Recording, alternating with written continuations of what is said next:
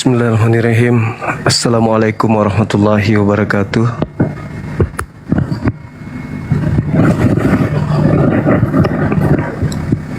Alhamdulillah, puji syukur kita panjatkan kepada Allah Subhanahu wa taala berkat limpahan rahmat hidayah sehingga kita masih bisa berkumpul bertemu pada malam hari ini. Tentu tujuannya adalah memberikan edukasi anak bangsa, khususnya umat Islam, yang senantiasa harus menyadari bahwa kita umat Islam ini menjadi sasaran pemurtadan, ya.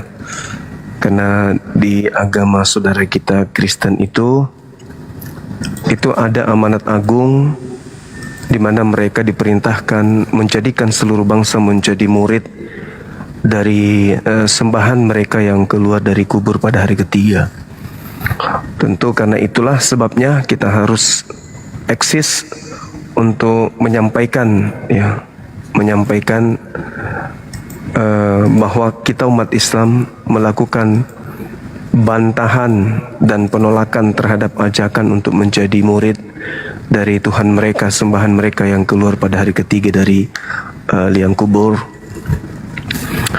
Untuk itulah teman-teman Kristen harus lebih kuat lagi untuk bagaimana bisa menjadikan kita sebagai pengikutnya atau muridnya dari sembahan mereka. Sebagai umat Islam, tentu kita akan senantiasa bersalawat kepada baginda Rasulullah Muhammad SAW, Nabi yang mulia yang diutus oleh pencipta langit dan bumi untuk seluruh umat manusia. Senantiasa kita bersalawat kepada beliau, akhirnya kita nantinya mendapatkan syafaat dari baginda Rasulullah Muhammad SAW. Sahabat yang dimuliakan oleh Allah, kembali saya kembalikan kepada netizen. Tema apa yang akan kita angkat pada malam hari ini yang sekiranya mungkin tidak membuat sahabat jenuh? Revolusi akidah, revolusi akhlak. Ya, ada yang menyarankan eksekutor.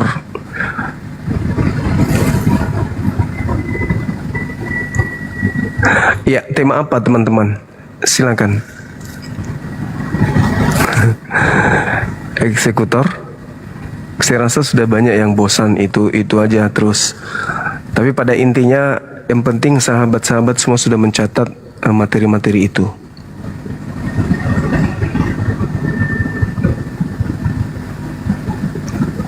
Ya, silakan kita bahas tema apa malam ini.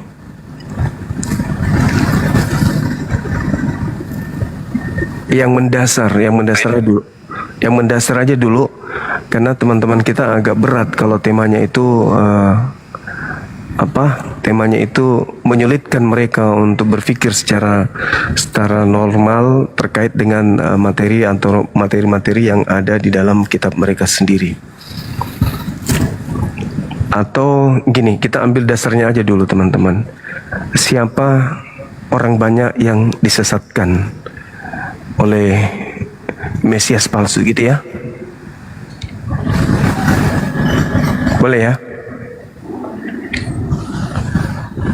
Ntar ya teman ya.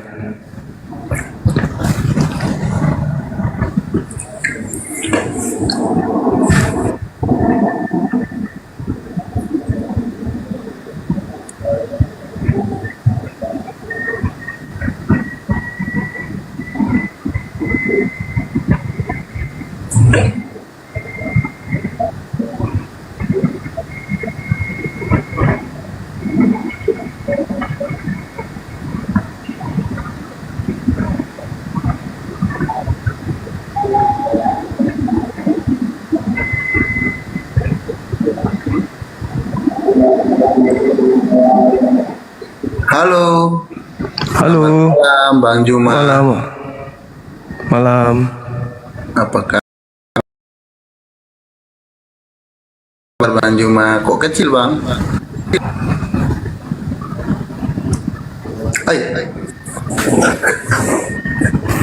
Jangan saya yang diperbesar Bang Juma. Bagus, cakep. Kok saya kok keluar semua muka saya Bang Juma? Iya nggak apa-apa bang, mumpung lagi Artinya cakep. Bagi dua. Oh bagi dua. Baik kita bagi dua. Bagi dua kita. Kalau gitu. Tengah aja. Bagi tengah. Oke. Nah ini tuh kan enak. Siap.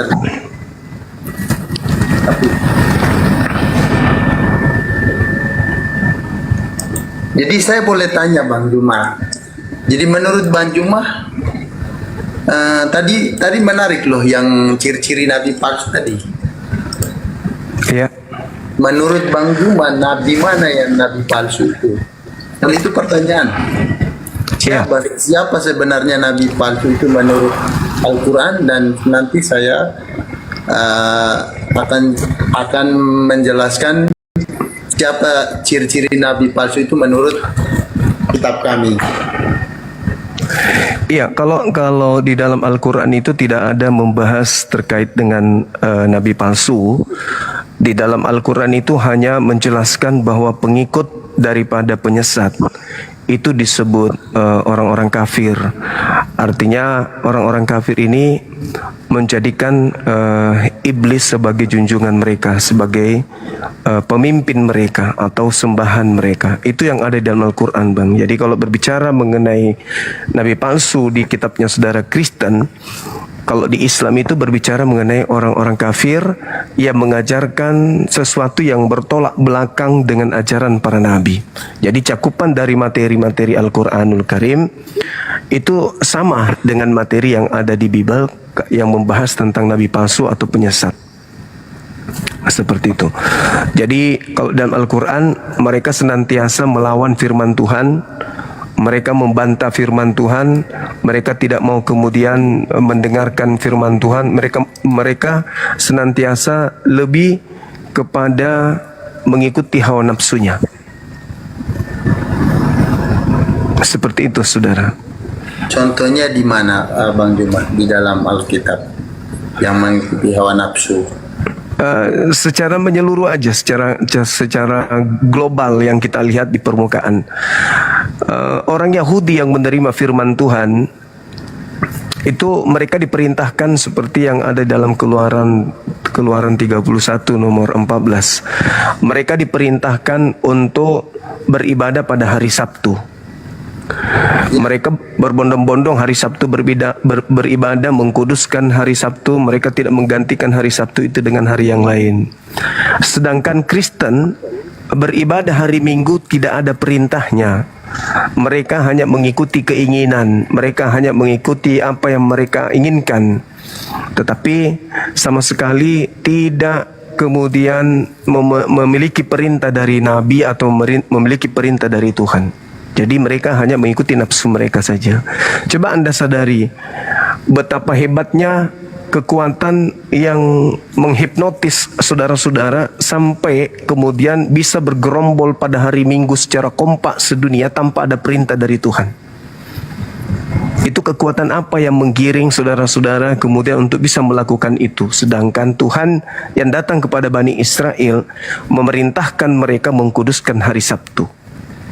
Nah, itulah tanda-tanda nabi palsu yang kemudian mengajarkan manusia untuk melawan firman Tuhan, melawan perintah Tuhan. Padahal kalau kita lihat di dalam Keluaran 31 ini, orang-orang yang mencederai atau tidak kemudian mengkuduskan hari Sabat itu perintahnya dibunuh.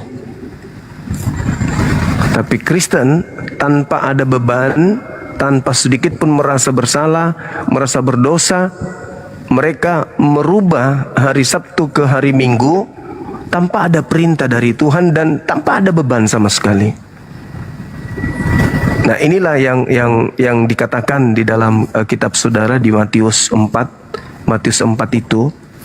Yesus berbicara kepada orang-orang Yahudi muridnya, "Waspadalah agar kalian jangan disesatkan. Sebab akan banyak orang datang memakai namaku dan berkata, akulah Kristus. Mereka akan menyesatkan banyak orang." Jadi banyak orang yang memakai nama Kristus, banyak orang memakai nama Yesus. mereka itu akan menyesatkan banyak orang. Nah, di dunia ini hanya kelompok Kristen yang memakai nama Yesus Kristus untuk mencari banyak orang sebagai pengikutnya. Jadikanlah seluruh bangsa menjadi pengikutku. Itu bang. Waspadalah agar kalian jangan disesatkan, kata Yesus, sebab akan banyak orang datang memakai namaku dan berkata, akulah Kristus.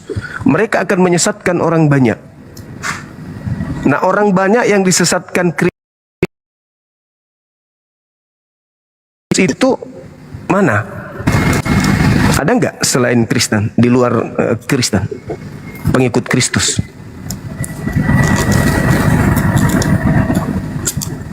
Sementara apa yang disampaikan Yesus itu harus tergenapi, karena dia adalah penyampai firman, tidak mungkin bohong. Berarti harus terbukti. Nah, kalau harus terbukti, maka kita cari siapa di dunia ini yang menjadi pengikut Kristus.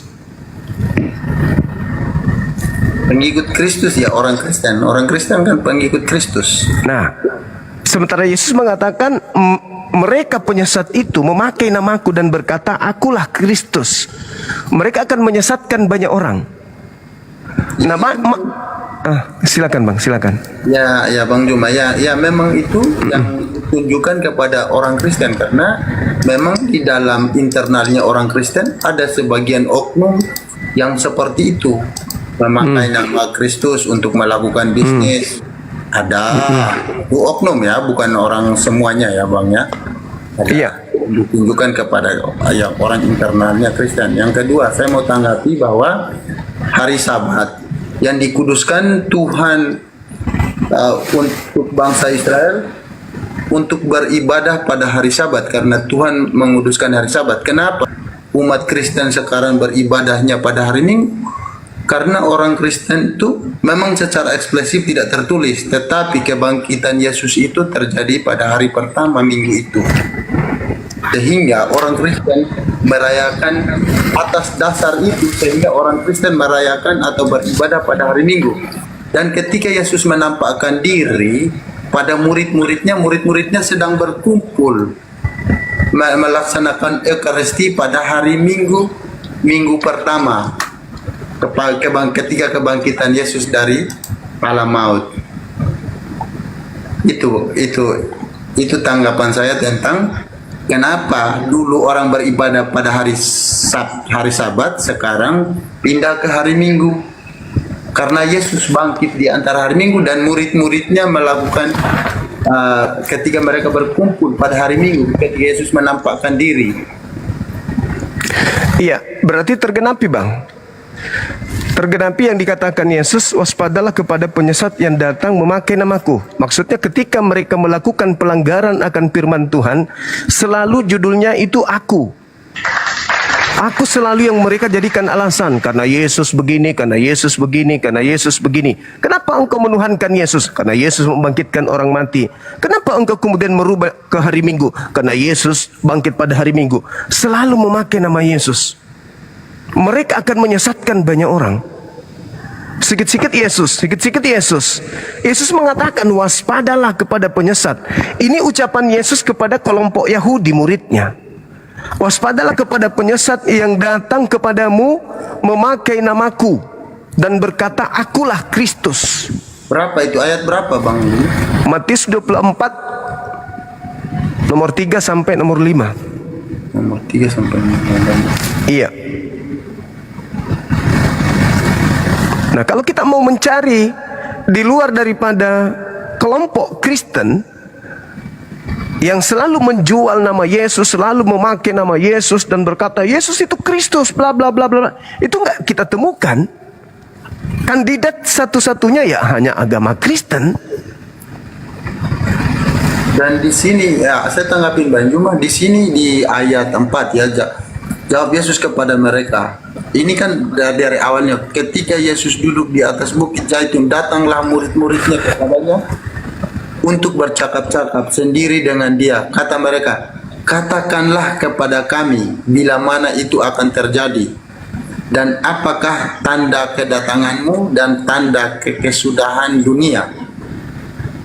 Kan murid-muridnya bertanya kan? Iya. Jadi di ayat 4 jawab Yesus kepada mereka, waspadalah supaya jangan ada orang yang menyesatkan kamu, sebab banyak orang akan datang dengan memakai namaku dan berkata, akulah Mesias. Apakah orang Kristen ada yang menyatakan dirinya Mesias? Atau Paulus pernah mengatakan dirinya Mesias? Tidak.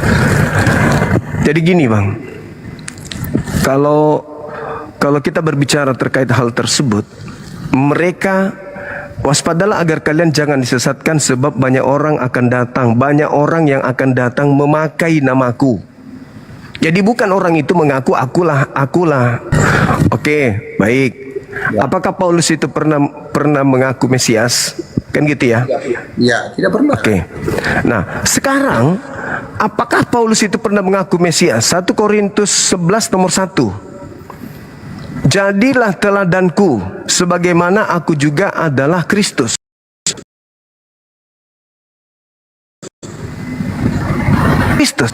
Di mana, Bang? Saya coba. Coba silakan. Bang Juma di mana? Di 1 Korintus 11 nomor 1, coba Anda baca. 1 Korintus 11 nomor 1. pasti ada lanjutannya. Ya, silakan. Jadilah pengikutku sama seperti aku juga menjadi pengikut Kristus. Tidak ada kata pengikut di situ Bang, dalam bahasa original teksnya, itu tambahan. Oh, kalau begitu mungkin itu jelas ya. Kalau jelas, jadilah pengikutku. Artinya Paulus katakan ke orang-orang itu supaya jadi pengikutnya, sama seperti Paulus mengikuti Yesus. Tidak ada kata mengikuti di situ Bang. Coba Anda lihat di Alkitab Sabda, di situ tidak ada kata pengikut. Di situ, jadilah teladanku sebab aku ini adalah Kristus. Itu menurut Bang Juma, tetapi yang jelas di dalam Alkitab tidak seperti itu ya. Ya, itu karena sudah diterjemahkan. Tapi kalau Anda melihat di original teksnya itu jelas. Itu jelas itu Bang. Terserah Iya. Bang Juma. Oke, Bang Juma. Kalau memang itu seperti itu. Tapi di sini jelas ya. Jadilah pengikutku sama seperti aku juga menjadi pengikut Kristus.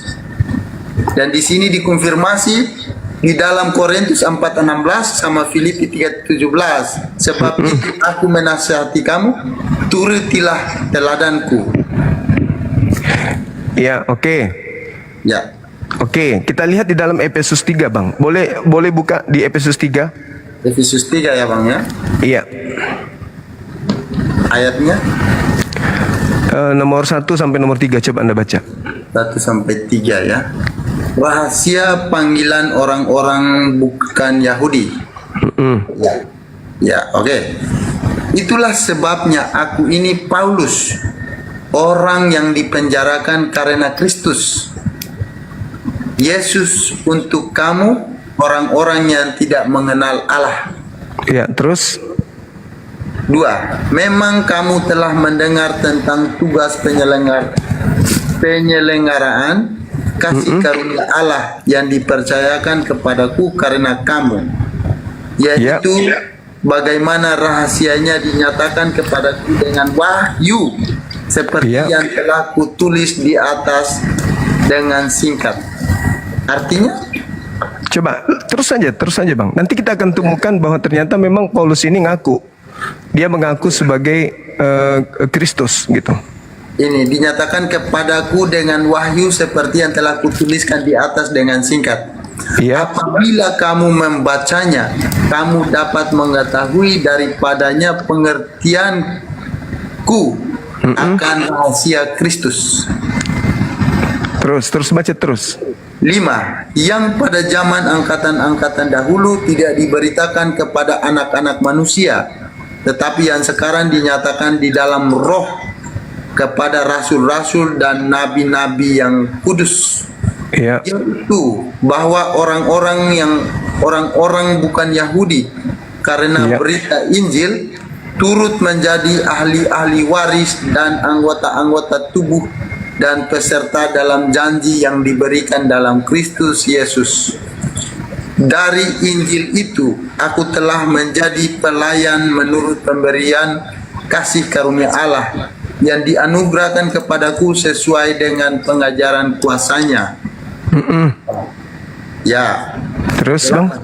kepadaku yang paling hina di antara segala orang kudus telah dianugerahkan kasih karunia ini untuk memberitakan kepada orang-orang bukan Yahudi kekayaan Kristus yang tidak terduga itu, dan untuk menyatakan apa isinya tugas penyelenggaraan rahasia yang telah berabad-abad tersembunyi dalam Allah yang menciptakan segala sesuatu, supaya sekarang oleh jemaat diberitahukan berbagai ragam hikmat Allah kepada pemerintah-pemerintah dan penguasa-penguasa di surga sesuai dengan maksud abadi yang telah dilaksanakannya dalam Kristus Yesus Tuhan kita.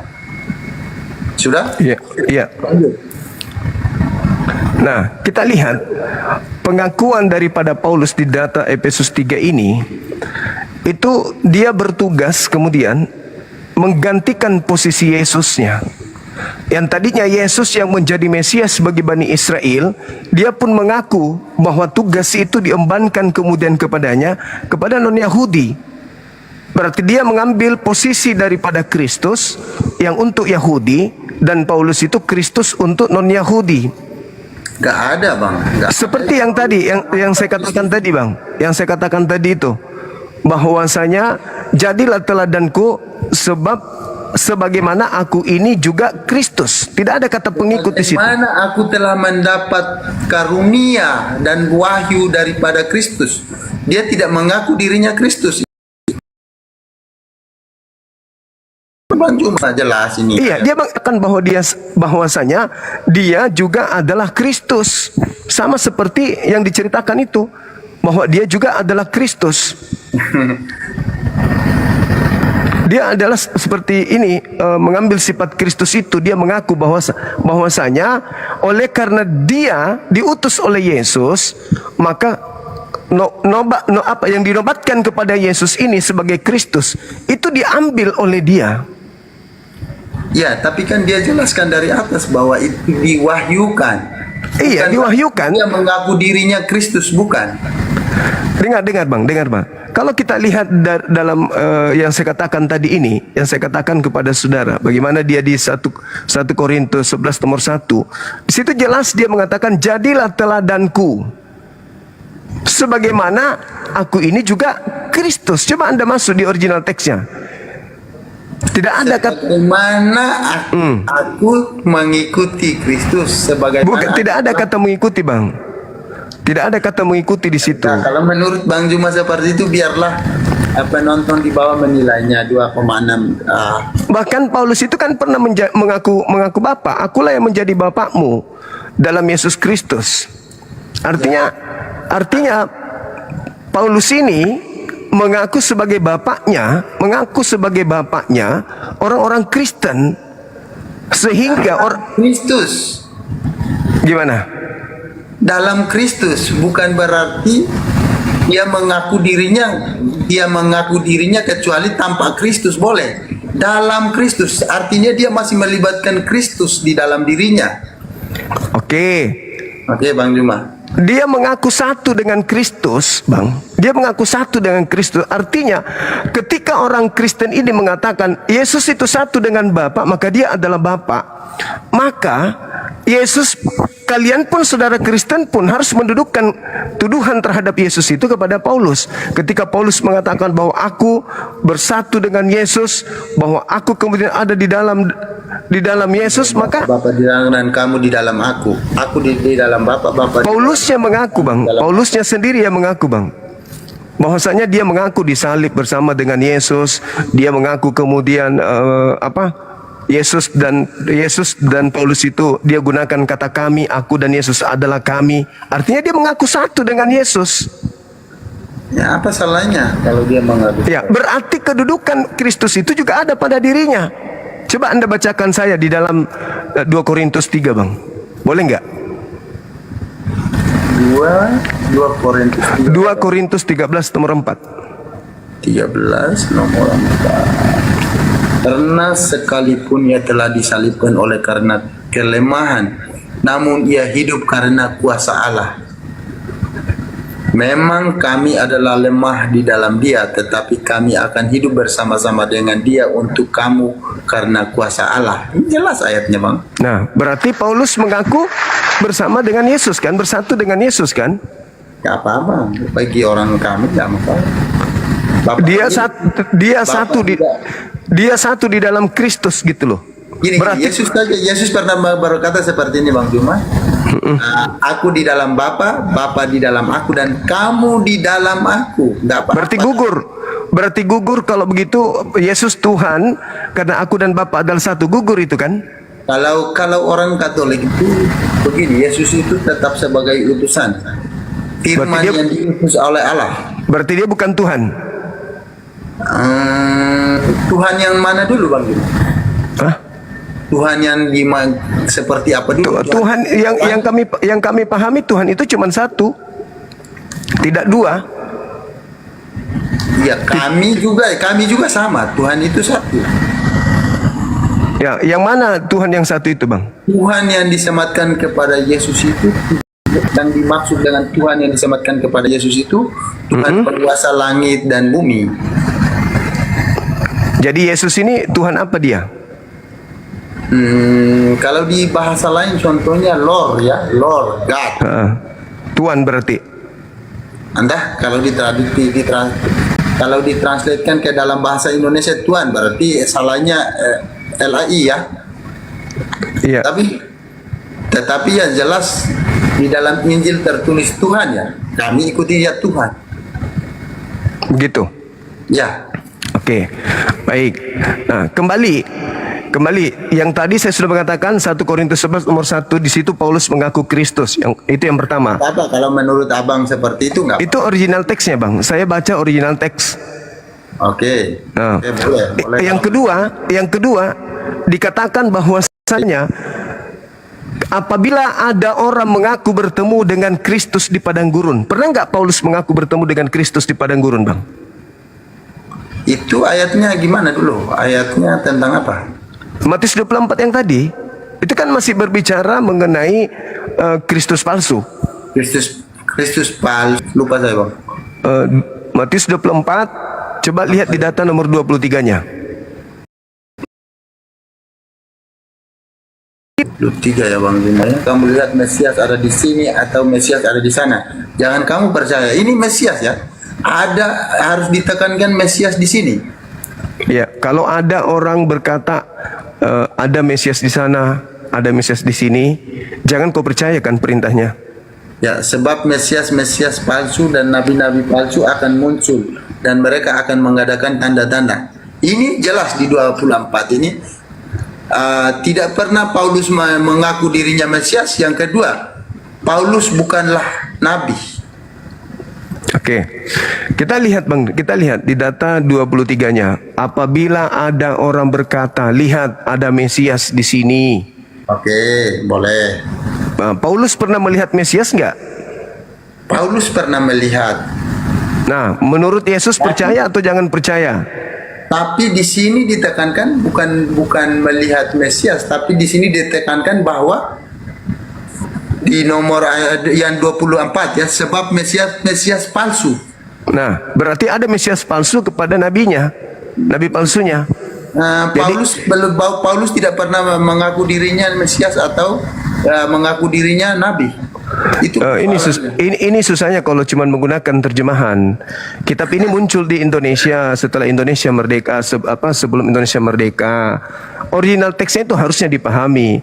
Jadi di situ di nomor 23-nya, jadi apabila ada orang berkata ada Mesias di sini.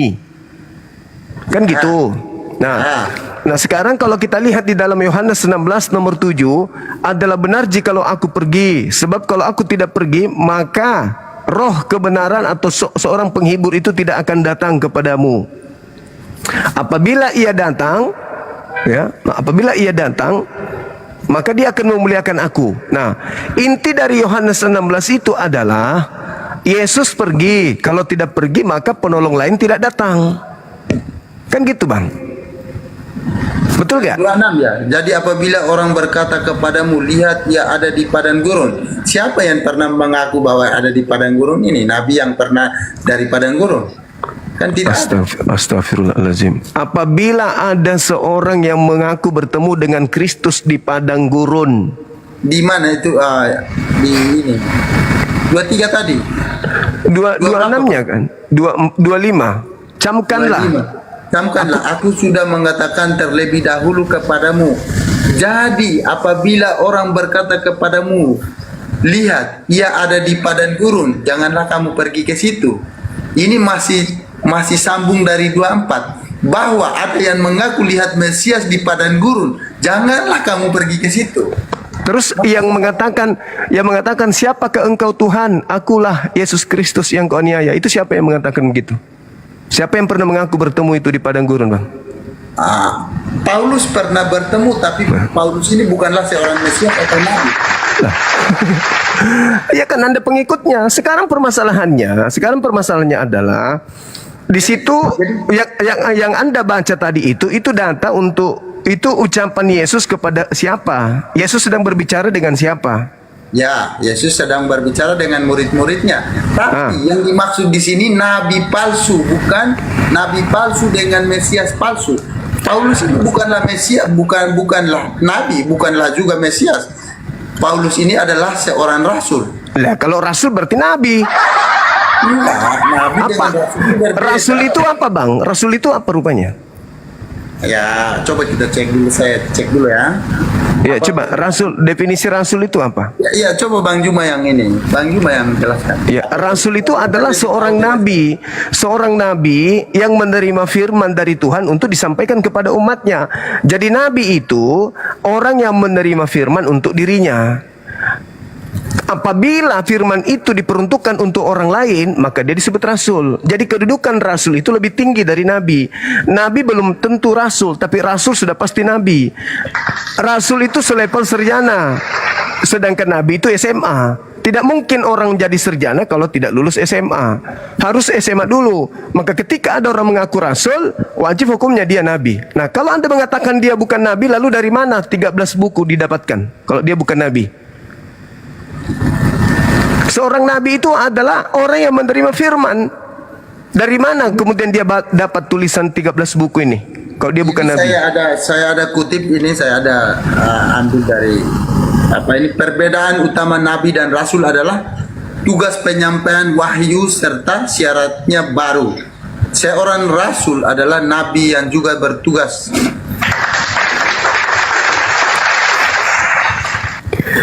Jadi rasul itu nabi, abangku.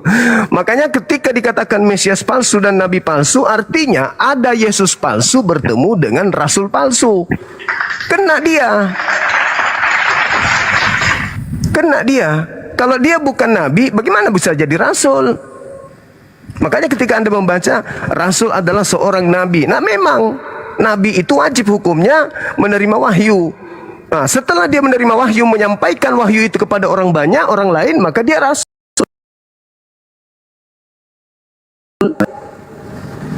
Ya, sedangkan nabi menerima wahyu untuk dirinya sendiri dan tidak wajib menyampaikan kepada orang lain. Nah, sedangkan atau Paulus membawa hukum baru. Nah, sedangkan Paulus itu menulis surat untuk dirinya atau untuk orang lain? Untuk orang lain. Berarti dia adalah rasul, berarti dia adalah nabi yang menerima. Rasul adalah nabi yang juga bertugas menyampaikan wahyu kepada umat manusia dan membawa syariat baru untuk mengubah tatanan masyarakat. Nah, sekarang menurut Anda ada bedanya sedikit. Iya, nabi adalah yang menerima wahyu untuk dirinya dan tidak berkewajiban menyampaikan kepada orang lain. Tapi kalau rasul, dia adalah nabi yang wajib menyampaikan apa yang diterima itu kepada orang lain. Itu perbedaannya kan? Iya. Nah, sekarang Anda paham enggak kalau Paulus itu nabi? Enggak. Nah, tadi apa yang Anda baca? Rasul adalah Ini ada perbedaannya soalnya. Iya, rasul adalah dia kan dia menerima wahyu bukan dirinya sendiri untuk dirinya, dia menyampaikan kepada orang lain. Iya, kalau kalau untuk dirinya saja dia hanya nabi. Tapi kalau dia sampaikan kepada orang lain maka dia adalah nabi dan rasul. Nah, enggak ada. Coba Anda baca lagi. Rasul adalah Ya udah Bang Juma. gitu dong. Jangan menyembunyikan kebenaran abangku. Dan memang Lukas mengatakan Paulus itu nabi. Di dalam Kisah Para Rasul 13 nomor 1 ada beberapa nabi di Antioquia, di antaranya adalah Saulus. Jadi di sini Bang Juma mengatakan bahwa yang nabi palsu itu adalah Paulus, begitu? Saya tidak menyebut dia, tapi saya bertanya, ini tema saya. Orang banyak yang disesatkan oleh Kristus palsu itu mana? Kan Kristus palsu datang menemui nabi palsu. Nabi palsu menerima pengajaran dari Kristus palsu. Kristus palsunya datang kepada si nabi palsu mengajarkan, hei nabiku, ajar orang-orang semuanya untuk menuhankan aku. Yang datang kepada si nabi palsu ini juga adalah Kristus palsu. Coba saya buktikan bang, saya buktikan. Sekarang begini, coba Anda buka sekarang di kitab saudara, Yohanes 16 nomor 7 sampai nomor 15. Coba Anda buka. Supaya kita buktikan bahwa yang datang kepada Paulus itu adalah Kristus palsu. Dan kedudukan Paulus itu adalah nabi palsu. Dan supaya kita tahu siapa orang banyak yang disesatkan oleh mereka. Ya, Aliteng lah, siapa lagi? Silakan saudara, baca Yohanes 16. Boleh? Supaya didengarkan. Kita yang mendahului kemenangan. Ya, Yohanes 16 kan? Yohanes 16 nomor 7 sampai nomor 15. Iya. Nomor 7 sampai nomor 7 sampai seterusnya aja, sampai nomor 8. Namun benar yang kukatakan ini kepadamu adalah lebih berguna bagi kamu jika aku pergi. Sebab kalau aku tidak pergi, penghibur itu tidak akan datang kepadamu. Tetapi jikalau aku pergi, aku akan mengutus dia kepadamu. Dan kalau ia datang, ia akan menginsafkan dunia akan dosa, kebenaran dan penghakiman. Keadilan dan penghakiman. Nah sekarang gini bang. Dosa, karena mereka tetap tidak percaya kepadaku. Sekarang gini. Menurut Yesus, dia harus pergi kan? Sebab kalau dia tidak pergi, maka roh kebenaran itu tidak datang, betul? Betul. Nah, menurut saudara, ketika Yesus sudah terangkat ke langit di tahun 33, yang datang siapa? Roh kebenaran atau yang datang siapa bang? Roh kebenaran. Nah, roh kebenaran. Terus yang datang kepada Paulus siapa? Nah, nggak ada hubungannya di sini dengan Paulus. Loh, abangku, di situ dikatakan adalah benar yang kukatakan kepadamu, lebih baik aku pergi, adalah lebih baik jika aku pergi. Sebab kalau aku tidak pergi, maka seorang penolong lain itu, penghibur itu tidak akan datang. Maka aku harus pergi supaya dia datang. Artinya setelah Yesus pergi, bukan Yesus yang datang, tapi penolong lain. Nah, sekarang yang dimaksud di sini adalah roh kebenaran. Nah sekarang yang datang kepada Yesus di padang gurun, yang datang kepada Paulus siapa? Yang datang kepada Paulus? Iya. Yesus siapa? Menampakkan diri karena Yesus telah menjadi penyediaan. Enggak ada. Yang datang bukan Yesus aku. Telah bangkit. Yang datang bukan aku. Yang datang adalah penghibur lain. Ayo bang, ayo lembutkan hati bang, lembutkan hati. Ada dua yang datang setelah Yesus. Kata Yesus, yang pertama adalah penolong lain. Yang kedua adalah penyesat. Nah, penolong lain ini tidak mengaku Yesus, tapi penyesat ini mengaku Yesus. Pertanyaannya, yang datang kepada Paulus mengaku siapa?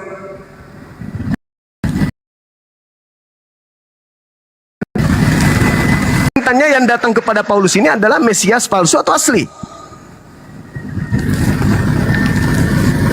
Dia akan memuliakan aku. Tapi di sini intinya di 13. Tetapi apabila ia datang, yaitu roh kebenaran, dia akan memimpin kamu ke dalam seluruh kebenaran.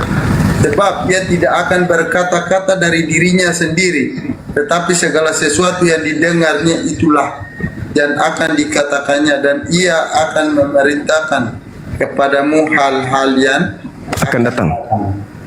Nomor 14-nya? Ia akan memuliakan aku, sebab dia akan memberitakan kepadamu apa yang diterimanya daripadaku. Kita ambil poinnya di situ, Bang. Dia akan memuliakan aku. Sekarang, menurut Paulus, yang mati dengan jalan terkutuk di atas salib itu siapa? Yesus. Roh kebenaran ketika datang mengatakan Yesus terkutuk atau memuliakan Yesus? Ini ada lanjutannya. Ia akan memuliakan aku, sebab ia akan memberitakan kepadamu apa yang diterimanya daripadaku. Sekarang pertanyaannya adalah, ketika Paulus mengaku bertemu dengan Yesus, apakah dengan mengatakan Kristus telah menebus kita dari kutuk hukum Taurat dengan jalan menjadi kutuk, apakah itu memuliakan? Sebab ada tertulis, terkutuklah orang yang digantung di atas tiang salib. Apakah itu memuliakan Yesus? Di situ, abang, ini menurut yang saya ketahui ya, di situ Yesus mengambil alih kutuk yang seharusnya diterima oleh manusia. Bukan berarti Yesus yang dikutuk, karena Yesus tidak pantas dikutuk karena Yesus tidak berdosa. Nah, terus kenapa dikatakan Kristus mati dengan jalan kutuk kalau begitu? Karena memang itu yang visi dan misinya Tuhan untuk menyelamatkan. Inilah sesuatu yang selalu difitnahkan. Memakai nama Yesus, penyesat itu datang memakai namaku, padahal aku tidak pernah mengajarkan itu. Coba bayangkan, Abang, coba bayangkan. Siapa yang mengajarkan Paulus kalau Kristus Yesus itu mati secara terkutuk? Siapa yang mengajarkan Paulus? Bukan, itu kan nubuatan yang telah ada pada zaman. Kalau nubuatan, abangku, Yesus itu inilah anakku yang kukasihi. Yesus sendiri inilah kemuliaan yang diberikan Bapakku, kemuliaan yang kumiliki sebelum dunia diadakan. Akulah jalan, akulah kebenaran, akulah hidup. Kok sekarang jadi kutuk? Bukan dari Paulus Yesus bukan dikutuk. Yesus mengambil kutukan yang seharusnya manusia yang menerimanya. Ya, itu ajaran Yesus. Itu ajaran Paulus. Makanya saya tanya, dari mana Paulus menerima ajaran itu? Bukan ajaran Paulus. Lalu siapa yang Yesus punya ajaran? berkata begini, anak manusia akan mati, akan menderita, mati dan bangkit pada hari ketiga. Ya, itu Markus 9 nomor 30-31 itu Yesus tidak merujuk kepada dirinya. Jadi dia merujuk kepada dia. Dia siapa? Dia yang sudah dikutuk oleh Tuhan. Dia yang dikutuk oleh Tuhan. Ya, itu terserah Bang Juma lah. Bang Juma memang mau tafsirkan seperti itu. Tetapi enggak, itu menurut iman kami itu Yesus berkata kepada dirinya sendiri. Ya, sekarang begini, abangku. Sekarang begini. Paulus itu menulis surat. 13 buku yang ditulis Paulus itu selalu mengatakan dari Yesus Kristus, dari Yesus Kristus, dari Yesus Kristus Tuhan kita. Kan gitu. Sedangkan yang datang setelah Yesus itu bukan Yesus, tapi roh kebenaran, penghibur lain. Harusnya Paulus itu mengatakan, siapakah engkau Tuhan? Akulah penghibur lain. Nah, itu baru kena. Yesus kan mengatakan, waspadalah kepada penyesat yang datang kepadamu dengan memakai namaku. Nah, yang datang kepada Paulus ini memakai nama siapa? Dia. Ya, Yesus itu menampakkan diri. Nah, waspadalah kepada penyesat yang datang kepadamu dengan memakai namaku dan berkata, akulah Kristus. Dia akan menyesat. Ya, sementara yang datang ini bukan orang lain, Yesus sendiri yang datang, kecuali ada Mesias lain yang datang. Abangku, penyesatnya itu datang memakai nama Yesus. Siapa dia? Lah, yang datang kepada Paulus itu memakai nama siapa? Ya, kalau begitu yang datang kepada Yesus itu datang kepada Paulus itu saya tanya Bang Juma, kalau memang itu bukan Yesus siapa? Kan Yesus tidak datang. Yang datang kan cuma dua, abangku. Yang pertama adalah penolong lain, yang kedua adalah Yesus penyesat. Yang datang kepada Paulus ini mengaku Yesus. Itu bukan Yesus, karena yang datang setelah Yesus itu bukan dia. Aku harus pergi, sebab kalau aku tidak pergi, penghibur itu tidak akan datang. Penghibur itu tidak akan datang. Kalau memang Bang Juma tafsir seperti itu terserah Bang Juma, tetapi kalau yang Sekarang saya dapat dari guru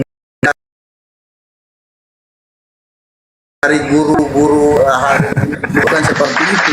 Iyalah, pasti nggak mungkin. Tapi sekarang coba Anda gunakan akal sehat. Menurut Yesus, aku memang harus pergi, sebab kalau aku tidak pergi, penghibur itu tidak datang.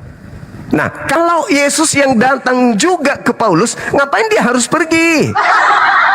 Ngapain dia harus pergi? Karena Yesus datang itu sudah datang dengan tubuh kemuliaan. Dia bukan lagi manusia, sudah bangkit, dan dia nampak juga kayak sama seperti Tuhan dulu nampakkan kepada Musa.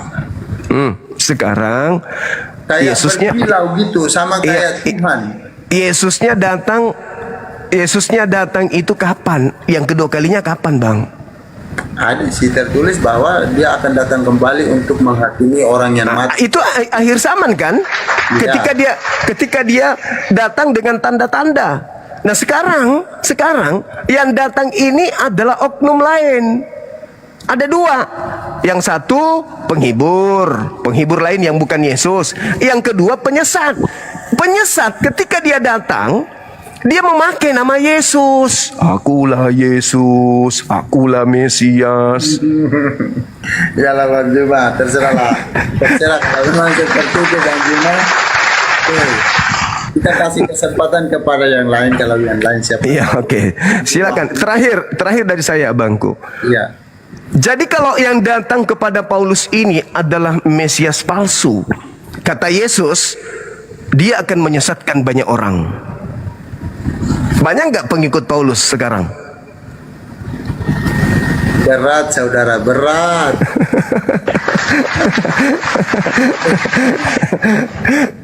Allahu Akbar, Masya Allah. Boleh?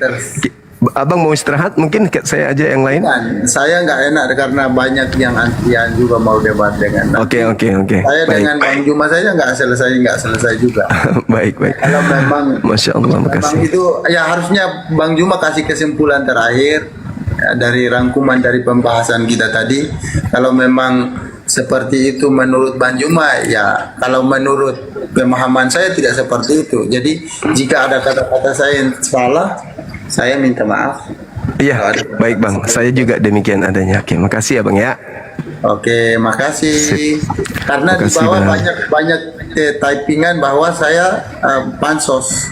Oh, enggak lah, namanya diskusi, kok pansus pula. Ya, jadi Enggak saya kasih kesempatan kepada yang lain yang mau Oke.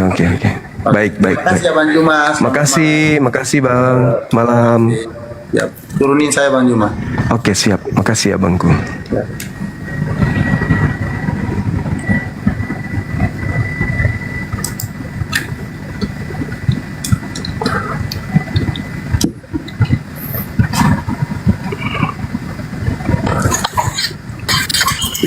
Kita saya tutup saja.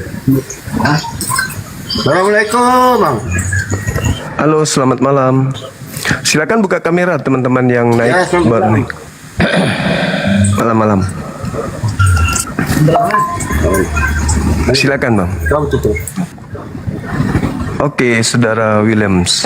Selamat malam. Malam, Saudara. Oke, sip. Saya tadi senang itu tamu tadi yang barusan. Menurut saya dia cerdas. Iya. Menurut saya itu orang-orang Kristen yang patut diacungkan jempol ya. Iya. Itu keren menurut saya dia bicara jawabnya itu. Apa yang dia katakan bahwa terserah Bang Suma menafsirkan seperti apa tentang Alkitab. Iya. Oke, sekarang saya kembali kepada host ingin bertanya. Iya, Abang dari Katolik atau Protestan? Saya Katolik, Bang. Katolik. Oke, Abang yang mau bernarasi duluan? Begini, saya melihat Bang Suma ini lebih fokus membahas kitab orang Kristen ya. Kira-kira kita harus jujur ya. Mana yang lebih menarik Bang Suma? Membahas Al-Quran atau membahas Alkitab? Anda harus jujur menjawab. Oke, baik. Sebenarnya kalau kita membahas Bible itu menarik. Menariknya karena setiap yang dinyatakan Al-Quran tentang kitab-kitab terdahulu, itu kami bisa buktikan bahwa ternyata Al-Quran tidak salah menceritakan tentang kitab terdahulu. Kemudian ketika Al-Quran menjelaskan tentang Nabi Isa alaihissalam, itu kami temukan bahwa Al-Quran ini tidak salah. Di dalam Bible ternyata memang betul diceritakan dengan keadaan seperti itu. Ketika Al-Quran menceritakan tentang ahli kitab, ya ternyata yang kami imani selama ini itu betul. Dengan kami melihat dan membaca isi daripada Bible. Ketika Al-Quran berbicara mengenai sifat-sifat orang-orang kafir, apa yang kami imani itu kami bisa buktikan. Dan ternyata memang tipikalnya kami temukan di dalam Bible itu sendiri. Kan begitu Abang. Jadi kalau berbicara mengenai menarik atau tidak menarik, sebenarnya bukan itu dasarnya. Saya berbicara di sini membahas Al-Quranul Karim. Kenapa? Karena ada amanat agung di dalam agama Kristen itu untuk menjadikan kami orang-orang Islam sebagai pengikut ya Tuhan yang keluar dari kubur, Tuhannya orang Kristen yang keluar dari kubur pada hari ketiga ketika ada perintah, jadikanlah seluruh bangsa menjadi pengikutku. Maka sebelum umat Islam itu jatuh ke dalam keadaan mereka menyembah kepada sosok yang keluar dari kubur yang bangkit hari ketiga itu ya, saya harus mengkanter apa alasannya, apa keistimewaannya, kenapa harus menyembah menjadi murid daripada makhluk itu sementara Tuhan sudah ada. Tuhan sudah ada satu. Bahkan kalau dikatakan itu Yesus, tunggu dulu. Yesusnya sudah mengajarkan menyembah kepada Tuhan yang mengutusnya. Kenapa dia yang keluar dari kubur harus jadi Tuhan juga? Gitu Bang. Misi kekristenan, misi kemudian agama saudara itu adalah bagaimana supaya menjadikan seluruh bangsa itu menjadi murid. Kami orang Islam itu orang menggunakan akal. Ngapain kami menjadi murid makhluk yang keluar dari kubur itu? Apa untungnya? Apa untungnya Bang? Sementara Yesus sendiri mengaku ketika dia mengajar di tengah-tengah Bani Israel. Di tengah Bani Israel nih, bukan di Kristen. Kan Kristen ini kan orang yang datang belakangan. Yesus di tengah-tengah Bani Israel mengajarkan. Orang Islam datang malah lebih duluan. Orang Kristen atau orang Oh Kristen dulu dong. Karena penyesat itu harus datang ke murid-murid Yesus. Harus datang, harus ada penyesat sesaman dengan Yesus yang datang kemudian menyesatkan murid-muridnya. Harus, wajib. Alhamdulillah bukan kami. Karena kami tidak memakai nama Kristus di masjid, tidak memakai nama Mesias di masjid. Hanya orang-orang Kristen lah yang kemudian menggunakan nama Kristus Yesus, di mana Yesus menubuatkan bahwa mereka akan menggunakan namaku dan mereka akan menyesatkan banyak orang. Nah, gitu Abang. Silakan. Tadi saya sempat buka Alkitab. Bible Bang, Bible, jangan pakai Alkitab. Ya. Di Injil Matius. Tadi saya menemukan kata itu pakai kata Bible Bang, karena Bible lebih dulu daripada Alkitab. Alkitab itu belakangan. Jadi saya ingin baca ini singkat aja. Ini pengakuan Petrus. Setelah Yesus tiba di daerah Kaisarea, ini Matius 16 ayat 13. Anda bisa baca. Iya. Setelah Yesus tiba di daerah Kaisarea Filipi, ia bertanya kepada murid-muridnya, kata orang, siapakah anak manusia itu? Jawab mereka, ada yang mengatakan Yohanes Pembaptis, ada yang mengatakan Elia, dan ada pula yang mengatakan Yeremia atau salah seorang dari para nabi. Nah, jadi ketika Anda mengatakan, di dalam Islam itu juga mengakui Yesus adalah para nabi ya. Nabi lah, nabi utusan Allah. Tetapi Yesus bertanya kepada Santo Petrus, tetapi apa katamu? Siapakah aku ini? Ya. Lalu Petrus menjawab, engkau adalah Mesias, anak Allah yang hidup. Lalu kata Yesus kepadanya, berbahagialah engkau William Supar, Petrus maksudnya. Berbahagialah engkau Simon bin Yunus, sebab bukan manusia yang mengatakan itu kepadamu, melainkan Bapa-Ku yang di surga. Apakah Anda bisa mengerti itu kata-kata? Ya ngerti lah bang. Jadi artinya dengan ucapan Yesus dan ucapan murid-muridnya termasuk Simon bahwa Yesus itu adalah Mesias, Anak utusan Tuhan, ya hamba Tuhan, itu udah jelas tuh. Berarti ada Kristus baru, ada Kristus baru yang dilantik nanti setelah penyaliban. Ini Yesus sudah Kristus dari sejak, iya. Ada Kristus baru yang dilantik setelah penyaliban. Sedangkan Yesus ini sudah diketahui oleh orang-orang Yahudi bahwa dia adalah Kristus dari sejak lahir. Siapakah aku ini menurut engkau wahai Simon? Engkau adalah anak Allah, engkau adalah Mesias anak Allah. Ya, itu benar. Lalu siapa itu bang yang dilantik menjadi Kristus setelah penyaliban? Yang dilantik setelah penyaliban. Iya, siapa itu? Kisah Para Rasul 2 nomor 36. Jadi orang-orang Israel, orang-orang Yahudi harus tahu bahwa Yesus yang kau salibkan itu telah dijadikan menjadi Tuhan dan Kristus. Itu siapa itu? Bukankah orang-orang Yahudi sudah tahu bahwa pada hari ini telah lahir bagimu? Yang lahir ini adalah Kristus kan? Terus kenapa ada Kristus baru setelah penyaliban? Di mana itu? Di kitab mana bahwa ada Kristus setelah penyaliban? Kisah Para Rasul. Saya pegang kata-kata Anda. Di Alkitab mana bahwa Bible bang, Bible. Alkitab itu datang belakangan. Bible. Di dalam Kisah Para Rasul. Apakah sesuai dengan apa yang Anda katakan bahwa setelah penyaliban ada Kristus palsu? Ada Kristus baru. Terserah kalau Anda mengartikan palsu ya itu derita. Ya, maksudnya ada tertulis benaran di Alkitab sama-sama. Ada dong banyak ya, coba. pun. Di kitab berapa? Kisah Para Rasul 2 nomor 36. Ya, kita nggak boleh ngarang-ngarang loh, Bang. Jadi kita harus. Saya Muslim bang, saya bukan Kristen. Saya Muslim kebetulan. Iya. Jadi semoga Muslim juga jangan ngarang-ngarang. Ya justru karena itu loh. Di mana tadi yang Anda mengatakan? Di Kisah Para Rasul 2 nomor 36.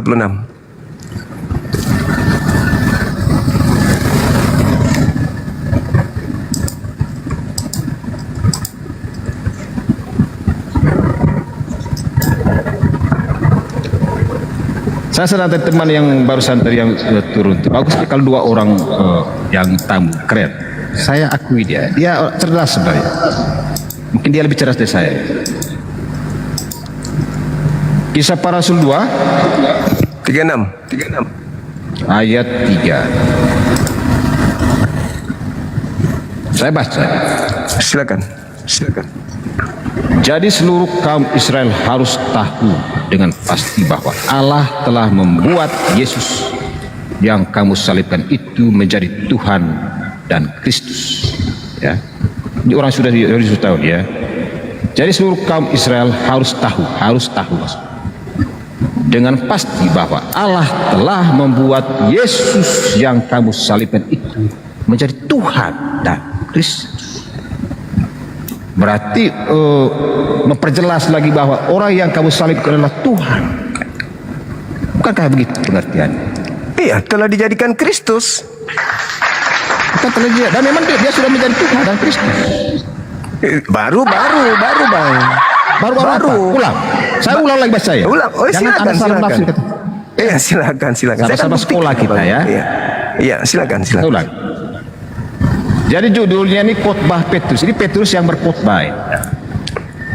Jadi perlu di Kisah Para Rasul, tetapi perikopnya ini khotbah Petrus. Jadi jangan disalahartikan dulu. Saya udah paham itu, Bang. Jadi ini Petrus yang mengatakan kepada orang Yahudi, teman-teman.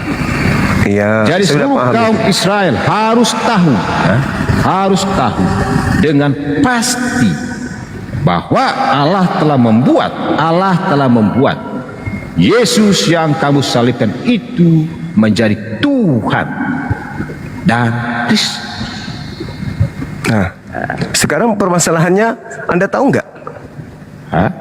Anda tahu nggak bahwa Kristus itu sejak lahir? Bagaimana? pada hari ini telah lahir bagimu. Kan ini kan perkataan Petrus. Iya. Dia berusaha, dengar dulu bro. Dia berusaha meyakinkan orang-orang Yahudi. Ya. Karena dia penulisannya Petrus dulu. Iya. Iya. Itu Lukas. Yang menulis Lukas. Enggak, khotbah Petrus dulu. Memang di penulis ini kan kisah para rasul. Ini loh khotbah Petrus ini pas Anda terlihat ini. Iya, tapi Lukas yang menulis. Ya. Tetapi kan khotbah Petrus. Jadi Lukas yang Iya. menulis, tapi khotbah si Petrus yang. Iya, tahu itu nubuat tentang Daud. Ya. Nubuatan Daud yang Oke. dikhotbahkan Petrus itu. Ya, silakan aja anda lanjut. Ya, Saya mau. jadi anggaplah ketika Yesus lahir itu di tahun 1, telah lahir kemudian Kristus di tahun 1. Di tahun 33 terjadi penyaliban, lalu dikatakan tahun 33 ada manusia yang disalib telah dijadikan menjadi Kristus. Padahal yang asli sudah Kristus dari sejak lahir. Ada baru menjadi Kristus nanti setelah disalibkan. Kenapa bisa demikian? Coba Anda baca nomor 29 sampai nomor 33. Nah, kalau si Petrus sudah tahu lah bahwa Yesus itu Tuhan dari sejak lahir. Hanya orang Yahudi yang belum tahu itu yang dia ungkapkan sih. Oh enggak, bukan gitu ceritanya. Kalau si Makanya Petrus murid-muridnya sudah tahu lah bahwa itu iya, tahu, dia adalah tapi yang firman. disalib Apalagi tapi yang disalib ini bukan guru mereka. Orang yang dijadikan kepada mereka ini, yang disalib ini dijadikan menjadi Kristus kepada siapa? Kepada yang menyalibkan. Angkatan jahat. Angkatan jahat disampaikan bahwa angkatan jahat ini kepada mereka yang mereka salibkan itu ya dijadikan menjadi Kristus dan Tuhan mereka. Kalau Anda baca dari data 29 sampai nomor 40, Anda tamat di situ. Anda paham pastinya. Makanya orang-orang yang menyalib orang tersebut, mereka bertanya, apa yang harus kami lakukan? Apa kata Petrus? Bertobatlah kalian. Bertobatlah. Berilah dirimu diselamatkan dari angkatan jahat ini. Tinggalkan Amin. pemahaman itu. Kan gitu. Amin. Nah, sekarang yang menyalibkan Yesus itu adalah angkatan benar atau angkatan jahat, Bang? Yang menyalibkan Kristus waktu Yesus di bumi. Iya.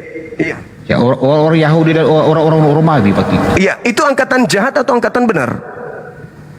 Angkatan jahat.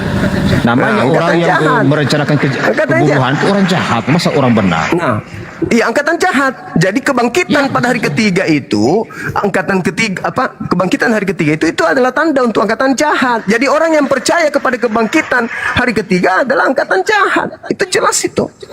Dan Yesus sudah katakan itu ketika mereka minta tanda, orang Farisi minta tanda.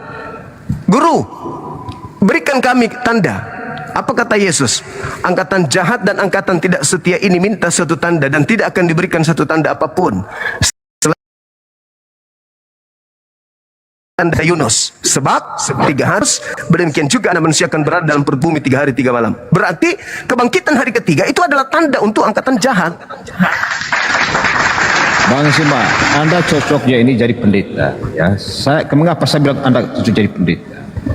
Anda itu sepertinya sudah diarahkan ke pengikut Yesus. Kalau saya jadi pendeta, Bang, orang semua jadi Islam nanti jadi mualaf semua. Enggak, kenapa Anda masih bertahan di Islam ketika Anda lebih cinta dengan pembahasan Alkitab? Lah, kok jadi cinta, Bang? Saya mengarahkan orang-orang Secara untuk menggunakan logika, ini. secara logika Menggunakan anak akal Kristen sehatnya. tahu bahwa si Suma itu cinta pada Alkitab, pada Kristen. Abangku, agama Kristen itu datang di bawah penjajah ke Indonesia untuk menjadikan Nusantara ini menjadi penganut agama Kristen. Kami umat Anda Islam hampir menolaknya. Kami tidak mau menyembah makhluk yang keluar dari kuburan. Kami tidak mau menuhankan Tuhan yang dilantik oleh Tuhan. Kristus, orang Israel harus tahu bahwa Yesus yang kau salibkan itu telah dijadikan menjadi Tuhan. Hanya orang yang kurang akal lah yang mau menuhankan manusia yang baru dilantik menjadi Tuhan. Tidak mau kami, Bang. Karena Tuhan itu sudah ada. Tuhan itu sudah ada. Nah, bagi angkatan jahat, karena mereka jahat, maka diberikan kepada mereka Tuhan sendiri. Itu bang, Al-Quran sudah mengatakan itu di dalam surah Al-A'raf ayat 27. Aku Tuhan menjadikan iblis menjadi Tuhan mereka karena mereka tidak beriman. Mantap sekali Al-Quran saya itu abangku. Jadi kata Al-Quranul Karim sama seperti khotbah Petrus. Orang Israel harus tahu bahwa Yesus yang kau salibkan itu telah dijadikan menjadi Tuhan bagi kalian. Telah dijadikan menjadi Kristus bagi kalian. Kalian siapa? Angkatan jahat. Makanya mereka yang menyalibkan itu baca nomor 40-nya. Apa yang harus kami lakukan? Bertobatlah kalian dari angkatan jahat ini. Itu. Seperti itu abang. Jadi makanya tema ini orang banyak yang disesatkan Kristus itu yang mana? Ya siapa lagi pengikut Kristus di muka bumi ini kalau bukan Kristen? Itulah yang dimaksud. Menurut saya Anda keren, ya. Anda keren. Maksudnya begitu, teman-teman. Untuk mengaku Yesus Tuhan dan tidak, walaupun dia berada di luar Kristen, no problem menurut saya. Kenapa dimatikan mute-nya, Bun? Capek juga saya bicara sendiri.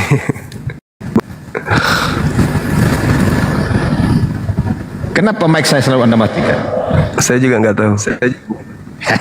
Baik, jangan bercanda kan. Jadi Ini begini, tangan saya. Ini tangan saya. semua. Saya senang ketika Anda itu membahas Alkitab. Malah menurut saya Anda lebih jago daripada pendeta-pendeta. Oh memang pasti itu Bang. Pasti. Ya. Iya. Tapi begini, menurut saya kaki kiri Anda sudah di dalam Kristen ya. Mengapa begini teman-teman? Mungkin Anda mengatakan bahwa saya tetap Islam ya. Begini, jika Anda mau jujur, kenapa Anda tidak mau bahas Al-Quran supaya saya cintai Islam gitu? Ya, ketika Anda bahas Alkitab itu membuat orang semakin cinta kepada Kristen. Saran saya kepada Anda, jika Anda mau mendapatkan umat Islam, Anda harus fokus membahas Al-Quran. Itu sudah ada Bang. Ya. Sudah ada. Ada ustadzku, ada ulama-ulama saya, ada justru saya, dai. Anda juga, seluruh saya, Anda tuh punya karunia kata-kata yang bisa meyakinkan. Ya. Yusuf Ya, Indo, alhamdulillah, saya umat sudah Islam. pernah lihat dia live, bro. Alhamdulillah. Anda lebih keren loh. Alhamdulillah Anda lebih keren. Saya gerakan jujur. misionaris di Indonesia udah mulai melemah karena adanya saya. Enggak, sehingga justru Anda dengan Anda membuat perdebatan itu akan semakin orang Kristen itu semakin nakal dia akan semakin keras mencintai Kristen. Silakan Maksud saya aja. begini teman-teman. Dan umat Ya. Islam akan semakin Saya kuat nggak memegang tahu teman-teman. akidahnya. Ketika orang Islam menghina orang Kristen, itu semakin membuat saya baca Alkitab. Bagus. Sebelumnya saya tidak pernah baca Alkitab. Ya, mudah-mudahan Iya. Anda keluar dari Kristen segera. Justru saya mengatakan begini, ketika Zuma live itu membuat orang Kristen rajin baca Alkitab. Nah, Iya. setelah kalian rajin baca Bible, pakai ini jangan pakai Ya, dogma. logika. Pakai ini, jangan pakai Kalau William imani Supar saja. itu berlogikanya keren banget. Oke. Ya. Sekarang coba saya urai, coba saya uji abang ini.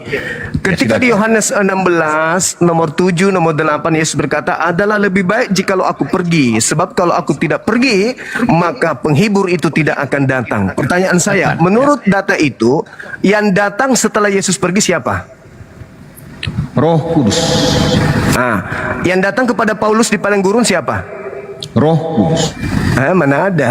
Berarti anda cuma baca Roh doang. Kudus, ya. Jadi, Ya, siapakah jadi Roh engkau? Kudus itu Siapakah engkau Tuhan? mendatangkan Paulus. Jadi yang melihat itu cuma Paulus. Siapakah engkau Tuhan? Akulah Yesus. Iya, karena begini. Aduh, Roh Kudus itu kan jelas dia berwujud Yesus. Loh, aduh, Dan yang apa lagi pengirimnya nih? Yesus Kristus. Aduh, mulai lagi ngaco. Dan itu tidak bisa melemahkan iman kami umat Islam. Meskipun tiap malam saya baca ini, saya semakin kuat di Islam. Karena kenapa? Orang Kristen bermusuhan dengan Bibelnya. Yesus berkata, Enggak, masalahnya Al-Quran itu sudah selesai. yang datang Saya juga datang baca setelah Al-Quran. yang datang setelah aku adalah penghibur lain. Aku harus pergi supaya penghibur itu datang. Ternyata yang datang kepada Paulus adalah justru Yesus. Maka tidak nyambung. Iya. Paulus itu salah naskah. Paulus itu salah skenario. Harusnya Paulus itu baca dulu Yohanes, baru dia bikin surat. Lukas itu salah cerita. Yesusnya mengatakan, Ya. aku harus pergi. Sebab kalau aku Jangankan tidak Pak pergi, Mas Bro. maka Jangankan roh Paulus. kebenaran itu tidak datang. Dengar dulu. Jangankan Paulus, saya juga pernah melihat Yesus dalam mimpi. Nah, Saya tidak bersaksi seperti Paulus, Bro. Kata Yesus rata-rata di dalam orang Kristen Matius itu kata pernah bertemu Yesus. Kata Yesus di dalam Matius 24 nomor 23 dan seterusnya. Jadi apabila ada orang berkata ada Yesus di sini, ada Yesus di sana, jangan kamu percaya. Jika Yesus dalam mimpi itu bagaimana? Oh, tidak bisa, karena yang datang setelah Yesus menurut Yesus bukan Yesus. Oh, berarti Yesus bukan Tuhan dong kalau begitu. Lah memang bukan. Yang mengajarkan Yesus Tuhan kan cuma berarti Anda. sekarang ya Tuhan siapa? Pencipta langit dan bumi yang disembah Yesus. Ya siapa? Bisa diberi siapa gak Tuhan? Orang Yahudi menyebutnya Elohim, kami menyebutnya Allah. Ya, Allah itu Anda bisa mengenal dari mana Allah? Dari alam semesta ini, sanurihim. Kekuasaan Allah diperlihatkan di alam semesta. Pencipta memperlihatkan keberadaannya dengan menciptakan alam ini. Dengan melihat alam ini, maka orang yang punya akal sudah tahu, oh Tuhan itu ada. Nggak mungkin alam ini ada kalau Tuhan itu tidak ada. Jadi gimana caranya Bagaimana Anda bisa tahu Tuhan bahwa itu ada? Allah yang menciptakan? Iya dong. Lalu siapa yang menciptakan alam semesta ini? Yang menciptakan alam semesta ini siapa? Ya. Siapa? Yang menciptakan alam maksudnya, semesta ini bagaimana siapa? Anda bisa mengetahui bahwa Allah benar yang menciptakan alam semesta? Kalau bukan tanpa Iya, Alkitab. kalau bukan Tuhan siapa lagi? Kalau bukan Tuhan siapa tanpa lagi? Alkitab, Anda tidak akan tahu siapa Allah sebenarnya yang menciptakan. Tetapi karena di dalam Islam mengaku bahwa kitab Taurat dan Zabur itu sudah diakui di dalam. Sehingga ngaco. Ilmu kosong, kepala sombong, mulut lebar, nggak ada otak.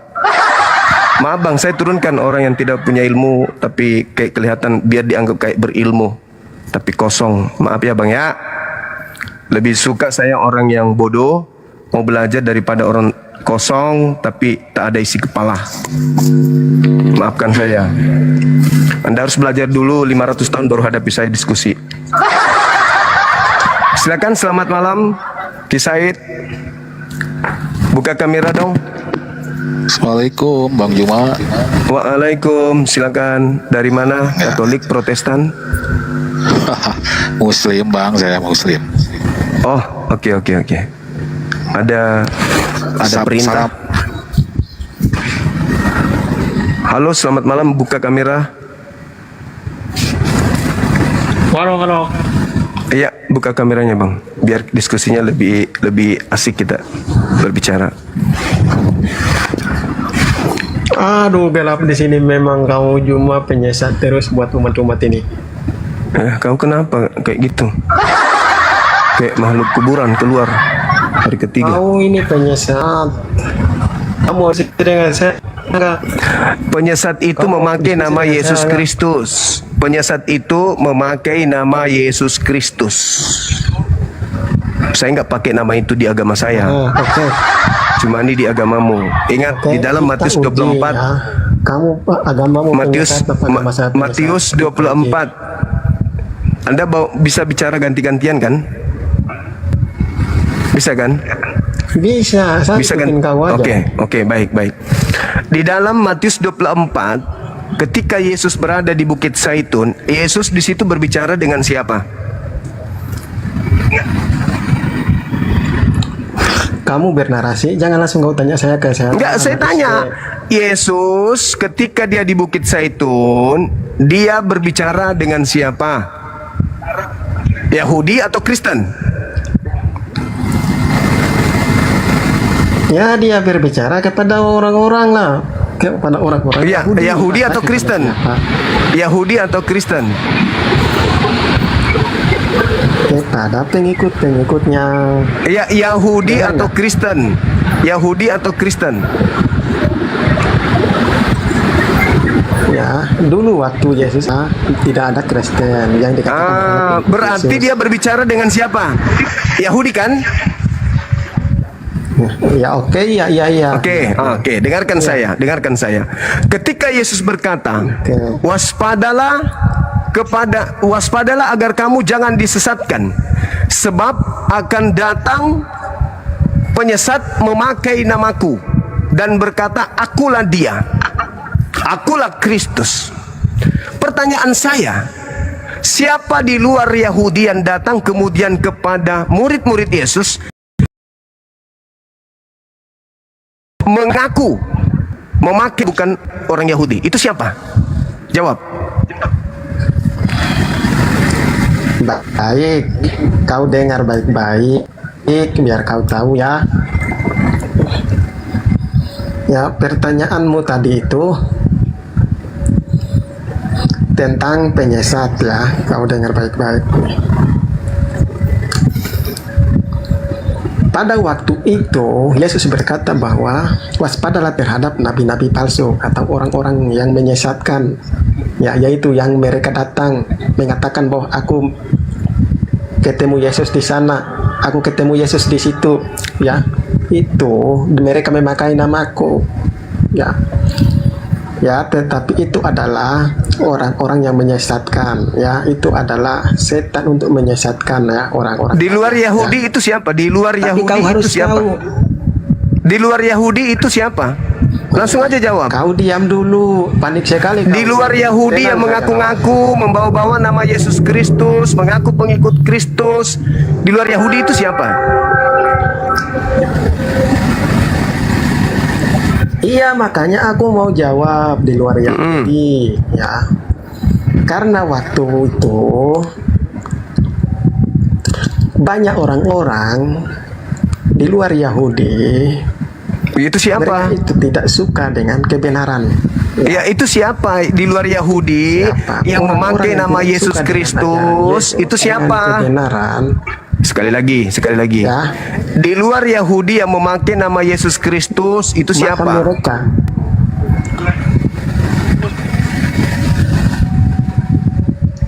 kau dengar dulu ya, jaringan putus-putus, makanya saya juga kurang dengar suaramu ya. Biar kau jangan menyesatkan orang. Di luar Yahudi yang memakai nama Yesus Kristus Mereka itu siapa? itu mengatakan Ya, mereka itu sesuatu siapa? itu. Mereka itu siapa? Mereka itu siapa?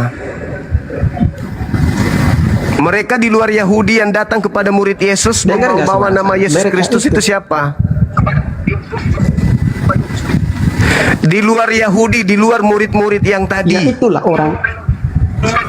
di luar dari murid-murid yang tadi, ada kelompok asing dari luar kepada mereka, datang kepada murid-murid yang tadi dengan mengatasnamakan Yesus. Dia datang, kami juga muridnya, kami juga adalah pengikutnya. Di luar daripada kelompok yang tadi, itu siapa?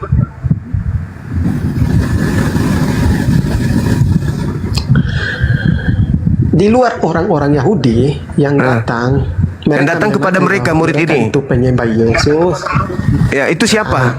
Nah, Itu itulah siapa? orang-orang, itulah Ya, itu- orang-orang yang seperti Abang Suma yang tidak Lah, suka saya dengan enggak, ajaran saya Yesus, tidak orang-orang yang datang tidak kepada mengenal Yesus. saya tidak datang kepada murid-murid Yesus yang ngobrol sama Yesus waktu itu. Saya hidup di tahun ini. Sedangkan yang dimaksud Yesus penyesat yang datang kepada mereka itu di tahun itu, di zaman itu, di abad pertama. Pertanyaan saya, di luar Yahudi yang datang kepada murid Yesus, non-Yahudi yang datang kepada murid Yesus dengan mengatakan dia adalah pengikut Yesus, dia adalah pengikut Kristus, mereka adalah anak-anak Yesus, itu siapa?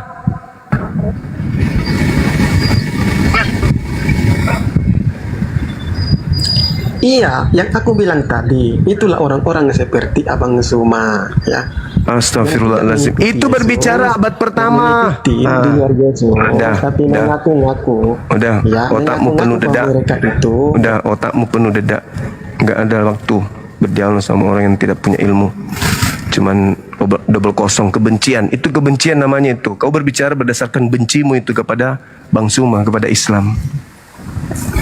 Kalau kau berbicara, tolong jangan karena kebencian. Halo, selamat malam. Iya, halo, selamat malam. Dari mana Bang? Katolik, Protestan? Protestan. Oke, mohon buka kameranya Bang.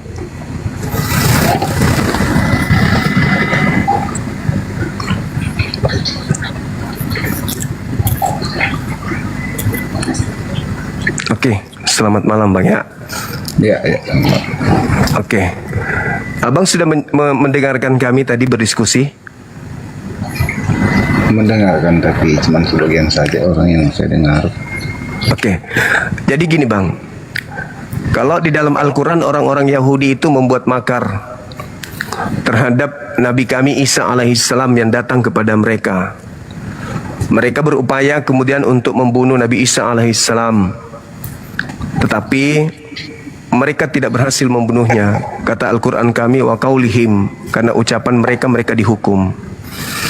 Nah, ternyata dari barat ada ajaran yang kami sebutlah Kristen Katolik yang mengajarkan bahwasanya mereka pengikut Yesus Kristus. Nah, setelah kami merujuk, ternyata yang kalian maksud itu adalah Nabi Isa di kami, seorang manusia yang suci, lahir dari seorang perawan. Dalam Al-Quran diceritakan, ternyata di Bible itu diceritakan ibunya bernama Maria, dia bernama Yesus Kristus. Setelah kami pelajari, ternyata ada amanat agung. Kami harus menjadi murid dari makhluk yang kalian tuhankan, yang keluar di ketiga dalam kubur, dari kubur. Sebelum kami tahu Yesus Kristus yang kalian bawa itu Yesus Kristus yang mana. Karena ketika kami belajar Bible, ternyata Yesus Kristus mengatakan kepada muridnya Yahudi, waspadalah supaya jangan ada orang yang menyesatkan kamu, sebab akan banyak penyesat, sebab banyak orang yang akan datang memakai namaku dan berkata akulah Mesias. Berarti banyak orang yang datang kepada murid Yesus, memakai nama Yesus, kemudian dia mengatakan aku ini adalah Mesias. Itu yang diterangkan. Nah, sekarang kami melihat orang-orang Yahudi nggak ada datang ke Indonesia memakai nama Yesus Kristus. Orang banyak memakai nama Yesus Kristus itu hanya ada di Kristen. Nah, maka saya wajib bertanya kepada saudara Kristen sebelum kami dijadikan murid oleh manusia yang keluar dari kubur ini. Kami boleh dong bertanya, apakah Kristus yang kalian ikuti itu adalah Kristus yang datang di tengah-tengah Bani Israel, atau justru Kristus palsu yang kalian ikuti? Nah, yang bisa menjelaskan itu adalah abang. Karena Yesus sendiri mengatakan kepada Yahudi, waspadalah kepada penyesat yang datang kepadamu dengan memakai namaku dan berkata akulah Kristus. Mereka akan menyesatkan banyak orang. Berarti Kristus palsu ini akan menyesatkan banyak orang. Dan di dunia ini satu-satunya kelompok pengikut Kristus ya hanya Kristen. Apakah yang banyak orang ini adalah Kristen yang dimaksud? Kalau bukan Kristen yang dimaksud, lalu yang banyak orang itu mana? Saya melihat ke sana nggak ada. Hindu cuman Buddha, cuman ateis dan Islam. Satu-satunya yang saya bisa lihat adalah Kristen, pengikut Kristus. Banyak orang itu cuman Kristen. Nah, gimana abang menjelaskan kepada saya biar saya paham atau memiliki ilmu baru? Silakan. Ya, oke, saya tanggapi.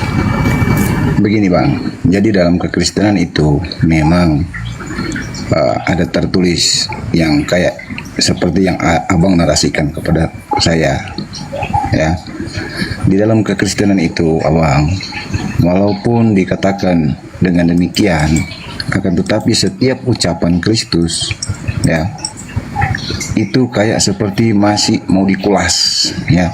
Belum 100% kita pahami sebagai manusia biasa memahami perkataan Kristus atau perkataan firman. Karena Kristus selalu mengatakan dalam firman Tuhan, ada yang langsung dimengerti, ada juga yang masih mau dikulas, artinya dengan segala perumpamaan.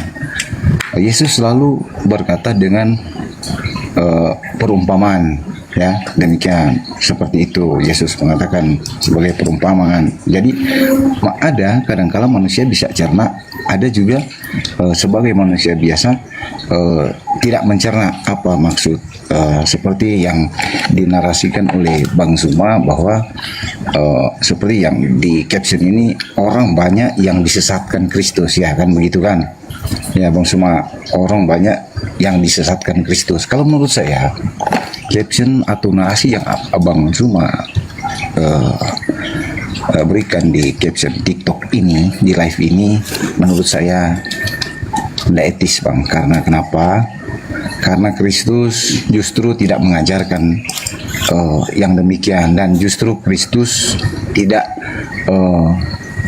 mengarahkan umat Kristen ke hal yang di sini dikatakan bahwa disesatkan oleh Kristus begitu. Jadi menurut saya semua maksud daripada Kristus di situ, dia itu kayak seperti manusia kan, dia mengantisipasi mengantisipasi, dia tahu mana mungkin dia Tuhan kalau dia tidak tahu, ya kan, mana mungkin dia kalau dia bukan Tuhan, kenapa dia tidak tahu?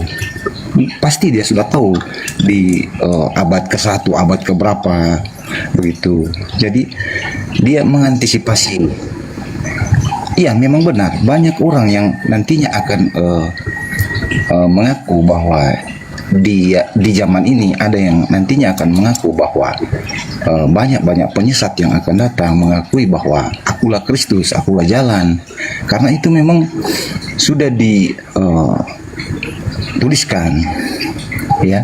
Sebab kami sebagai umat Kristen mempercayai hal-hal yang demikian. Karena buat apa kami mengikut Kristus, ya, kalau tidak diajarkan dengan hal-hal yang baik oleh Tuhan kami, ya. Buat apa kami beragama kalau kami tidak mempelajari lebih dalam tentang isi kebenaran Bible tersebut. Jadi begitu Bang Suma, kami umat Kristen tidak diajarkan untuk hal yang seperti apa yang Bang Suma narasikan kepada kami. Oke Bang, Begitu. terkait dengan tema saya, ini pertanyaan, orang banyak yang disesatkan Kristus. Karena kenapa? Data itu kan jelas di dalam kitab saudara sendiri. Di situ dikatakan bahwa waspada, banyak orang memakai namaku dan berkata akulah Kristus. Orang datang memakai nama Yesus Kristus itu kan cuma dari Kristen, Bang. Mereka akan menyesatkan banyak orang. Jadi kalau satu Kristen memurtadkan satu orang, kali 2 miliar Kristen, berarti mereka akan menyesatkan orang, memurtadkan orang 2 miliar lagi. Itu maksudnya kalau yang dimaksud di sini adalah Kristen. Kan Yesus berbicara kepada orang Yahudi, bukan berbicara kepada orang Kristen, bukan berbicara kepada orang Islam.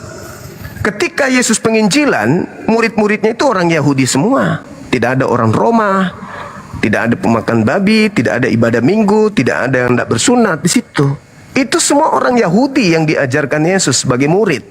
Dan Yesus berkata kepada muridnya, waspadalah agar kamu jangan disesatkan, sebab akan datang banyak orang memakai namaku dan berkata akulah Kristus.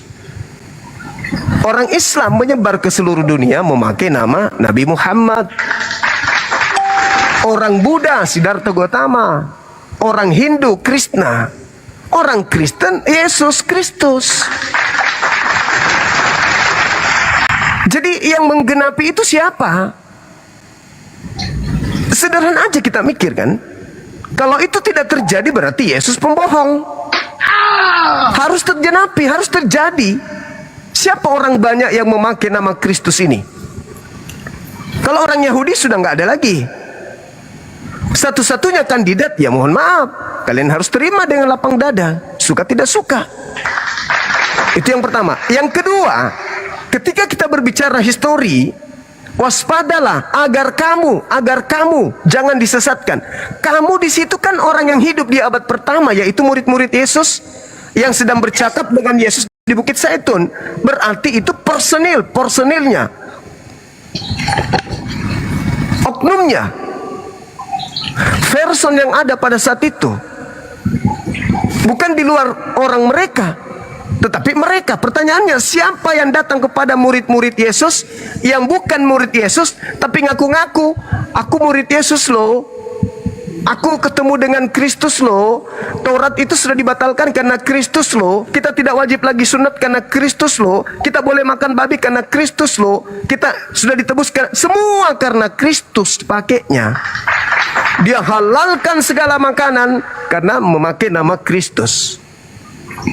Tuhan berinkarnasi menjadi manusia, meskipun dikatakan dalam Bilangan 23:9, aku bukan manusia, menjadi manusia karena Kristus. Waspadalah supaya jangan kau disesatkan, sebab akan banyak orang datang memakai namaku dan berkata akulah Kristus. Mereka akan menyesatkan orang. Siapa yang datang kepada murid Yesus mengaku-ngaku memakai nama Yesus dengan membawa pola atau aturan main yang berbeda dengan mereka murid Yesus? Silakan. Kalau begini ya Bang, kalau menurut saya seperti yang saya katakan tadi, kan tidak mungkin dia Tuhan kalau dia tidak tahu ya seperti apa yang nantinya akan terjadi ke depannya, kan begitu. Berarti dia sudah tahu kan? Begini, bentar Bang. Kalau memang yang seperti itu, Tuhan artinya begini, logika saja kita berpikir, masa ketika kita akui dia sebagai Tuhan, apapun yang ditulis di dalam firman, ini kan dia maksudnya dia seperti kayak misalkan rupa seperti bagaimana tanda warning begitu, tanda awas misalkan ya, tanda warning, jangan kan di situ disampaikan bahwa nantinya ada penyesat. Artinya bukan dipastikan bahwa di situ memang tidak dikatakan Kristen atau tidak dikatakan Muslim, ya. Memang demikian.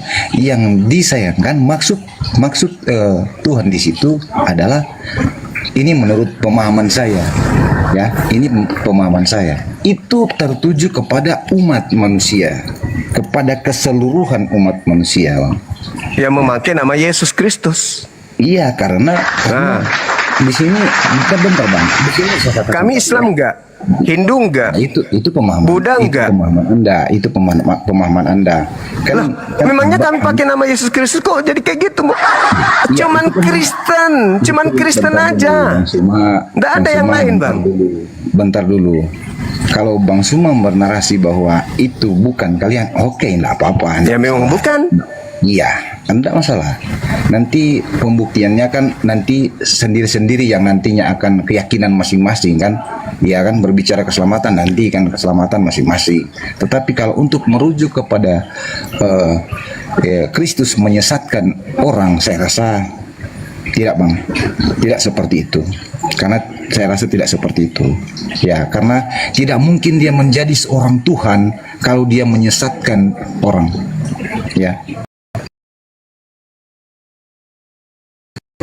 Ya, kayak misalnya kalau menurut saya, kalau saya coba Abang Suma kasih caption di sini, orang banyak yang disesatkan Kristus. Jadi kalau misalkan saya taruh di sini, orang banyak yang disesatkan Muhammad. Bagaimana pendapat Abang?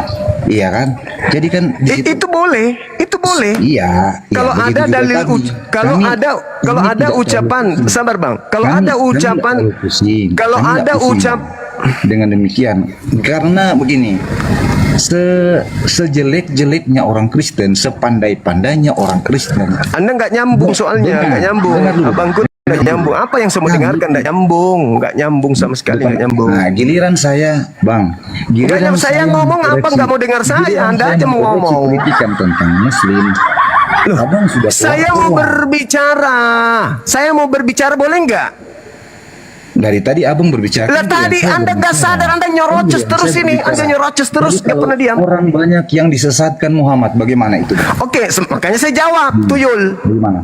Kalau Nabi Muhammad pernah berpesan waspadalah kepada penyesat yang datang kepada kamu dengan memakai nama Nabi Muhammad dan berkata aku adalah sallallahu alaihi wasallam, maka kami akan waspada kepada oknum yang mengaku Nabi Muhammad itu. Tapi karena tidak, sabar dulu. Tapi karena tidak ada pesan itu kepada kami, kenapa kami harus waspada? Murid-murid Yesus dipesan, waspadalah agar kamu jangan disesatkan, sebab akan banyak orang memakai namaku dan berkata akulah Kristus. Mereka akan menyesatkan banyak orang. Jadi harus diwaspadai siapa? Yang harus diwaspadai adalah orang-orang yang memakai nama Yesus Kristus. Kalianlah itu. Kami harus waspada kepada kalian.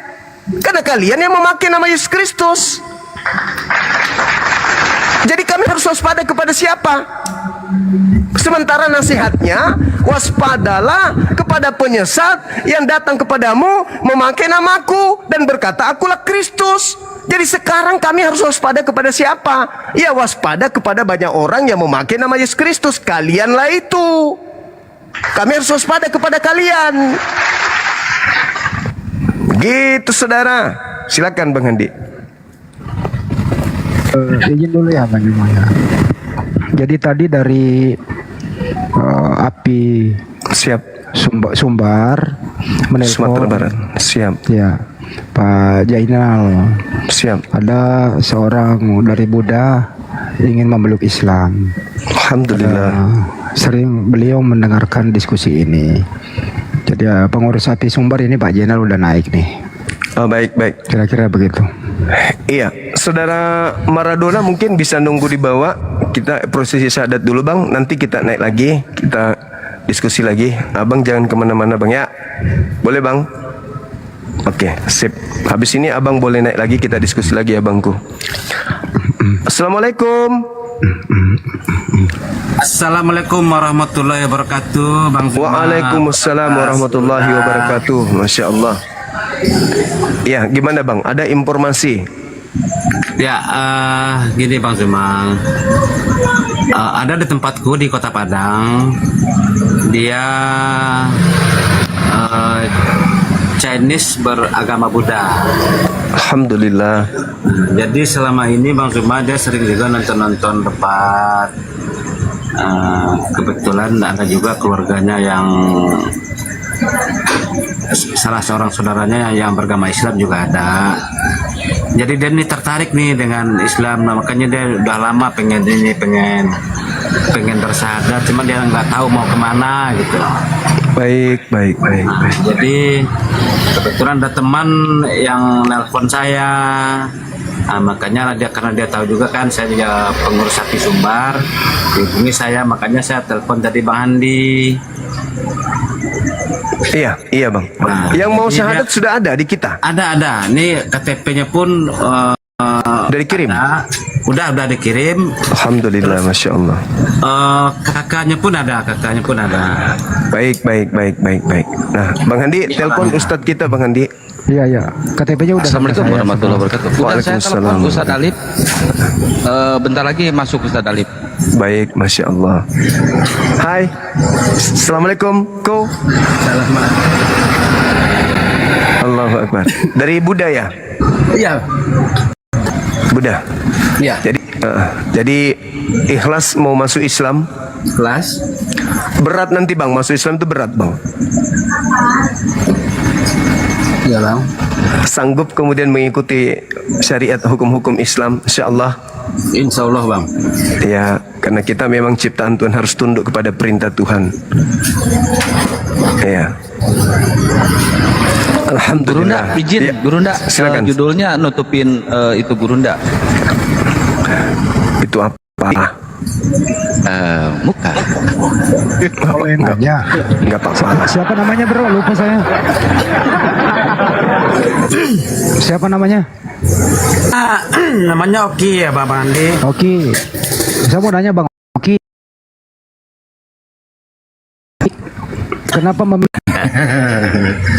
Kenapa memilih Islam? Kenapa nggak Kristen gitu ya? Karena sering gitu Bang.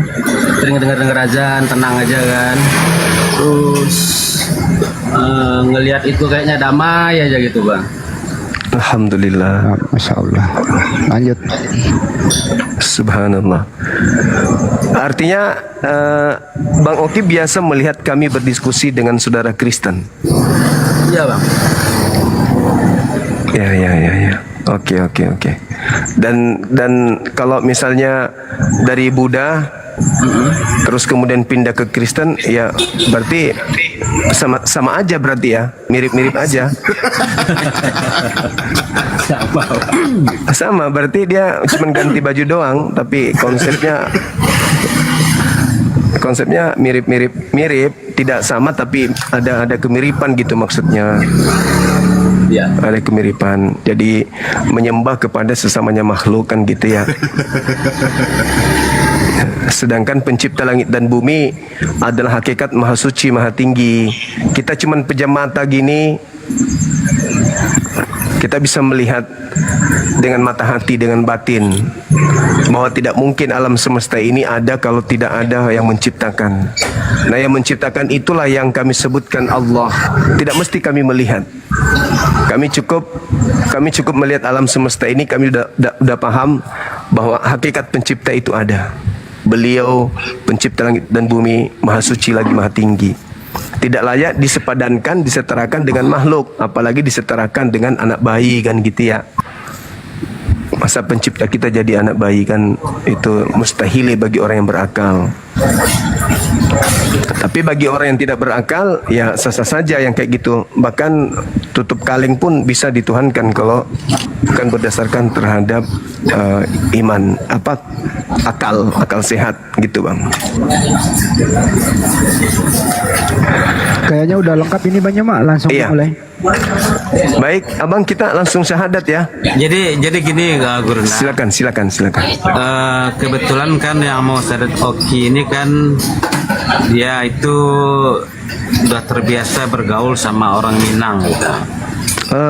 Masya Allah. Jadi orang Minang, dia kan tinggal di Padang dekat rumah saya juga. Ini paling jarak 4 kilometeran lah. Jadi beliau ini kerjanya sehari-hari itu Makan nasi Padang. Tukang antar paket kerjaannya. Jadi dia udah terbiasa ngeliat orang kalau hari Jumat ramai ke masjid gitu. Jadi dia pengennya seperti itu. Cuman selama ini dia nggak tahu kemana dia mau siap. bimbingan gitu. Beliau sudah sunat. Katanya sudah. Dulu saya tanya kenapa kamu sunat? Saya bilang kan itu katanya karena alasan kesehatan katanya. Alhamdulillah. Alhamdulillah lah kan, jadi udah sunat nggak repot-repot lagi dipotong. Benar. Masya Allah. Jadi kita langsung syahadat. Boleh siap. Udah siap Oki? Siap. Assalamualaikum warahmatullahi wabarakatuh. Waalaikumsalam warahmatullahi wabarakatuh. Waalaikumsalam warahmatullahi wabarakatuh. Assalamualaikum warahmatullahi wabarakatuh.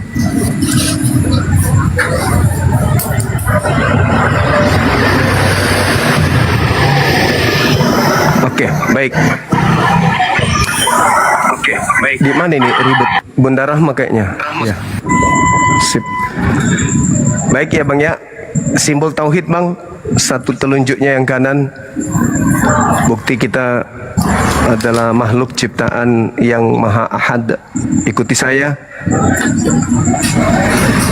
Bismillah. Ar-Rahman.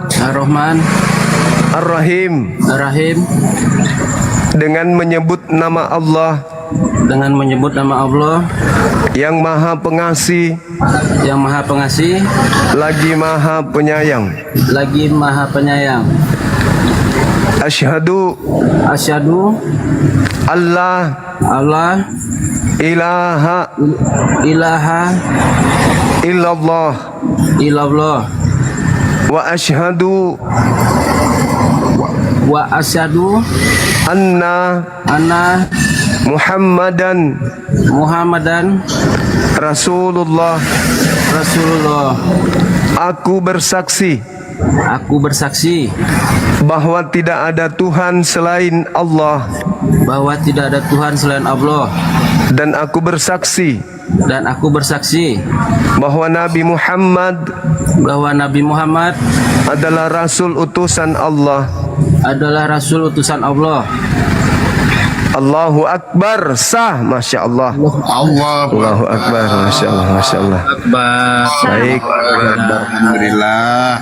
Masya Allah, Subhanallah. Jadi saudara siapa namanya tadi? Novianti siapa? Oki. Bang Zuma. Iya, Masya Allah. Saudara sudah menjadi seorang Islam. Ya, Islam itu punya aturan-aturan. Orang-orang yang mengikuti aturan Islam itu disebut Muslim. Jadi saudara saya ini sudah muslim insyaallah ya. Nanti setelah jadi Islam seperti ini, belajar pelan-pelan Islam itu seperti apa, baru masuk Islam itu seperti apa yang harus saya lakukan. Jangan langsung frontal harus begini, enggak. Pelan-pelan aja, pelan-pelan. Insyaallah akan ada kebaikan. Ya, mudah-mudahan istiqomah. Saya minta adik saya atau guru saya untuk mendoakan adik saudara kita yang baru muslim ini, baru Islam, dan tolong benar-benar khusyuk ucapkan amin, amin. Ya, kita ini kecil, bahwa Tuhan pencipta alam semesta ini besar, maha segala-galanya. Ketika kita mengatakan kata amin, pencipta kita mendengarkan, pencipta kita kemudian melihat. Insya Allah diijabah, ya. Oke, silakan Dinda atau Akhi didoakan sahabat kita. Ya, tafadhol Ustaz Alif. Baik, terima kasih guruku Fadil Sugi dan Gurunda Bang Zuma. Masya Allah, luar biasa, kabar gembira lagi mendekati miladnya Apologet Islam Indonesia. Guru kami makin disibukkan dengan membimbing ya saudara-saudara kita yang non muslim untuk mengucapkan 2 kalimat syahadat. Sebelum kita lebih jauh, kami perlu mengetahui lagi juga dari saudara kita yang baru saja mengucapkan 2 kalimat syahadat, apakah baru sendiri yang menjadi seorang muslim? Orang tua misal ayah ibu masih non muslim atau yang lain semua kerabat? Kita semuanya, orang tuanya, saudara-saudaranya. Orang tua masih non muslim. Ayah ibu. Sepupu yang Islam. Oke, adik kakak ada? Adik kakak ada. Oke, baik. Nah, di momen yang baik seperti sekarang ini, kita mohon kepada Allah, keluarga yang kita cintai, terutama orang tua, minta dilembutkan hatinya agar dia juga mengucapkan 2 kalimat syahadat. Amin. Kita mohon kepada Allah agar dimudahkan lidahnya untuk mengucapkan 2 kalimat syahadat. Begitu ya, saudaraku ya. Amin. Oke, baik, tanpa mengurangi rasa hormat kepada guru semua, kita bermunajat kepada Allah sejenak. Bismillahirrahmanirrahim. Allahumma sholli ala Sayyidina Muhammad wa ala ali Sayyidina Muhammad kama shollaita ala Sayyidina Ibrahim wa ala ali Sayyidina Ibrahim wa barik ala Sayyidina Muhammad wa ala ali Sayyidina Muhammad kama barakta ala Sayyidina Ibrahim wa ala ali Sayyidina Ibrahim fil alamin innaka Hamidum Majid. Allahumma ighfir lana warhamna wahdina wa'afina warzuqna. Allahumma ya Allah, ighfir lana, ampunilah segala dosa-dosa kami ya Allah, dosa diri kami ya Allah, dosa kami yang telah lalu maupun yang akan datang ya Allah, dosa saudara-saudari kami ya Allah, dosa orang-orang yang kami cintai ya Allah, dan dosa seluruh umat muslim dimanapun mereka berada ya Allah, baik mereka yang masih hidup maupun mereka yang sudah wafat ya Allah. Ya Allah, terima kasih atas setiap karunia yang Engkau berikan kepada kami ya Allah. Warhamna. Ya Allah, nikmat terbesar yang kami terima adalah nikmat, yaitu nikmat Islam dan nikmat iman ya Allah. Malam ini kita semua saudara kami di sini menyaksikan ada yang mengucapkan 2 kalimat syahadat ya Allah. Ya Allah, lembutkan pula ya Allah hati mereka, siapapun mereka yang sampai detik ini masih dikeraskan hatinya, masih disusahkan lidahnya untuk mengucapkan 2 kalimat syahadat ya Allah. Barangkali di antara kami ada saudara kami, ibu atau bapak kami atau adik kakak kami yang masih belum mau menerima kebenaran Islam ya Allah. Kami memohon kepada Engkau ya Allah, lembutkan hati mereka ya Allah. Lembutkan hati mereka ya Allah, lembutkan hati mereka ya Allah.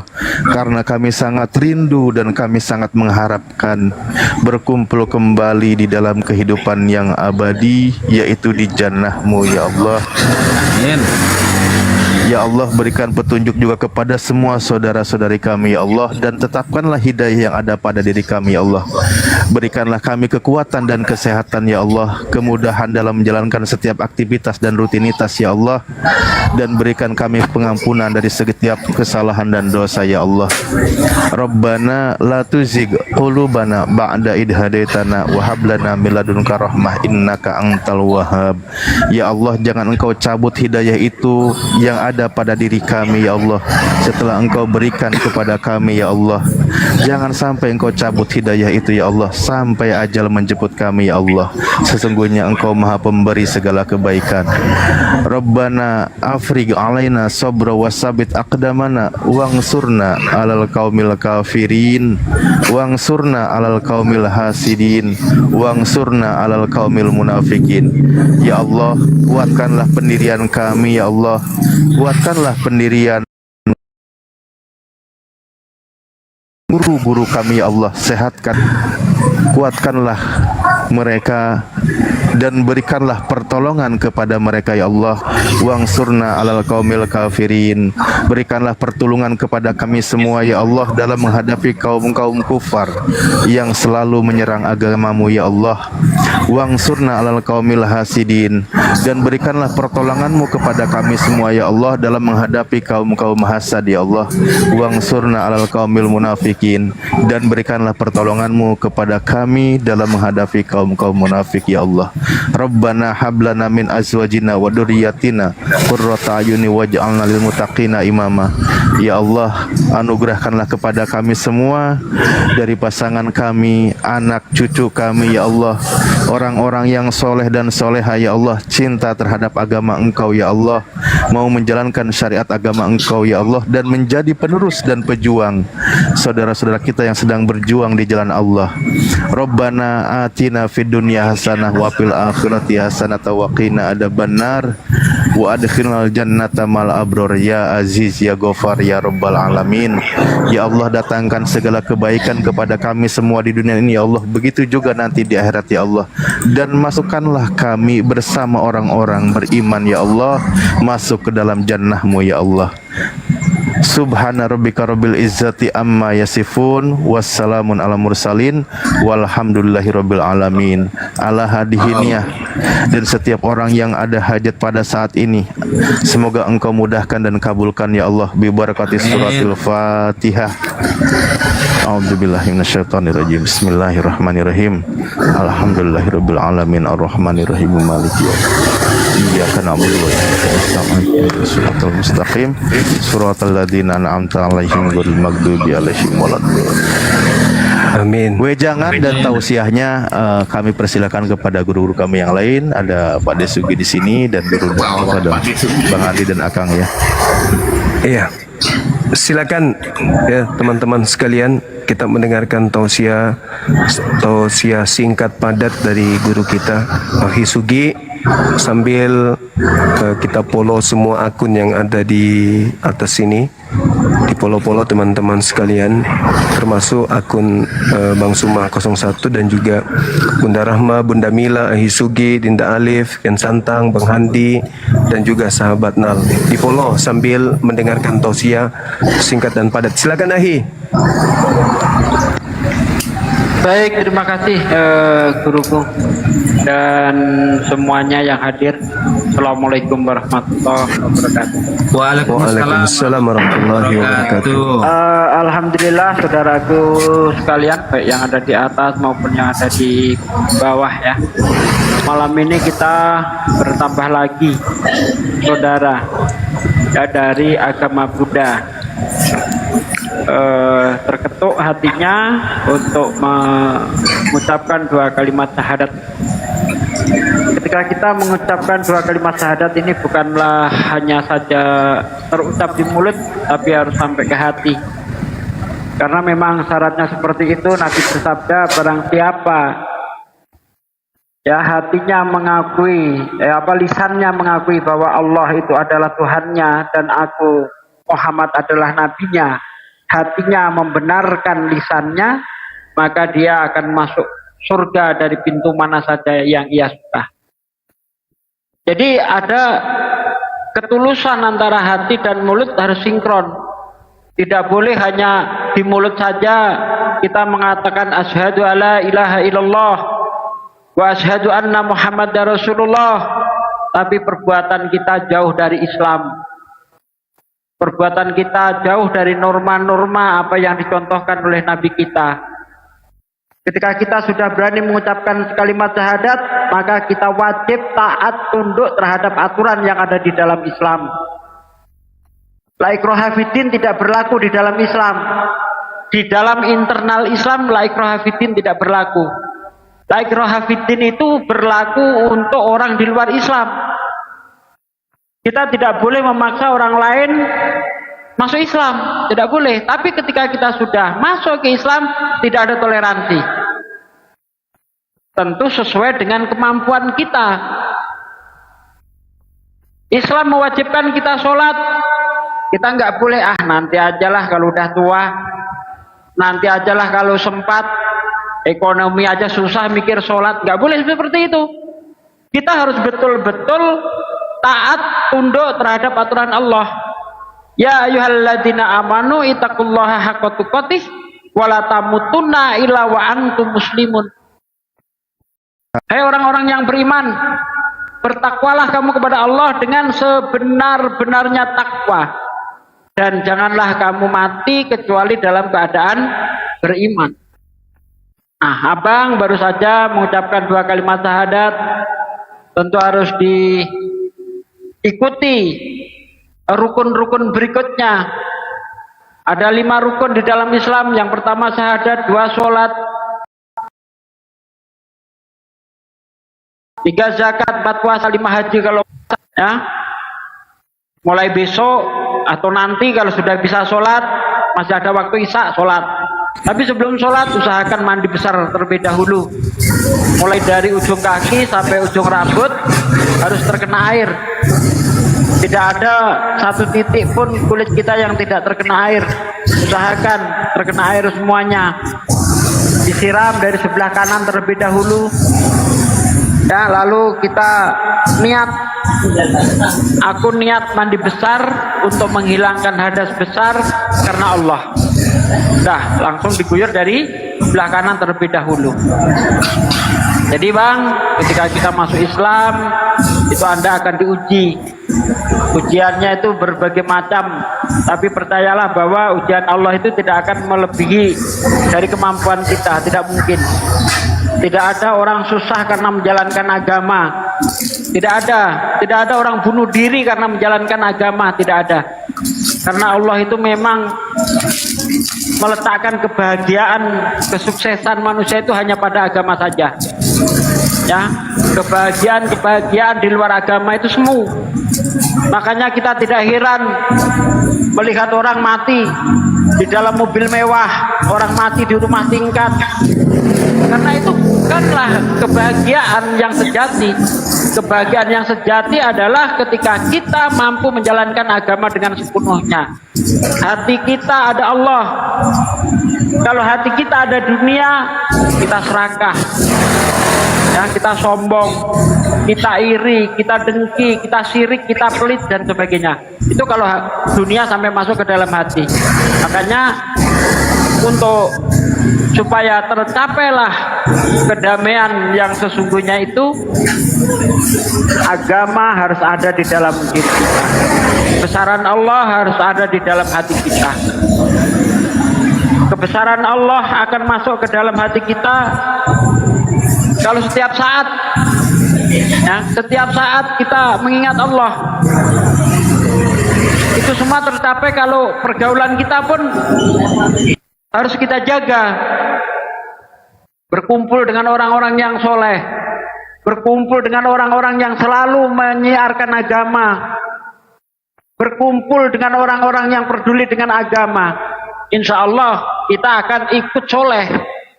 Kata Nabi, hidup seorang itu tergantung pergaulannya. Ketika Anda bergaul dengan maling, lama-lama jadi maling.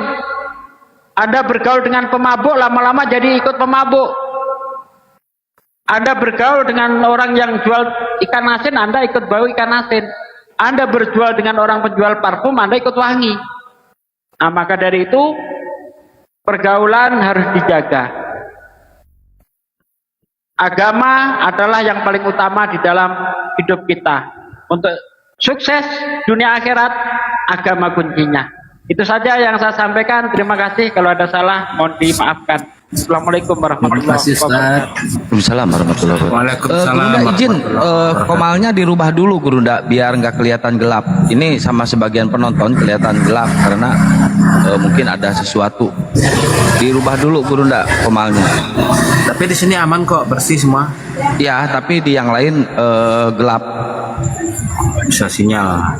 Tapi di saya bagus tuh. Iya bagus kok. Tiga apa ini bagus. Udah gini aja, kan ini udah Satu lagi Bang Zuma. Kebetulan saudara Oki ini kan dulu dia pernah punya istri, sampai dia punya anak satu, udah SMA kelas 2 ya Ki? Kelas 2. Jadi anak itu sampai sekarang masih muda. Jadi mungkin ada semacam wejangan mungkin yang guru ndak kasih atau ustaz-ustaz lain yang kasih ke dia mungkin agar dia bisa memahami gitu bagaimana dia sama anaknya. Iya, tadi kan silakan. sudah didoakan Linda oleh Ali. umumnya gitu loh ya. Udah Linda Alif tadi sudah. Nanti di belakang layar ya Pak Nal ya. Yang penting kan sudah syahadat. Ya boleh. Kita format kembali room ini untuk Banyumak Solo lagi. Ya betul. Gitu ya. Nanti di belakang layar. Terima kasih Bang Andi, terima kasih Ustaz Ali, Ustaz Sugi, terima kasih semuanya Bang Kian Santang. Ya, Ada sama-sama. Bunda Rahma juga ini.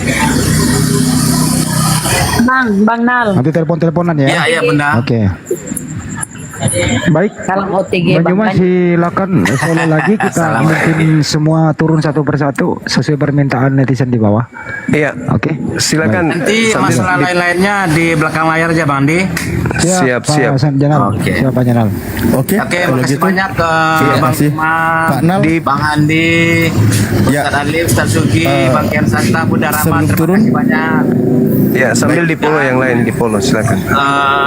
Dibalas oleh Allah semuanya apa yang kita siarkan ini. Amin, amin. Makasih, Bang. Makasih.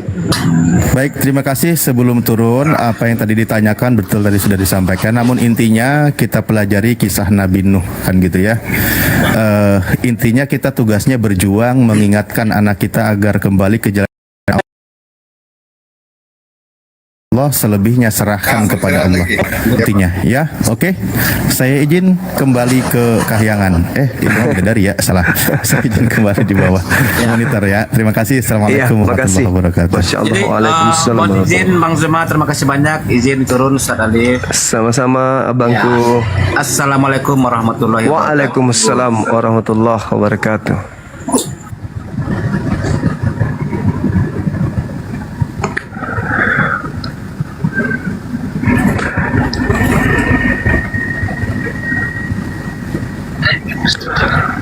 Halo saudara Edison, selamat malam. Assalamualaikum Bang Zuma. Bang Zuma, saya tadi kepencet pas waktu naik tadi mau naik. Oh iya Apa iya ya, Bang iya. Zuma? Oke, makasih Bang, makasih. Iya, saya belum menekan multinya. Sehat selalu ya Bang. Makasih, Bunda. makasih. Siap, amin. Abang juga.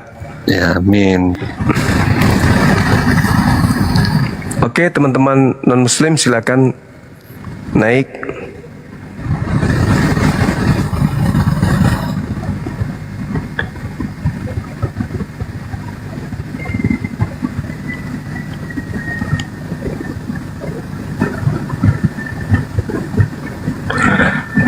Halo, saudara Lubis. Apa kabar, Bang? Assalamualaikum Bang. Waalaikumsalam. Dari mana Bang? Assalamualaikum Bang. Ini terpencet tadi Bang.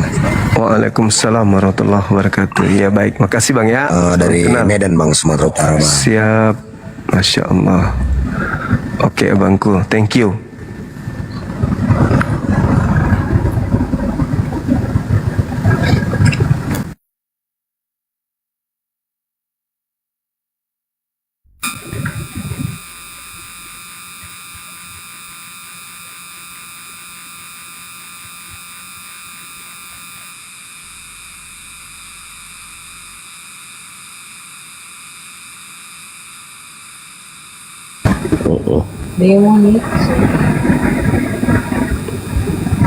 Halo, selamat malam. Halo, selamat malam.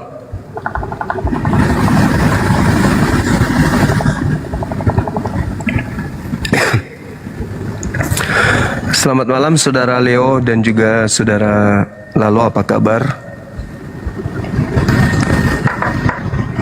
Saudara Kiko, Saudara Leo, Saudara Obeng. Kenapa aku dinaikkannya Bung? Diundang. Halo, selamat malam. Halo. Halo.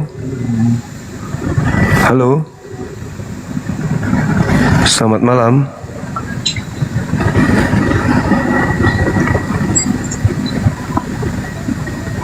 Halo. Halo, selamat malam. Selamat malam, Saudara Piye Kabare, Saudara Labano, Saudara Rinjani. Selamat malam. Bisa buka kameranya, Bang? Silakan. Dari agama mana? Bang Rinjani, Saudara Larano. Halo. Saudara Erik, selamat malam. Halo. Halo. Halo, assalamualaikum warahmatullahi wabarakatuh. Waalaikumsalam. Ya Bang, ada perintah. Silakan. Ya Bang Zuma, saya turunkan aja Bang. Oh iya, siap. Makasih Bang. Halo Saudara Erik. Bang Erik. Halo. Halo. Halo Bang.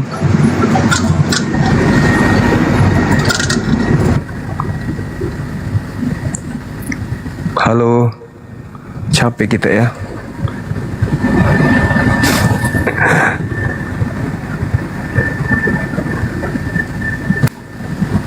Selamat malam.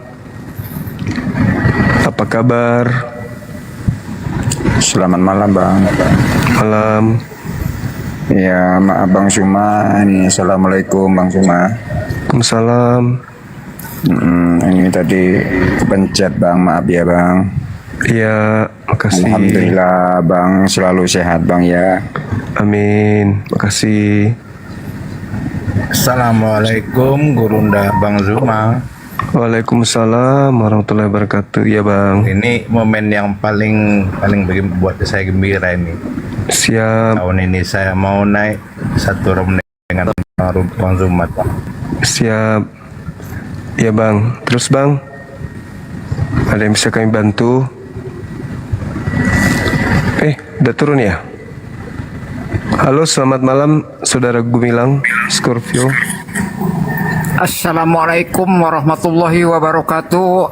Gurunda Juma. Waalaikumsalam warahmatullahi wabarakatuh. Ya, saya menginformasikan. Apa itu Bang?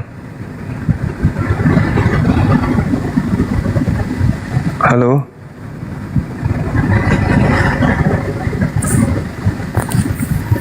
Halo. Selamat malam. Tadi mau informasi apa Bang Gumilang? Halo. Halo, selamat malam. Kejam kali lah. Halo. Halo.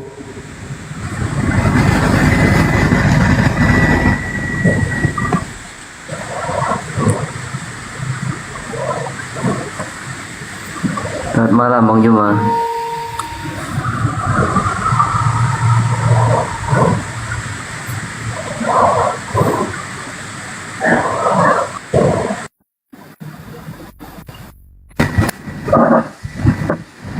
selamat malam.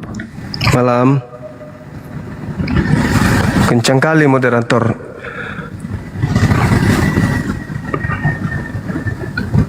Biar perkenalkan diri dulu. Kayaknya Oten yang tadi.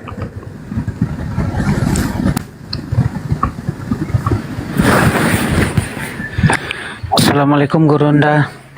Waalaikumsalam warahmatullahi wabarakatuh. Kok yang naik ke banting-banting keluar Gurunda? Ya, karena kebanyakan Islam. Kita mau diskusi dengan Kristen, Bang. Oh gitu. Iya. Yalah.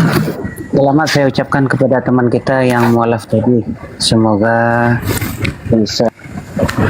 Apa sih pentingnya ucapkan selamat ke mualaf? Aduh, kita malah tadi sudah doakan, Abang.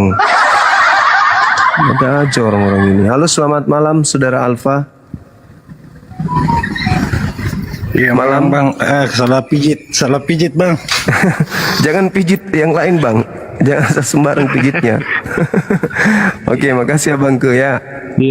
Iya Bang, turunkan Bang. Ya, makasih Abang.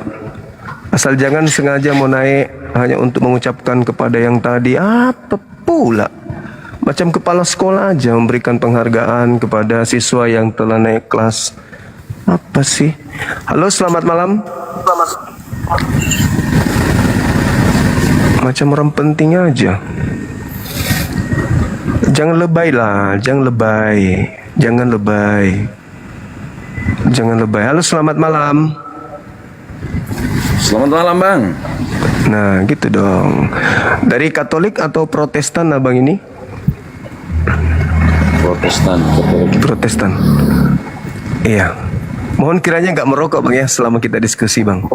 Soalnya TikToknya ini saya sudah 3 kali rungkat ini semalam ini, tapi alhamdulillah masih bertahan. Iya Bang, ini ada tema yang menarik. Orang banyak yang disesatkan oleh Kristus yang dinubuatkan oleh Yesus di dalam Matius 24 itu menurut Abang itu siapa?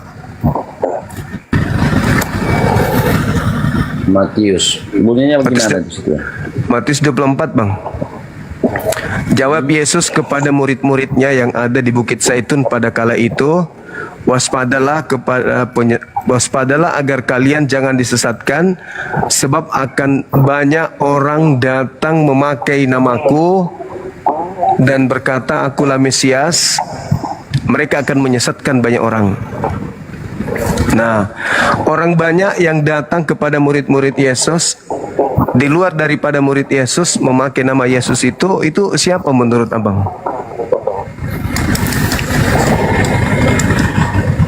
Memakai nama Yesus ya. Ya. Itu kalau saya tidak salah saya pernah baca itu antikristus kalau tidak salah di situ ya. Benar nggak? Termasuk itu Bang, termasuk nanti orang-orang banyak ini yang datang kemudian memakai nama Yesus dan mengatakan kepada orang lain Yesus itu adalah Kristus. Mereka akan mengaku pengikut tapi ternyata mereka anti terhadap Yesus itu sendiri. Itu kalau saya tidak salah itu Bang ya. Tidak tahu nanti persepsi Bang Zuma nanti. Itu kalau menurut saya itu tentang akhir zaman ya. Tentang akhir zaman di mana nanti di situ begitu banyaknya nabi-nabi palsu. Ya, nabi palsu yang datang menyamar yang membawa nama-nama Yesus. Itu kalau menurut saya sih Bang Zuma, tidak tahu kalau menurut Abang itu penilaiannya. Iya, kalau saya ya silakan Bang, silakan. Tapi kalau saya lihat temanya Abang ini orang banyak yang disesatkan Kristus ya, itu maksudnya. Iya, karena itu pesannya, pesan Yesusnya kepada muridnya. Waspada. Saya mau meluruskan sedikit itu aja Bang. Kalau menyangkut itu di Matius itu isinya itu menyangkut akhir zaman. Jadi begitu banyaknya manusia-manusia kita sekarang yang tidak mengenal ya, mengenal sih yang Kristus, nama Kristus, tapi perlakuannya sesat gitu. Terjadilah nabi palsu seperti yang Kristus itu. Baik Bang, baik. Kalau saya beda. Kalau saya mendudukkan keadaan di Matius 24 itu sesuai dengan apa yang tertulis di situ. Jadi Yesus pada saat di Bukit Zaitun, murid-muridnya datang kepadanya dan muridnya kemudian menerima nasihat dari Yesus, di mana Yesus mengatakan, muridnya mengatakan, katakanlah kepada kami bila manakah itu akan terjadi. Yesus menjawab, waspadalah supaya jangan ada orang yang menyesatkan kamu, sebab akan datang banyak orang memakai namaku dan berkata akulah Mesias, dan mereka akan menyesatkan banyak orang. Nah, itu ucapan Yesus kepada muridnya orang Yahudi. Artinya penyesat itu datang kepada muridnya di abad pertama.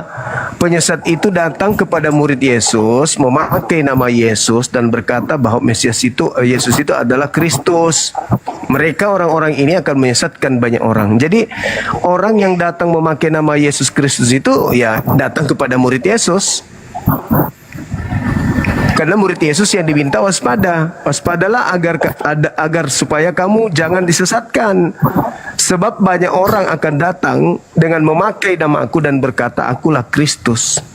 Mereka akan menyesatkan banyak orang. Jadi penyesat-penyesat ini datang di abad pertama, datang kepada murid Yesusnya. Nah, di luar daripada Yahudi yang datang membawa nama Yesus, sedikit-sedikit Yesus, itu siapa menurut abang yang banyak orang itu?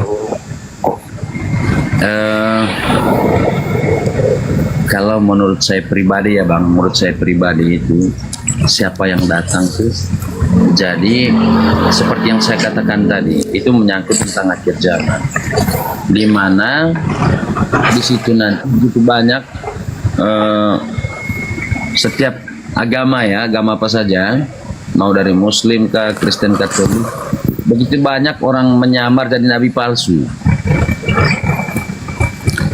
Ya, mungkin itu poinnya menurut saya.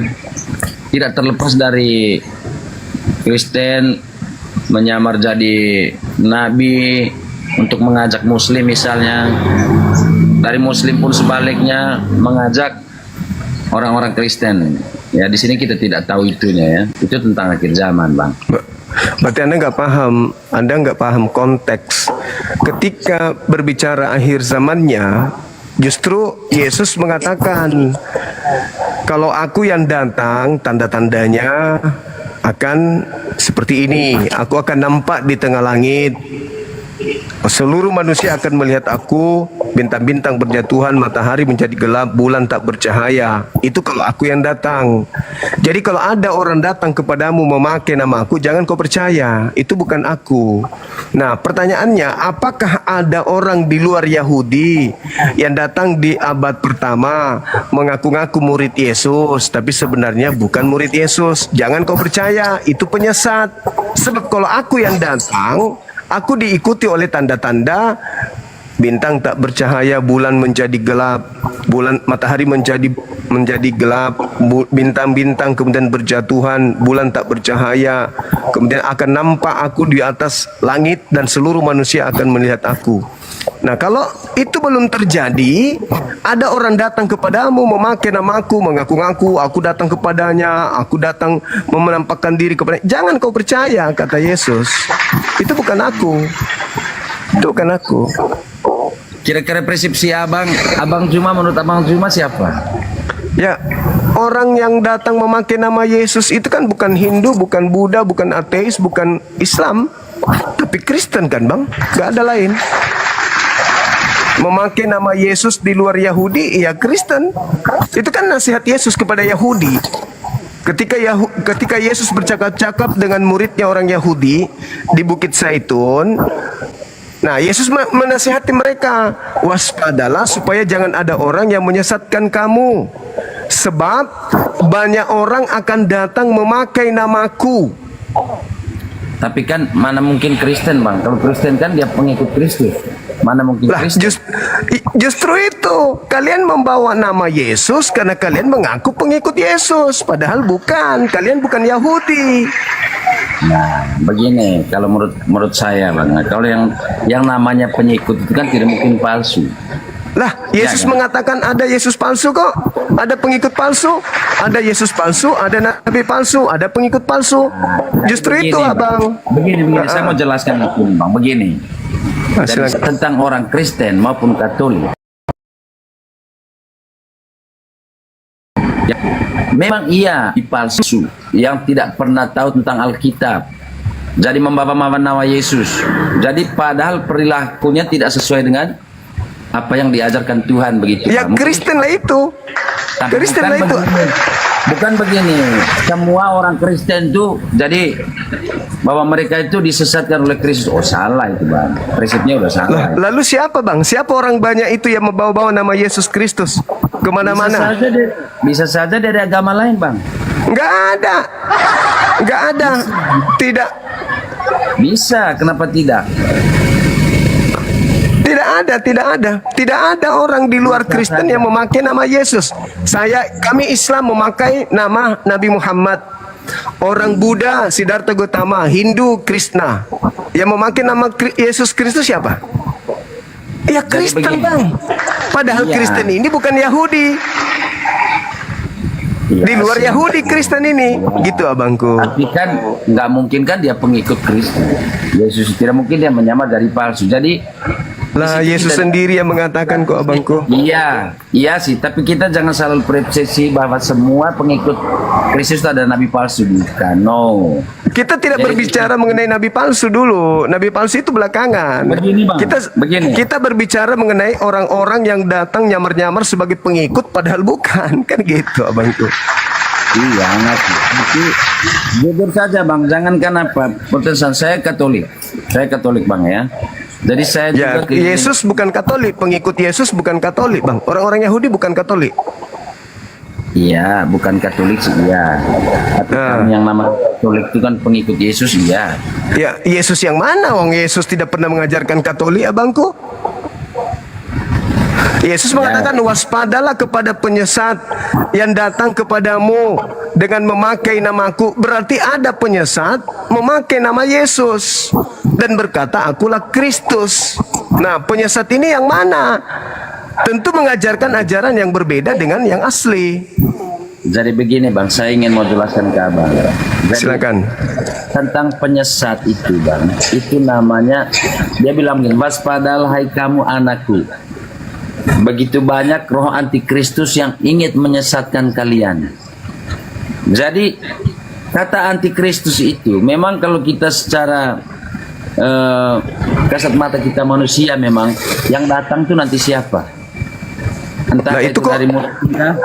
abangku, Artinya ucapan itu bukan untuk Kristen. Ucapan Yesus itu untuk orang Yahudi. Islam, Kristen di luar dari kelompok yang menerima nasihat itu. Jadi di antara Yahudi dengan Kristen tidak ada hubungannya. Yesus berbicara kepada orang-orang Yahudi. Waspadalah kepada antikristus. Kristus itu, Bang, manusia yang diurapi. Ketika ada kelompok mengatakan Kristus itu adalah Tuhan, berarti dia anti terhadap Kristus. Karena Kristus itu bukan Tuhan. Hanya di Kristen yang menganggap Kristus itu Tuhan. Kristus itu adalah Mesias dalam tradisi Yahudi. Mesias itu adalah manusia yang diurapi. Jadi kalau ada orang menuhankan Kristus atau menuhankan Mesias, berarti dia anti Kristus. Karena orang yang menjadi pengikut Kristus itu adalah orang yang menyembah kepada Elohim, satu-satunya Tuhan. Tidak boleh menyembah kepada Kristus karena Kristus bukan Tuhan. Itu abangku. bukan Yesus gitu. Apanya, Bang? Kalau Kristus itu bukan Yesus begitu. Kristus palsu itu banyak, abangku, yang datang-datang menyesatkan orang banyak. Yesus katakan Itu saya jelaskan dengan abang tentang nabi-nabi palsu itu yang saya bilang. Bukan berarti semua orang Kristen itu nabi palsu, bukan. Lah, tapi kan kalau tapi saudara, dikatakan oleh Yesus, dari buahnya kamu bisa melihat mereka. Apa buahnya nabi palsu itu? Buahnya alias muridnya, pengikutnya bernubuat pakai namaku, bermujizat pakai namaku, mengusir setan pakai namaku. Kalau kamu menemukan buah-buah itu, maka batangnya akan ditebang dan dilemparkan ke dalam api neraka. Jadi kalau sudah ada di Kristen memanggil Yesus Tuhan, bernubuat pakai nama Yesus, mengusir setan, bermujizat pakai nama Yesus, berarti buahnya ya Kristen, Bang. Maka batangnya yang harus ditebang. Ya, jadi gini Bang, kalau saya sendiri si Katolik ya, jadi tidak terlepas dari seperti apa yang bilang itu, mungkinkah itu benar, tapi ini tergantung setiap manusia pribadi ya, kalau menurut saya. Kalaupun mereka misal membawa nama Yesus, menyembuhkan orang, membawa nama Yesus tapi perilakunya di luar daripada ajaran, nanti sendiri yang tahu risikonya, kan gitu. Itu menurut saya sih Bang. Iya, memang gitu Abangku. Cuman Yesusnya mengatakan kalau sudah nampak buah itu, maka bukan oknumnya, tetapi batangnya yang harus ditebang. Berarti semua kelompok yang memanggil Yesus Tuhan, bernubuat, mengusir setan, bermujizat pakai nama Yesus, tapi dia berada di luar Yahudi, di luar domba, maka mereka semua akan mengalami itu. Yesus akan mengatakan, enyahlah daripadaku, kalian semua adalah pembuat dan aku tidak mengenal kalian. Makanya saya bilang untuk semua itu salah persepsinya. Lah Yesus yang mengatakan begitu. Iya, di luar daripada aku, maksudnya di luar daripada ajarannya dia. Kalau Yesus tidak pernah mengajar. Dengar dulu. Silakan. Dia menyamar menjadi Katolik ataupun dia menyamar jadi Kristen misalnya. Tapi kalau dia membawa nama-nama Yesus yang tidak sesuai dengan perilakunya, maka seperti apa yang Abang ngomong tadi, maka akan ditebang dari pohonnya. Dalam arti, dalam keluarganya itu ataupun dalam diri pribadinya sendiri itu akan menebang itu, dan sendiri dia akan rasakan apa akibatnya. Itu menurut saya. Matius 7 nomor 15, waspadalah. Matius 7 Bang, nomor 15. Waspadalah kepada nabi-nabi palsu yang datang kepada kamu. Kamu ini Yahudi, Bani Israel yang hidup bersama Yesus saat itu. Nah, siapa yang datang? Begini Bang, kalau seperti yang Abang omong, memang sedikit saya pernah baca tentang itu ya. Tapi itu di situ mengatakan bahwa waspadalah kamu hai anakku. Begitu banyak roh antikristus namanya, roh antikristus yang ingin menyesatkan kalian. Ya, kalian ini Yahudi. Kalian ini Yahudi, bukan Kristen, bukan Katolik. Yahudi Bang. Yesus tidak pernah berbicara kepada orang Kristen. I know.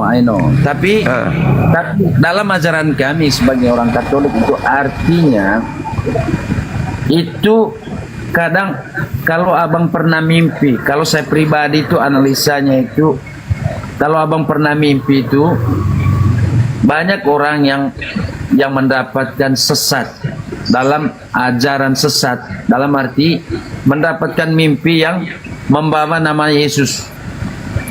Kadang orang mimpi itu Bang bawa nama Bunda Maria dalam mimpinya ataupun nama Yesus. Itu pada aslinya itu setan yang menyesatkan hidup kita maksudnya. Nah, begitu. Dan itu saya pernah alami sendiri Bang.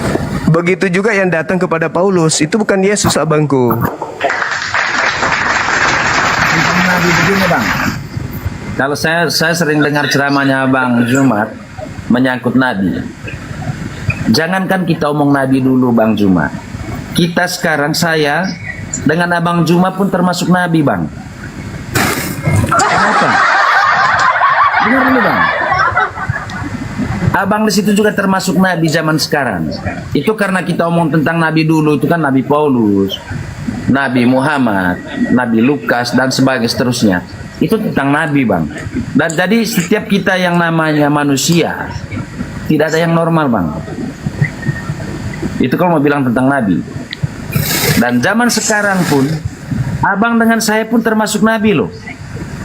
Yang bisa menjelaskan Abang sendiri benar saya omong Bang Juma. Termasuk Pak Juma juga di situ termasuk Nabi loh. Jangan salah. Bang Juma di situ bisa menjelaskan kepada semua kaum muslim bagaimana cara mendoa yang baik, dan Abang di situ saya luar biasa bisa mempelajari semua tentang Alkitab. Itu sudah luar biasa Bang Juma. Bagian dari Nabi lo itu. Iya, Abang juga bagian Nabi sekarang. Artinya Tidak mungkin semua nabi tentang nabi-nabi zaman dulu itu semuanya mereka tahu. Sama seperti kita zaman sekarang. Ya, banyak yang ngaku-ngakunya tentang nabi tapi aslinya untuk mempelajari itu lebih dalam nggak tahu dia. Itu menurut saya pribadi sih Bang Zuma. Tidak tahu Bang Zuma sendiri tafsirnya seperti apa lah. Tapi Jadi kalau saya gini, pribadi, jadi gini Bang, kegagalan umat Kristiani itu, umat Kristen itu selalu merasa kalau Yesus berbicara itu Yesus berbicara kepada diri mereka. Padahal semua ucapan Yesus di dalam Bible itu ucapan Yesus kepada Bani Israel, bukan kepada yang di luar Bani Israel. Tapi Kristen anehnya ketika Yesus berbicara, misalnya, aku akan pergi ke rumah Bapa sebab di rumah Bapa banyak tempat, aku akan menyiapkan untukmu dan aku akan kembali mengambil engkau untuk membawa ke sana. Itu orang Kristen anehnya merasa bahwa Yesus itu sedang berbicara dengan dirinya.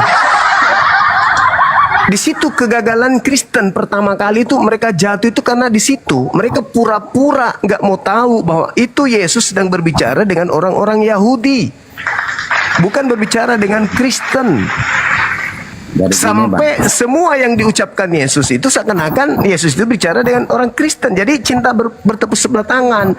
Akhirnya nanti ketika dia ketemu pada masa penghakiman diusir. Matius 7 nomor 22 23. Janganlah daripada aku tidak mengenal kalian. ya benar itu. Nah Jadi itu gini, karena bukan Yahudi ngaku-ngaku murid Yesus, gitu Bang. Begini Bang, kalau saya pribadi gini Bang, saya bilang saya Katolik, iman Katolik ya. Tidak terlepas dari intinya sekarang menurut saya begini Bang. Kita semua manusia di dunia ini mau Muslim kah, Hindu kah, Katolik, Protestan. Tapi memang kita ini memang yang namanya manusia tidak sempurna Bang. Tidak semua memang ya yang mengenal. Jadi banyak kita sekarang itu contohnya, jangan kenapa Bang, saya juga, Abang tahu tidak, umur saya ini sudah mau jalan 40. Tapi saya baru tahu tentang jalan Tuhan itu seperti apa, saya belajar itu mungkin baru 10 tahun. Ya, dari karena abang membaca Bible ini seakan-akan Yesus bicara kepada abang kan? Bukan. Padahal itu ucapan untuk orang lain, untuk orang Yahudi. Saya paham, tapi iman saya yang berjalan. Jadi seperti yang abang bilang tadi itu dari Kristen itu tidak semua Bang. Jadi kita ini tergantung pribadi saja, hidup mau selamat, mau baik dalam hidup di akhirat ya sendiri yang rasakan gitu. Memang banyaknya manusia sekarang nabi-nabi palsu Bang, menyamar membawa nama-nama Tuhan Yesus seperti yang abang bilang tadi. Bagaimana orang itu bisa menyembuhkan orang lain padahal bukan iman yang dimiliki, padahal ilmu. Ini juga kita harus jangan 100% menilai bahwa itu hebat. Ya. Orang menyamar-nyamar membawa nama Yesus, padahal aslinya itu bukan doa sih aslinya. Banyak orang membawa itu punya ilmu juga, kita belum tahu. Ya kan? Karena saya tidak pernah melihat juga yang namanya, paling memang iya Tuhan Yesus pernah menyembuhkan orang lumpuh, menyembuhkan orang mati.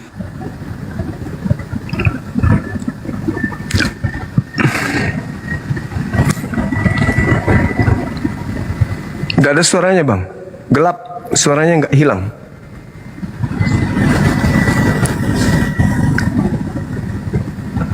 Gak ada suara, suaranya nggak kedengaran.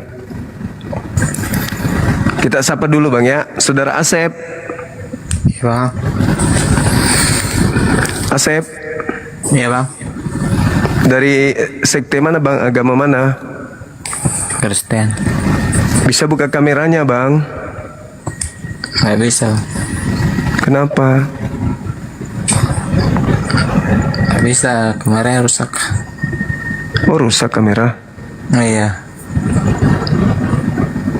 Jadi gimana dong? Orang di sini diskusi pakai kamera. Pakai suara aja. Hah? Pakai suara. Nggak kelihatan gantengnya kalau pakai suara aja. Wih, mantap kali musiknya, wah. Lagi di bar abang ini.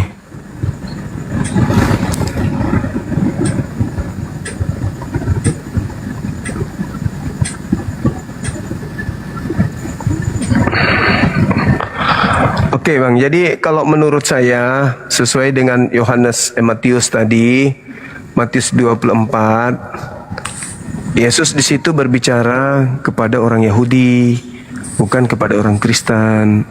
Orang Kristen inilah yang datang pakai nama Yesus Kristus, padahal mereka tidak punya hubungan dengan Yesus yang berbicara kepada murid Yesus itu. Itu Bang, saudara siapa yang tadi yang turun? Tapi kalau abang mau seakan-akan ya itulah yang terjadi, karena memang banyak orang yang disesatkan gitu. Halo, selamat malam saudara Arjuna. Halo, saudara Asep. Ya, Arjuna boleh buka kamera?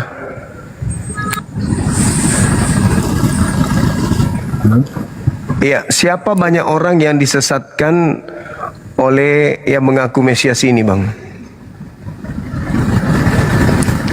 Di luar agama Yahudi yang memakai nama Yesus Kristus itu siapa? Halo, selamat malam saudara Triple Seven. Yes, Bang Juma. Assalamualaikum. Waalaikum. Dari Katolik Protestan? Dari Katolik. Oke, bisa buka kameranya, Bang? Bisa, tapi saya sudah kasih mati lampu di sini, Bang. Nyalakan lagi lah. Nyalakan lagi. Iya. Oke. Nah, gitu dong.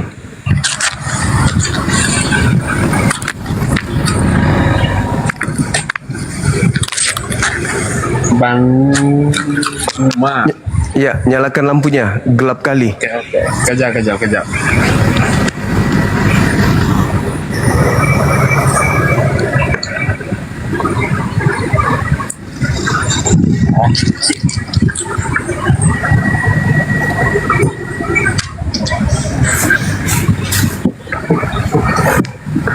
Ya, udah. Kok lampunya jauh kali? Jangan-jangan ke PLN dulu nyalakan lampu.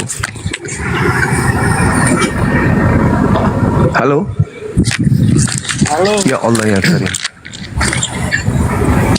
Bah, parah kali Bang. Nyalakan aja lampunya. Lampu di kelapa sawit ini kayak gini saja, Bang. Oh iya, sorry. Nah, Ya, gini. jangan marah, Bang. Enggak marah dong, enggak. Jadi tema kita ini, Anda tahu kalau di dalam Al-3 ini, buka aja Asep, buka aja mulutnya saudara Asep. Saudara tahu bahwa ada yang disebut amanat agung? Amanat agung? Ya. Amanat tanya tak ada lah amanat. Kalau agung ada lah. Amanat agung itu jadikanlah seluruh bangsa menjadi muridku.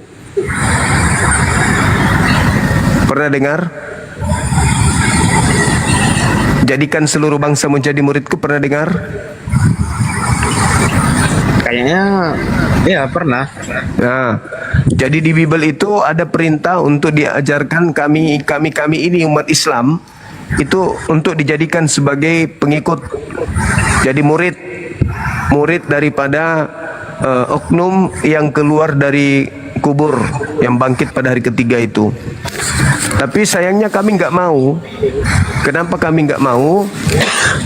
Karena sebelum oknum ini mengajar supaya pengikutnya mengajak bangsa lain menjadi pengikutnya, Yesus lebih dulu mengaku, aku hanya diutus kepada domba yang sesat dari umat Israel. Dan Yesus berpesan kepada muridnya agar jangan ke bangsa lain. Lalu kemudian Yesus mengajak murid-muridnya untuk paham bahwa waspadalah agar kalian jangan disesatkan, sebab akan datang banyak penyesat memakai namaku dan berkata akulah Mesias. Mereka akan menyesatkan banyak orang. Jadi ada penyesat datang memakai nama Yesus Kristus, mereka akan menyesatkan banyak orang. Pertanyaan saya, siapa di luar Yahudi yang memakai nama Yesus Kristus untuk kemudian merekrut orang di luar golongannya untuk mengikuti mengikuti Yesus Kristus itu? Itu siapa, Bang? Yang ingin menjadikan seluruh bangsa menjadi pengikut Kristus itu siapa? Maaf Bang Jumat, maksudnya saya belum mengerti lagi ini. Maksudnya ngomongnya kayak mana ini? Jadi Yesus berpesan kepada Bukan gimana? begini, kalau Bang Jumat, kalau mau bicara, saya kan Katolik, kutip saja di Katolik punya. Ya itu dalilnya Matius 24 nomor 4 nomor 5. Yesus Matius 24. Matius nomor 24. Ya. Nomor 4 nomor 5. Waspadalah agar kalian jangan disesatkan. Itu bukan Katolik punya, itu Kristen. Kalau Katolik, kalau Matius 24 gimana bunyinya? Tengok kita bertanya kan Bang yang tanya, mau tanya di saya. Ada tidak di situ? Apa? Itu Alkitab saya, Katoliknya, ada tidak? Ya itu ada, itulah yang kubacakan tadi. Mana ada bunyinya macam itu? Kau ini manusia dari mana Bang? Lah, memang begitu bunyinya. Kamu aja yang menolaknya. Bukan. Matius 24 nomor 4 nomor 5. Waspadalah agar kamu jangan disesatkan, sebab akan banyak orang datang memakai namaku dan berkata, akulah Mesias. Salah 3 kalimat itu Bang. Mereka akan menyesatkan banyak orang. Kamu baca betul tidak Alkitab saya? Apa sih orang ini Jangan kau bercanda. Nah, siapa yang kemudian menginginkan menjadikan seluruh bangsa menjadi murid Yesus Kristus? Ya termasuk saya lah. Nah, berarti penyesatnya adalah saya juga. Ya, begitu. Pantasan Anda hidup di kegelapan, ternyata Anda penyesat. Iya. Kenapa Anda memilih menjadi penyesat? Begini, kenapa saya memilih penyesat? Karena surga itu saya tidak tahu di mana. Bisa tahu, masuk dulu dikubur, suruh temanmu timbun dari atas. Tidak, yang saya tanya ini, Bang, ini sudah putar balik, bolak-balik dari surga itu sudah berapa kali? Saya bukan lugat tambunan. Terus? Tapi surga itu pasti ada, neraka itu pasti ada. Iya, surga dan neraka itu ada. Sudah bolak-balik berapa kali dari sana? Ya belum, karena kita belum pindah alam. Belum pindah alam. Belum. Oh, yakin banget. Lah, karena pasti neraka surga itu pasti ada. Nggak mungkin tidak ada. Hah? Itu mungkin surganya kalian. Kalau surganya saya tak ada. Waduh. Itu beda dengan kalian. Jadi di Katolik nggak ada surga? Nggak ada. Neraka pun nggak ada. Waduh. Iya. Surga sama neraka kita ada. Bang, saudara yakinkan saya kalau saya lagi berdiskusi dengan manusia. Kayak gini, karena ngomong kamu itu aku nggak ngerti gitu. Oh, bukan manusia ini. Masa nggak ngerti bahasa saya? Benar, kayak gini. Maksudnya, coba buka masker biar kita lihat dulu wajahnya kayak mana. Nah, ini saya manusia ini. Lihat aja fotonya siapa? Lihat fotonya Bopak, itu saya. Mana mulutnya? Bopak atau apa itu? Bopak ya, iya. Lihat aja itu kembaran saya. Tengok, nama sendiri saja nggak tahu. Itu nama saya itu, Bang Zuma. Iya, saya tahu Bang Zuma. Udah, diskusi sama penghuni hutan susah. Sekarang kau cari orang lecek-lecek macam kami baru diskusi. Kalau ketemu orang yang lebih atas, kau susah nanti jawabnya. Iya, tapi kau mengakui dirimu beda Bibelmu lah segala macam lah. Macam mana saya mau jawab? Kau Islam, saya Islam. Nah, kau gila berarti. Sekarang mengaku Islam lagi. Mulutmu itu Mirip pantai ayam. Halo saudara, silakan buka kamera, kita ngobrol. Jangan gila kayak tadi ya. Ngaku Katolik, ujung-ujungnya ngaku Islam lagi. Lama-lama dia ngaku Yesus juga itu. Ya. Halo. Malam Bang Jumat. Malam juga Bang. Buka kameranya Bang. Aduh Bang, aku mulai tadi nunggu Abang naikin aku pakai akun nggak tulus nggak naikin Bang. Ya udah buka kameranya Bang. Ini belum bisa on kan Bang. Kalau nggak tulus bisa. Kemarin kan udah jumpa Bang. Iya udah turun dulu, ganti akun dulu baru naik lagi abangku. Kalau nggak tulus ya Bang ya. Siapa? Kalau nggak tulus. Halo nggak tulus. Halo nggak tulus Bang Jumat. Oke, siap. Oke, silakan Bang, diganti akunnya habis itu naik. Halo, Kakak Nona. Ini saudara Arjuna sudah mau syahadat kah? Malam Bang Zuma. Bisa kameranya. Iya, malam. Arjuna di mana? Di Riau Bang. Udah mau syahadat? Saya Islam lah Bang. Iya, terus Bang. Ada yang bisa kami bantu?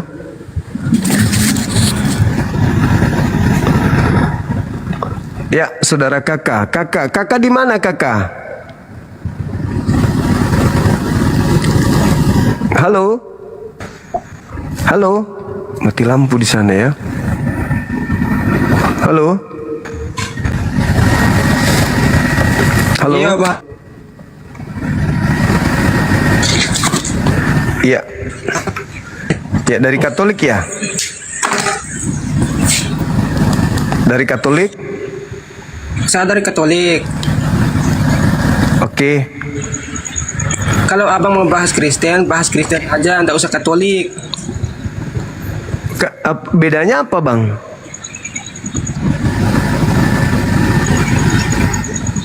Bedanya apa Kristen dengan Katolik? Abang tahu nggak kalau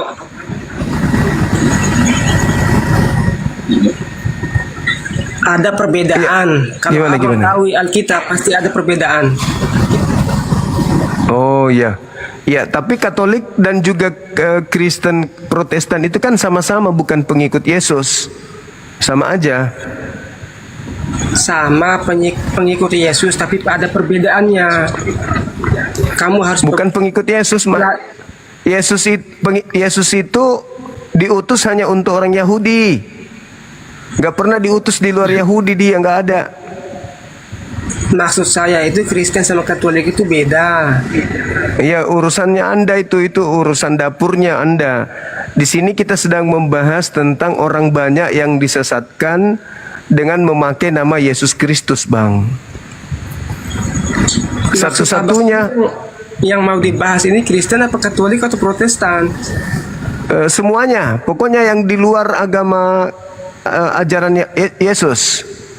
Mau dia Katolik, mau dia Protestan, mau dia Advent, Saksi Yehova, Pantekosta, Karismatik, Mesianik, mesin ketik, semuanya pokoknya. Yang pasti kata Yesus kepada orang Yahudi agar waspada kepada penyesat yang datang kepada mereka, memakai nama Yesus, dan mereka akan menyesatkan orang banyak. Nah, kalau Abang mau bahas tentang Kristen sama Edis TV, nggak usah lah bahas sama orang-orang yang tak tahu. Ya, Anda nggak tahu tentang agama Anda? Ya, saya tahu. Kalau agama saya tahu. Ya udah, mari kita diskusikan begitu, Bang. Nggak ada gunanya kalau mau diskusi sama Abang. Kenapa bisa? Takut ketahuan. Takut ketahuan. Anda bakalan percaya. Lah, kita bahas Bible, isi Bible. Berkata kepada orang Yahudi agar waspada kepada penyesat yang memakai namanya, menyesatkan banyak memakai nama Yesus yang keluar dari kubur dan meminta untuk menjadikan seluruh bangsa menjadi pengikutnya. Itu adalah penyesat. Sekarang kalau saya tanya kepada saudara, Yesus bicara kepada murid-muridnya Bani Israel orang Yahudi, waspadalah kepada penyesat yang datang kepada dengan memakai namaku dan berkata, akulah Mesias. Nah, satu-satunya kelompok di atas muka bumi ini, ya, yang kemudian memakai nama Yesus dan mengatakan Yesus itu adalah Kristus, yang Katolik. Tidak ada yang lain. Waduh, merokok ini bang, merokok abang. Kena pelanggaran. Abang kayak ini, kayak Pak Salib abangku ini. Sorry ya, saya turunkan karena merokok bang ya.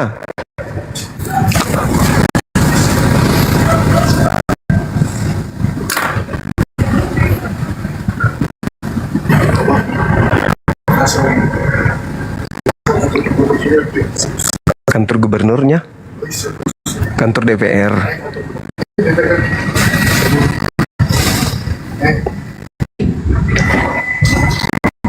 Selamat malam. Ustaz. Cuma. Iya, saudaraku Guguk, apa kabar? Minta tolong aku, bah. Minta tolong dulu aku. Iya. Buka dulu. Mas, kamu tuh maskernya tolong buka dulu. Kita bisa. Cuma. Iya. Tolong. Iya. Maskernya. Kenapa? Buat apa? Gini loh. Karena sekarang nggak ada COVID. Enggak bang, nanti kalau saya buka masker, bini abang jatuh cinta sama aku lagi. Aku laki-laki. Bininya abang yang jatuh cinta nanti sama aku kalau aku buka masker. Gini loh, kau jangan curang, kau selaku sebagai ustaz, jangan istriku jadi cinta. Nah, ya makanya aku hindari, makanya aku pakai masker. Tolong. Begitu bang, saya pakai masker, takut nanti bini abang yang kantol kan gitu. Halo, selamat malam saudara Stingko. Malam bang. Iya, mohon buka kamera.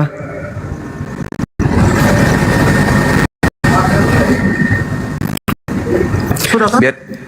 Belum. Oh, iya. Dari Katolik?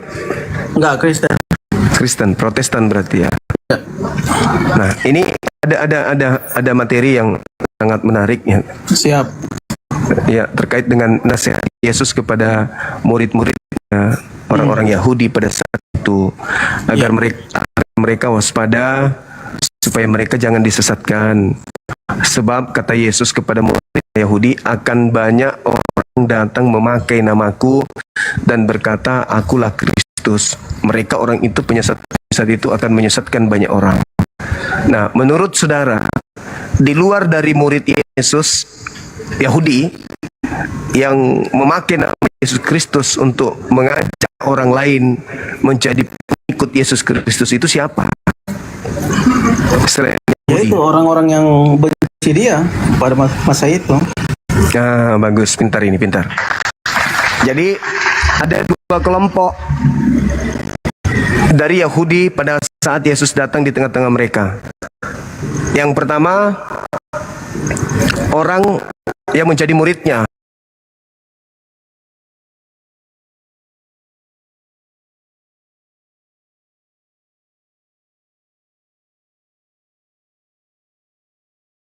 Yesus ini, mereka kemudian melakukan pembunuhan terhadap Yesus. Menurut mereka membunuh Yesus. Nah, kemudian orang yang tadinya benci kepada Yesus, benci kepada murid Yesus, itulah yang mendirikan agama Kristen ini, yaitu Paulus. Kenapa bukan orang yang menjadi pengikutnya yang mendirikan agama Kristen? Kenapa harus orang yang membencinya gitu? Ya, kalau menurut saya Paulus itu tidak membenci sih. Dia kan ada transformasi kan, dari Saulus menjadi Paulus kan. Awalnya memang dia seseorang yang mengejar dan membunuh pengikut Kristus kan Bang Suma. Terus setelah itu kan dia mendapatkan mujizat kan, ketemu langsung dengan Kristus kan, dengan Yesus, sehingga dia bertobat kan. Kan ada transformasi di situ. Iya, tapi Yesus justru dengan adanya transformasi yang Anda sebutkan itu menggenapi nubuatan Yesus. Nubuatan yang mana? Matius 12 nomor 43 sampai nomor 40 sampai nomor 45. Ada orang yang bertobat, iblisnya keluar. Lalu setelah iblisnya keluar, iblis itu keluar memanggil iblis yang lain, 7 iblis yang lebih jahat untuk masuk kembali kepada orang yang sehingga orang tadi lebih jahat lagi pada sebelum dia bertobat. Dan kata Yesus, angkatan jahat. Angkatan jahat itu adalah mereka yang diberi tanda kebangkitan hari ketiga. Nah, Paulus menjual kebangkitan hari ketiga itu keluar Yahudi, keluar dari non-Yahudi. Berarti tergenapi nubuatan itu, bahwa ada orang bertobat, tetapi kemasukan iblis lagi lebih parah setelah itu, setelah kejadiannya. Kenapa tergenapi? Paulus ketika dia menjadi Yahudi, dia tidak pernah mengatakan Taurat itu adalah sampah, tinja. Tapi setelah dia bertemu dengan Kristus di padang gurun, Paulus mengajarkan ke dunia bahwa Taurat itu adalah tinja, sampah, kotoran. Nah itu, oke. Kalau menurut Bang Suma bahwa Paulus mengatakan kalau itu tinja atau sampah itu dalilnya di mana? Di Alkitab. Filipi 3 nomor 8. Nomor 8. Saya pakai HP nih. Saya buka dulu ya nanti. Iya, nggak apa-apa. Terjadah. Nggak apa-apa.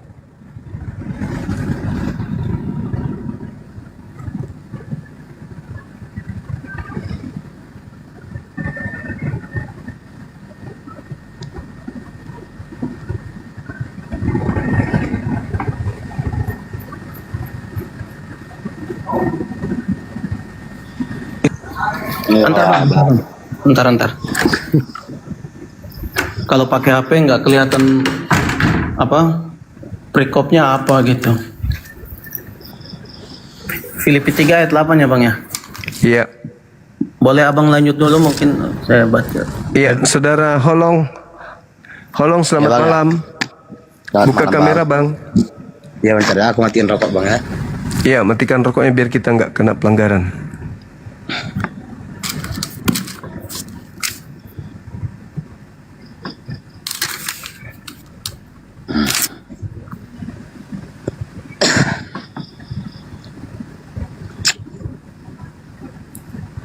Ya, gimana Saudara Holong?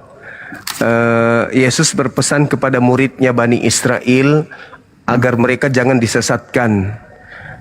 Maksudnya akan datang orang memakai nama Yesus dan berkata Yesus itu Kristus. Mereka akan menyesatkan banyak orang. Nah, sederhananya adalah siapa dari golongan luar dari murid-murid yang datang kepada murid memakai nama Yesus Kristus. Selain agama Anda itu siapa?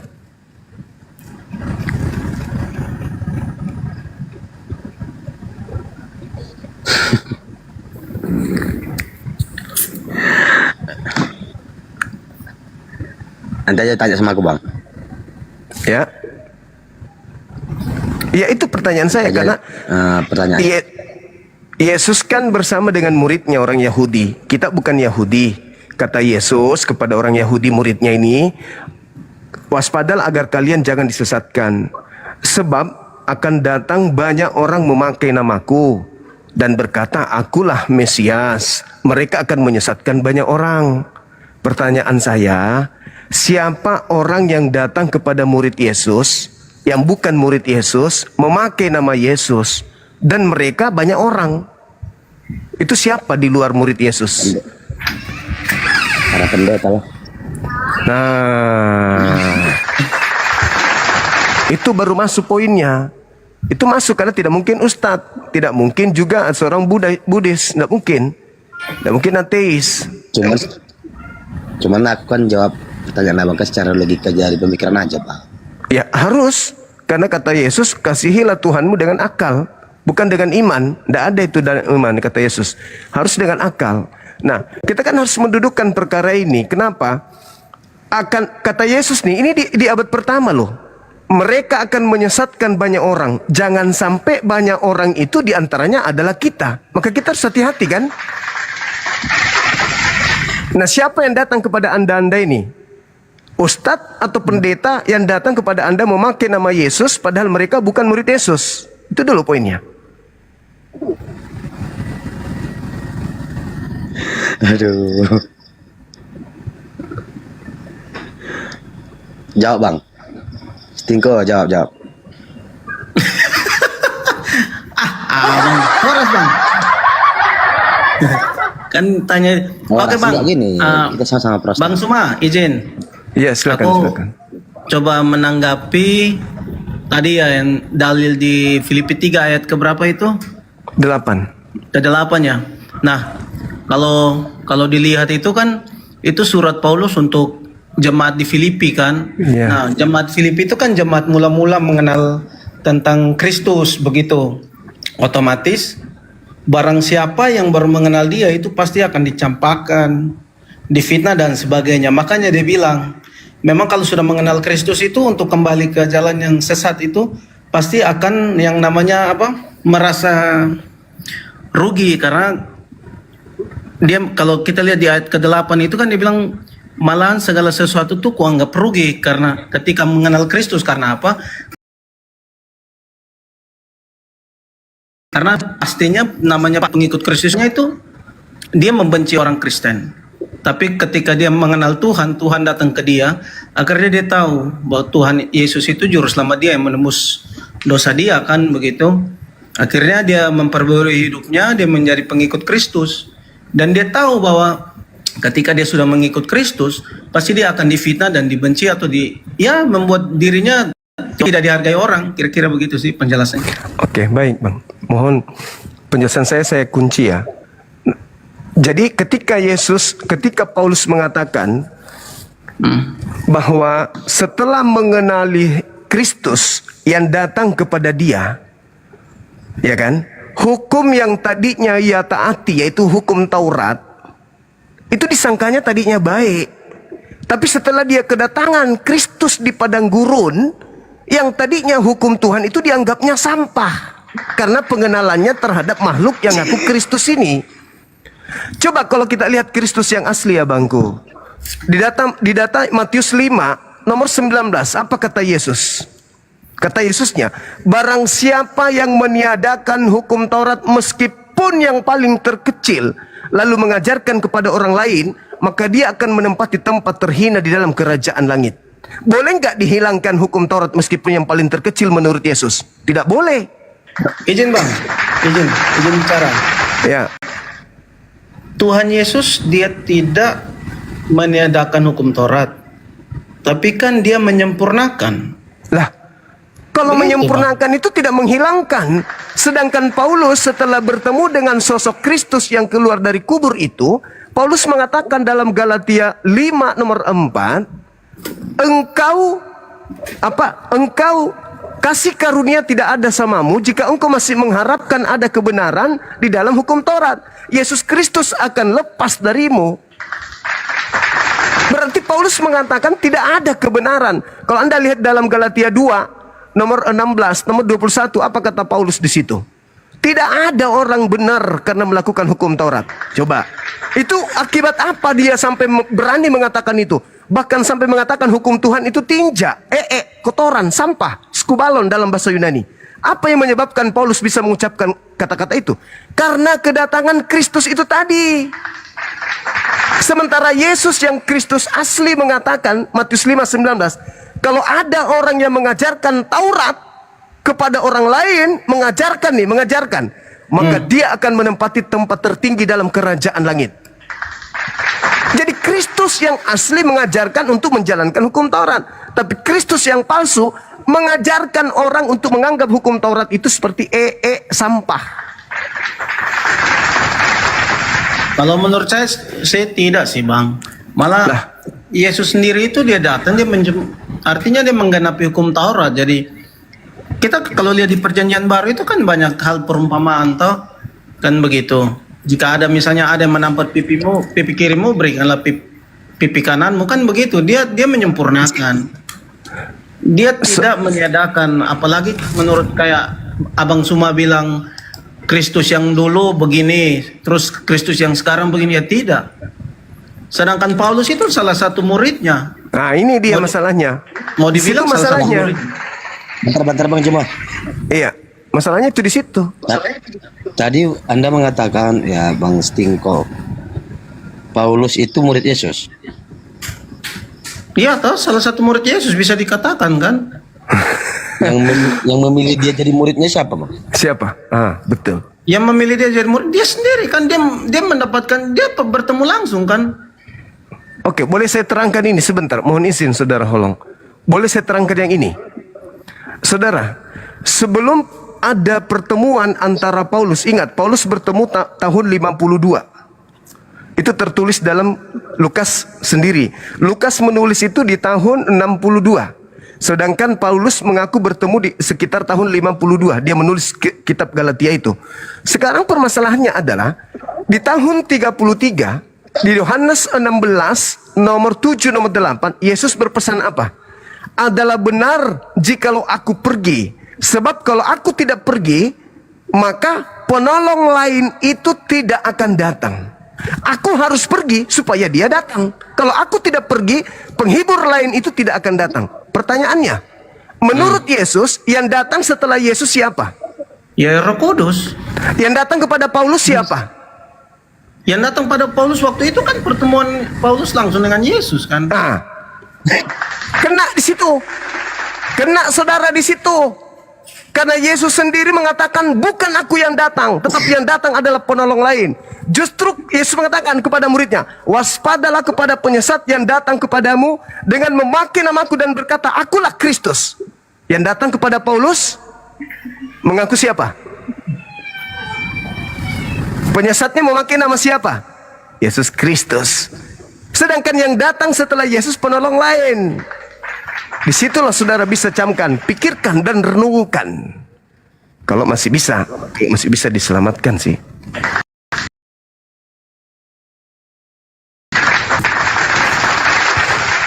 Protestan Bang, Protestan. Ini lama-lama dia protes Paulus juga ini. Nah, jadi jelaskan, kata Yesus, aku harus pergi. Sebab kalau aku tidak pergi, penghibur lain itu tidak akan datang. Nah, di dalam Yohanes 14 nomor 16, aku akan minta kepada Bapa agar Bapa mengutus seorang penolong lain.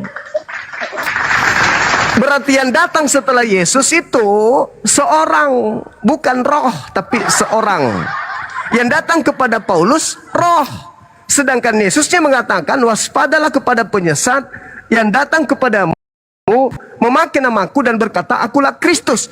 Mereka akan menyesatkan banyak orang. Yang datang kepada Paulus, andai saja yang datang itu penolong lain, maka siapakah engkau Tuhan? Akulah penolong lain. Itu baru betul sesuai dengan skenario yang disampaikan Yesus pada muridnya. Tapi ternyata mengaku Yesus salah konsep Paulus. Dia nggak baca naskah. Skenarionya itu dia ikuti Paulus ini. Akhirnya tabrakan dengan ajaran Yesus. Malah keciduk. Dia bertemu dengan Kristus, menggenapi nubuat penyesat itu akan datang memakai namaku. Siapakah engkau Tuhan? Akulah Yesus. Memakai nama Yesus. Siapa itu kata Yesus? Penyesat. Dia akan menyesatkan banyak orang. Berarti orang ini harus memiliki kemudian ketangguhan dalam pengajaran. Dia harus punya konsep, dia harus punya tatanan, dia harus punya perintah, aturan main. Ada perangkat-perangkat yang dia gunakan untuk menyesatkan banyak orang. Harus. Tidak boleh tidak. Kalau hanya datang mengaku, aku bertemu dengan Yesus. Siapa yang mau percaya? Sama ketika saya keluar dari rumah, terus saya bertemu dengan, Bang Suma, apa? Saya bertemu dengan Yesus loh. Siapa yang mau percaya? Tapi supaya dia banyak menyesatkan orang, maka dia harus sempurna di dalam menyesatkan. Termasuk menulis 13 buku, mengaku bertemu dengan Yesus. Kemudian di dalam Matius 24, nomor 24, nabi-nabi palsu, Kristus palsu itu akan melakukan banyak tanda yang dahsyat dan mujizat-mujizat sekiranya mungkin menyesatkan murid-murid pilihan juga. Paulus dibekali enggak dengan mujizat-mujizat itu? Dibekali. Bahkan dia anggap dewa Hermes, saking hebatnya mujizat dia. Nah, Yesus menasihatkan muridnya. Makanya ketika Paulus masuk ke Yerusalem kembali, tidak ada yang percaya sama dia. Malah Paulus di dalam Kisah Para Rasul 2 nomor 15 sampai nomor 26, Paulus, mohon maaf nih, Paulus bertaubat dari mengajarkan konsep-konsep agama Kristen. Silakan Anda baca. Kisah Para Rasul 21 nomor 15 sampai nomor 26. Paulus bertobat dari mengajarkan tidak bersunat, makan babi dan seterusnya. Itu tertulis di situ dengan jelas. Bahkan anehnya, dia mengajarkan kepada orang Kristen, kurban hanya sekali aja untuk selama-lamanya. Tapi begitu dia balik ke Yerusalem, dia masih berkurban, dia mempersembahkan kemudian persembahan. Coba Anda baca. Jadi Paulus mengajarkan di luar Yahudi beda, begitu kembali ke Yerusalem, kembali ke agama lamanya, yaitu menjadi Yahudi. Tadi dia katakan sampah, tadi dia katakan tinja. Begitu masuk, disidang sama imam-imam kepala. Apa kata imam kepala? Sekarang juga kau tahirkan dirimu kembali. Ditahirkannya dirinya. Silakan Bang, kalau Abang keberatan, sama-sama kita belajar Kisah Para Rasul 21 nomor 15 sampai nomor 26. Betulkah Paulus bertobat dari mengajarkan agama Kristen? Ya kalau menurut saya sih Paulus itu salah satu pengikut Kristus. Ya Kristus betul, saya juga saya setuju. Tapi Kristus yang mana? Ya Kristus satu saja. Mau Kristus siapa bilang? Siapa bilang Kristus itu cuma satu? Justru Yesus mengatakan Matius 24 nomor 24. Ini ucapan Yesus kepada Yahudi. Sebab Mesias palsu dan nabi-nabi palsu akan datang melakukan banyak tanda yang dahsyat dan mujizat-mujizat, sekiranya mungkin menyesatkan orang banyak. Kalau izin Bang, menurut Abang Bang Suma sendiri, Paulus tuh diurapi Tuhan nggak? Diurapi artinya diberikan, artinya ya diurapi atau apa ya kalimatnya oleh Yesus supaya dia memberitakan kebenaran. Menurut Bang Suma, dia didatangi Kristus. Izin, betul. Tadi izin Bang. Tadi kan yang pertemuan yang saya maksud itu kan ketika dia mau datang ke Damsik itu kan di gerbang itu kan dia mendapatkan penglihatan kan. Tuhan datang dalam bentuk penglihatan kepada dia kan begitu. Tapi ingat, Yesus berpesan di dalam Matius 24. Jadi apabila ada orang berkata ada Mesias di sini, ada Mesias di sana, jangan kamu pergi ke sana, jangan kau percaya. Sebab Kristus palsu dan nabi-nabi palsu akan datang melakukan tanda yang dahsyat dan mujizat-mujizat sekiranya mungkin menyesatkan orang pilihan juga. Camkanlah.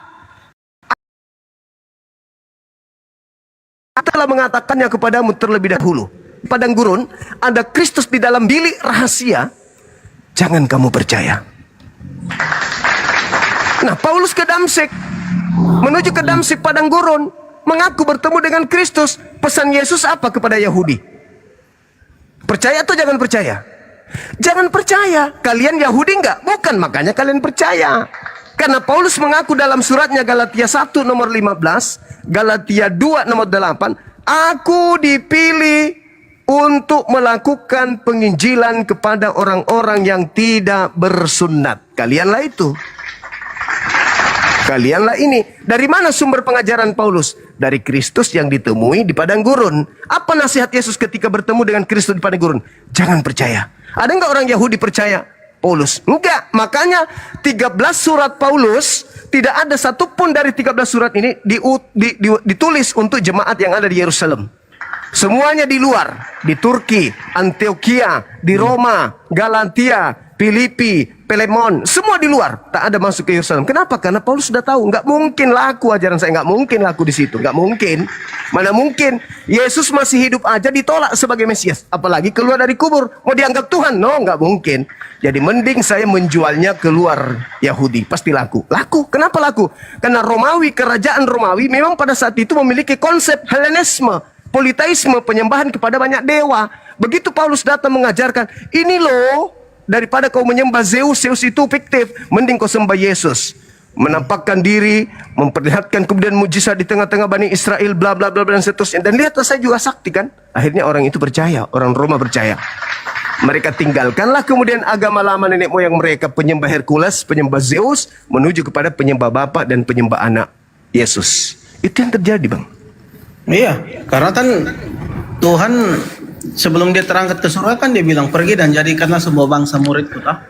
Itu yang keluar dari kubur itu bertentangan dengan Yesus Kristus yang asli berpesan di dalam Matius 10 nomor 5. Yesus berpesan kepada ke-12 muridnya agar jangan ke bangsa lain, tetapi pergilah kepada domba-dombaku yang hilang, yang sesat dari umat Israel. Iya, salah satu domba-domba yang hilang ini kan kita ini ya Bang. Oh, tunggu, salah. Iyalah. Salah saudaraku. Yeremia 50 nomor 17, yang dimaksud domba adalah Bani Yakub. Di luar Bani Yakub bukan domba. Makanya ketika Anda lihat di dalam Matius 15, ada seorang wanita non-Yahudi datang kepada Yesus, mengikuti Yesus sambil teriak-teriak dari belakang. Apa kata Yesus kepada muridnya? Usir wanita itu. Dia mengikuti kita dengan teriak-teriak. Tapi wanita itu nggak mau pergi, tetap aja dia dekati Yesus, lalu kemudian dia menghormat, sujud, menghimpun, memohon kepada Yesus. Apa kata Yesus? Tidak layak roti yang disediakan bagi anak-anak Israel diberikan kepada anjing. Apa kata wanita luar non-Yahudi ini? Betul, Tuhan Yesus. Tapi bukankah anjing makan sampah yang jatuh dari meja tuannya? Apa kata Yesus? Besar imanmu ibu. Jadilah seperti apa yang kau inginkan. Maka ibu itu anaknya sembuh. Tapi dia tidak berubah menjadi domba, tetap aja anjing. Dan Yesus membenarkan, besar imanmu ibu. Ketika wanita itu mengatakan, betul kami memang anjing dan tidak layak menjadi domba, Yesus mengatakan, besar imanmu, kau memang betul. Jadilah anakmu sembuh. Sembuh anaknya. Tapi tidak pernah mengatakan domba kepada non-Yahudi. Yang disebut domba itu adalah Bani Yakub. Yeremia 50 nomor 17. Makanya Yesus mengatakan, waspadalah kepada serigala yang datang kepadamu nyamar domba. Siapa yang datang kepada Bani Israel di luar Yahudi, nyamar-nyamar Yahudi? Kalian saudaraku Kristen. Kalian bukan Yahudi, nyamar-nyamar Yahudi. Kalianlah menggenapi nubuatan itu. Waspadalah kepada mereka. Sesungguhnya mereka bukan domba, tapi serigala yang buas. Makanya Kristen masuk ke Nusantara ini melalui apa? Misionaris, melalui penjajah. Belanda, Portugis masuk merampas, menjajah di negara kita ini, memperbudak orang, ikut kemudian misionarisnya untuk ketika sudah Nusantara ini meradang, lagi sakit, lagi lumpuh, ya, lagi sedih, lagi trauma, ketakutan, panik terhadap keadaan, diteror, setelah itu jutaan manusia menjadi miskin, jutaan wanita jadi janda, jutaan anak-anak jadi yatim. Datanglah para misionaris menjual Yesus. Mari kita sama-sama berdoa dalam nama Tuhan Yesus kita. Akhirnya kasihan orang-orang dalam tertekan, suami meninggal ditembak Belanda, anak-anak pada bermatian, rumah sudah dibom. Datanglah misionaris mengkristenkan. Itulah kalian ada. Ya gitu juga sih. Itu fakta. Itu fakta. Itu fakta. Tidak ada orang Yahudi yang datang ke Indonesia mengajarkan agama Kristen. Itu nggak ada. Semua ya, memang dari barat. beda kan. Yahudi sama Kristus kan beda. Buktinya kan sekarang lihat aja, Kristen sama yang Protestan itu dengan Yahudi kan beda. Nah, sekarang siapa yang menyamar menjadi Yahudi? Yahudi nyamar Yahudi atau non-Yahudi nyamar Yahudi? Domba nyamar domba atau di luar domba menyamar domba? Karena di dalam kitab saudara sendiri, di Wahyu 3 nomor 9, orang yang bukan Bani Israel, mereka adalah jemaat iblis.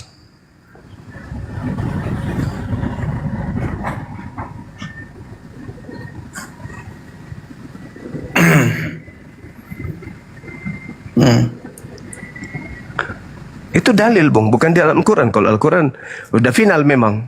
Tapi kalau di dalam Bible yang mengatakan itu, dan saudara tidak juga mau, ya saya serahkan kembali kepada saudara. Pikirkan aja kayaknya sendiri. di Matius 25 itu sudah menjawab semua sih. Matius mana? 25. Iya, silakan. Bahwa Tuhan kan akan datang memisahkan domba dan kambing. Nah, itu dia. Kita ini domba, Bang. Orang-orang yang di luar itu ya mereka yang nggak percaya Tuhan Yesus yang nggak dipilih. Tidak ada domba di luar Yahudi, Bang. Di luar Yahudi itu bukan domba. Di luar Yahudi itu. Jadi orang-orang yang mengaku pengikut Yesus itu ada dua. Satu domba, satu bukan domba, tapi ngaku domba, tapi dia serigala. Itu. Makanya di Matius 7 nomor 22-23 Yesus mengatakan begini, pada hari terakhir nanti banyak orang berseru kepadaku, Tuhan, Tuhan, Tuhan, bukankah kami bernubuat pakai namamu, bermujizat pakai namamu, mengusir setan pakai namamu? Kata Yesus, pada saat itulah aku akan berterus terang kepada mereka, enyahlah daripada aku, kalian semua adalah pembuat kejahatan. Aku tidak mengenal kalian. Jadi ketika orang-orang Kristen mengusir setan, bermujizat pakai nama Yesus, ternyata yang datang kepada mereka membantu mereka ini bukan anak Maria. Tetapi itu tadi yang datang kepada Paulus, itu juga yang datang membantu teman-teman Kristen pada saat pengobatan, pada saat kebaktian, penyembuhan dan seterusnya. Yesus yang datang kepada Paulus itulah yang kembali datang kepada para pendeta yang memakai nama Yesus, dalam nama Yesus. Padahal Yesusnya ketika ketemu dengan orang-orang ini nanti, apa kata Yesus? Aku tidak mengenal kalian. Jadi Yesus mana yang datang membantu orang Kristen pada saat pengobatan? Kalau yang asli mengatakan aku tidak mengenal kalian. Oke. Nah, Silakan. kembali dikit ke belakang Bang, terkait yang domba yang menurut Abang maksud. Kiasan Abang terkait domba itu seperti apa tuh yang Abang maksud itu? Bani Yakub, semua yang digelari domba itu Bani Yakub, keturunan Yakub. Tidak ada domba di luar Bani Yakub. Coba Anda lihat di dalam Yohanes 10 nomor 16. Masih ada lagi domba-dombaku di luar daripada kandang ini. Maksudnya kandang di luar dari Yerusalem, Aule dalam bahasa Yunani. Siapa domba-domba yang di luar Aule yang dimaksud Yesus? Keturunan Yakub yang sudah disebarkan ke seluruh penjuru bumi. Yang tertulis dalam kitab Yehezkiel 5 nomor 12, nomor 13. Sepertiga dari kaummu, dari keturunanmu Yakub, akan aku hembuskan ke seluruh penjuru mata angin. Nah, itulah domba-domba yang di luar kandang yang dimaksud, keturunan daripada Yakub yang sudah hidup di bangsa-bangsa asing. Makanya Yesus mengatakan, pergilah, jangan ke bangsa lain, tapi pergilah kepada domba-dombaku yang sesat dari umat Israel. Kalau Bani Yakub ada di Indonesia, mereka harus ke Indonesia. Makanya agama Yahudi itu Bang, bukan agama syiar. Orang Yahudi itu tidak mengajarkan kepada non-Yahudi untuk menjadi Yahudi. Itu ajaran aslinya Yesus itu. Dia tidak mengajarkan di luar Yahudi untuk masuk menjadi Yahudi. Enggak, Yesus tidak. Tidak. Sedangkan Kristen ya mengikuti pola yang diterima oleh Paulus. Jadikanlah seluruh bangsa menjadi muridku. Mana ada pesan Yesus kayak begitu? Pesan itu muncul nanti setelah Yesus sudah tak ada di bumi. Pesan itu muncul datang ke Paulus di tahun 52. Sedangkan Yesus mengatakan yang datang setelahku adalah penghibur lain. Paulus mengaku yang datang padanya adalah Yesus Kristus. Dan anehnya, ketika diterangkan dalam kitab saudara, 2 Yohanes 1 nomor 7, siapakah penyesat itu? Bukankah penyesat itu adalah yang pergi ke seluruh dunia, yang tidak mengaku Yesus Kristus datang sebagai manusia? Itulah antikristus, itulah penyesatnya, yang tidak mengaku Yesus datang sebagai manusia. Paulus di dalam Galatia 1 nomor 1, aku menerima Injil bukan dari manusia, tetapi dari Yesus Kristus. Sedangkan Maria melahirkan manusia. Yesus datang kedua kalinya sebagai manusia. Yesus lahir sebagai manusia. Yesus penginjilan sebagai manusia. Terangkat ke langit sebagai manusia. Datang dari langit turun ke bumi sebagai manusia. Yang datang kepada Paulus bukan manusia. Berarti Yesus lain. Karena Yesus manusia. Galatia 1 nomor 1, Galatia 1 nomor 11, nomor 12, Paulus mengatakan, aku menerima Injil, bukan manusia yang mengajarkan aku Injil, tetapi Yesus Kristus. Wah, kapan Yesus Kristus bukan manusia?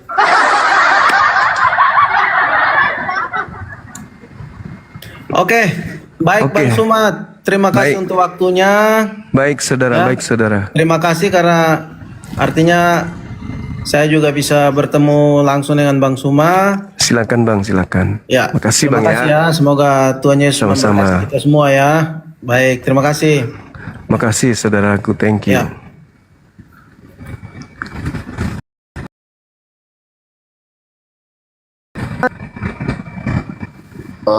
Malam Bang Sitorus, senior, bukan junior ini, senior.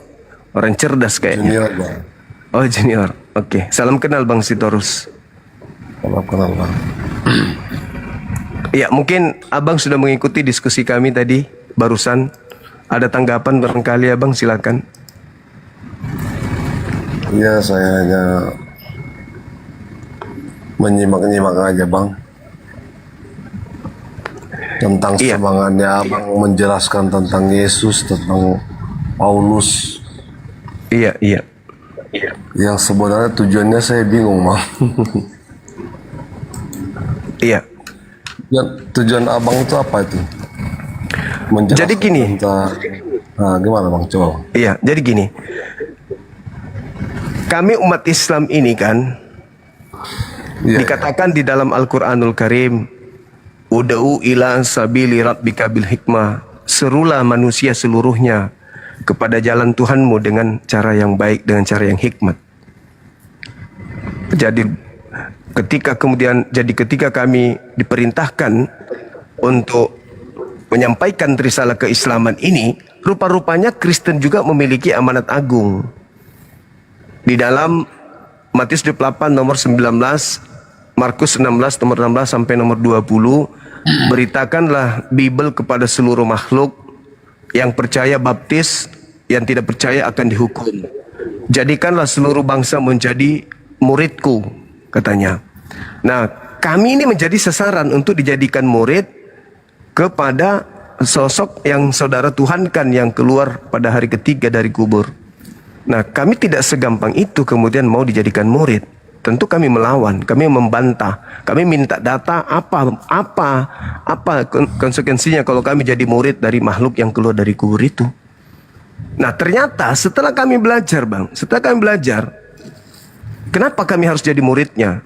Kami pelajarilah Bible itu. Ternyata Yesus memang pernah, sebelum ada kejadian kebangkitan dari kubur, Yesus sebelumnya sudah menasihati muridnya agar waspada kepada penyesat yang datang kepada murid dengan memakai nama Yesus Kristus.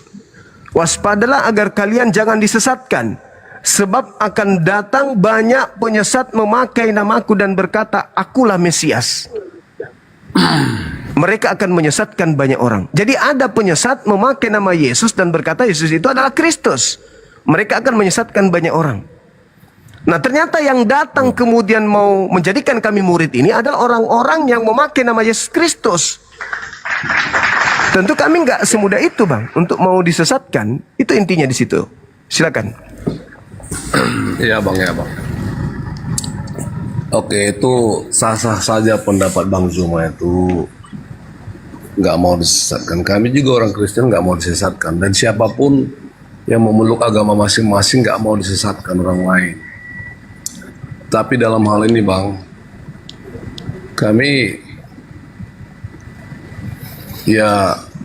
nggak sesat. Makanya kami nggak takut disesatkan. Mau siapapun nggak bisa menyesatkan kami Bang. Karena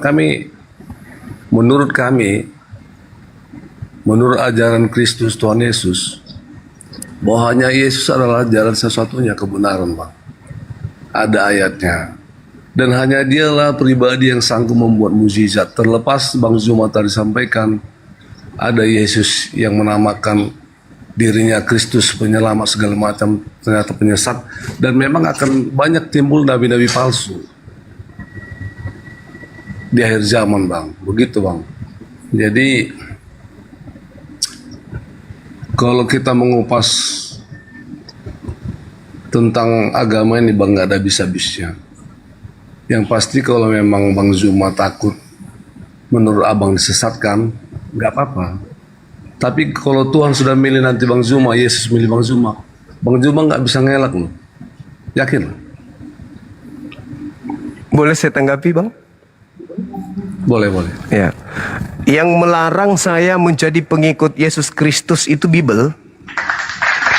Bible mengatakan, waspadalah kepada penyesat yang datang kepadamu dengan memakai namaku. Jadi penyesat itu datang memakai nama Yesus. Saya udah tahu, udah ada bocoran. Dan dia akan mengatakan, akulah Kristus. Saya udah tahu. Penyesat itu memakai nama Yesus dan berkata, akulah Kristus. Makanya saya tidak mau terpengaruh oleh Kristen misionaris, karena misionaris datang memakai nama Yesus. Yesus mengatakan, waspadalah kepada penyesat yang datang kepadamu memakai namaku. dan berkata, akulah Kristus. Ketika misionaris datang, kamu datang mau jual nama siapa? Nama Yesus. Emang Yesus itu menurutmu siapa? Kristus. Penyesat dong, sesuai dengan data. Jadi kalau Anda mengatakan Yesus memilih Anda, itu sudah tertolak lebih dulu karena sudah ada bocoran. Yang jadi masalah di sini adalah saudara Kristen yang tidak mau menyadari itu. Karena sudah terlanjur cinta. Yang namanya orang sudah disesatkan, Bang, ya sesat. Orang namanya disesatkan, ya udah sesat. Waspadalah kepada penyesat. Kata akulah Kristus. Mereka akan menyesatkan banyak orang. Ketika orang Kristen datang dari barat, datang kepada kami umat Islam, dia datang membawa nama Yesus dan mengatakan Yesus itu Kristus. Mereka menyesatkan banyak orang. Nah, ternyata Kristen ini banyak. Tergenapi semua itu, abangku. Sedangkan nasihat Yesus itu bukan kepada Kristen yang sekarang. Nasihat Yesus itu kepada orang Yahudi. Nah, siapa di luar Yahudi yang memakai nama Yesus Kristus? Ya Kristen. Silakan. Jadi Bang, menurut Abang, di luar daripada Yahudi itu, kami ini disesatkan begitu? Ya, Yesus yang mengatakan itu, bukan saya. Itu menurut Abang, gak apa-apa. Yesus Bang yang mengatakan itu, Yesus. Saya kasih data ya. Abang tolong dengarkan data ini. Matius 23. Bentar Bang, iya saya paham. Itu menurut Abang, menurut pengupasan Abang, menurut hemat Abang, pengertian Abang, gak apa-apa. Gak apa-apa. Saya baca dalil Bang. Saya baca dalil. Saya tidak baca dalil. Saya bukan tidak baca dalil, saya baca dalil. Tapi pengupasan orang-orang itu beda-beda Bang. Tapi oke. Sekarang begini. Begini Bang.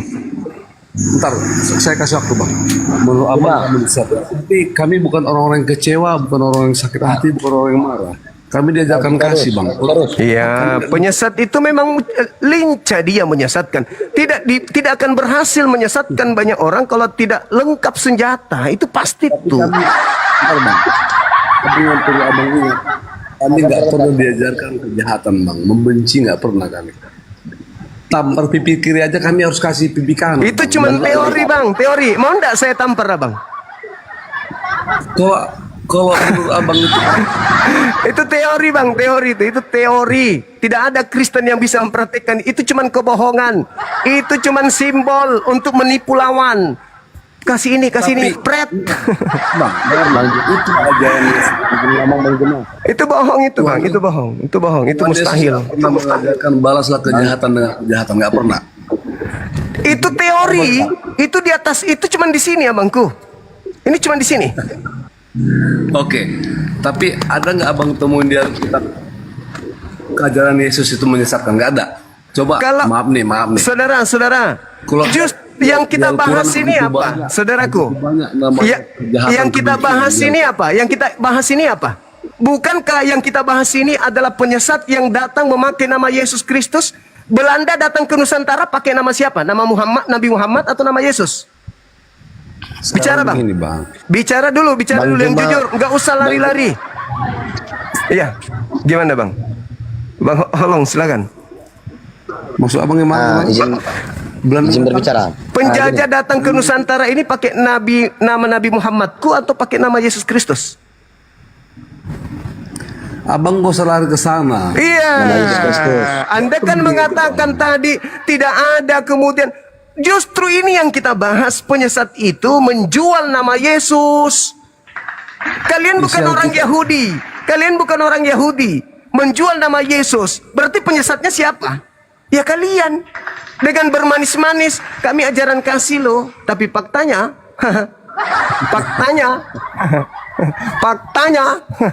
Abang itu ketakutan. Kok ketakutan? Penjajah lengkap senjata aja kami nggak takut. Apalagi kalau cuma modal tipu-tipu abangku. Modal ajaran kasih, pipi kiri. Kalau memang itu betul Kristen ajaran kasih, tolong seluruh pendeta di Indonesia suruh kemudian di Monas tentukan tanggalnya berbaris biar ku tampar satu-satu. Aku mau lihat. Dari bahasa Abang aja. Abang bukan orang yang jujur dengan hati Abang. Lah, sekarang Anda jujur nggak? Sekarang ku tanya dulu. Saya mau bukti dari Abang. Apakah Abang jujur? Siapa di luar Yahudi yang memakai nama Yesus menyebarkan agamanya ke seluruh penjuru? Siapa di luar Yahudi? Di luar Yahudi yang menyebarkan? yang menyebarkan agamanya pakai nama Yesus Kristus itu agama apa? Jujur. Jujur.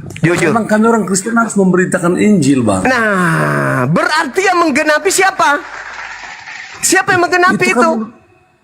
Yang menurut abang menyesatkan kan itu menurut pikiran abang sendiri. Sekarang faktanya seperti itu. Kalau bukan Kristen lalu siapa? Yang memakai nama Yesus Kristus menyesatkan banyak orang itu siapa? Pengikut Yesus. Tapi abang perlu ingat, abang, di luar Yahudi yang memakai nama Yesus, menjual-jual nama Yesus kemana-mana, tapi bukan pengikut Yesus, bukan Yahudi, itu siapa? Jujur. Gak apa-apa, kami. Bagus, udah selesai. Tidak perlu lagi kita cari yang lain, kan? Tapi kami nggak pernah mengajarkan kebencian, Bang. Ingat itu. Iblis itu selalu mengajarkan yang manis-manis. Iblis. Adam terjerat karena kedatangan iblis yang manis-manis. Tapi kami nggak pernah menjerat, Bang. Ya tidak mungkin iblisnya datang dengan muka aslinya. Nggak mungkin. Iya. Nggak bisa menyesatkan iblis itu kalau datang dengan muka asli. Mereka harus kemudian coba dulu, kutanya dulu. Untuk membuktikan bahwa agama itu, agama Anda itu bukan berasal dari Tuhan. Tolong, mengajarkan Tuhan turun ke bumi untuk mati dibunuh oleh makhluknya. Agama mana itu? Itu nubuatan di Yesaya. Bentar, tanya loh, Bang. Muhammad ada nggak nubuatan tentang Nabi Muhammad? Ada nggak nubuatan tentang Nabi? Nubuatan dari mana? Ada nggak? Nubuatan dari mana? Kami nggak butuh nubuatan. Bahwa Muhammad itu kalian bilang adalah Nabi terakhir. Ada nggak nubuatannya? Al-Quran kami yang mengatakan itu. Coba di mana? Al-Quran kami. Iya, di mana tertulis? Yang mengatakan itu jelas dikatakan bahwasanya dia menerima Al-Quran ini jelas dari Roh Kudus. Gak ada Roh Kudus di Al-Quran, Bang. Gak ada Roh Kudus di Al-Quran. Oke, nah coba tenangkan pikiran Anda, duduk dengan tenang, atur nafas. Dari mana Bible Indonesia mencuri kata Roh Kudus?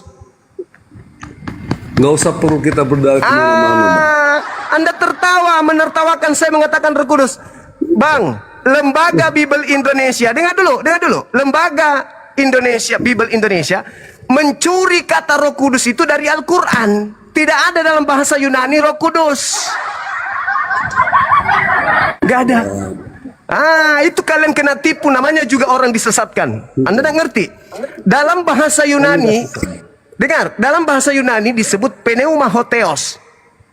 Hantu suci, bukan Roh Kudus. Pneuma hotheos itu yang kalian terjemahkan oleh Lembaga Indonesia dengan Roh Kudus, arti sebenarnya adalah hantu suci.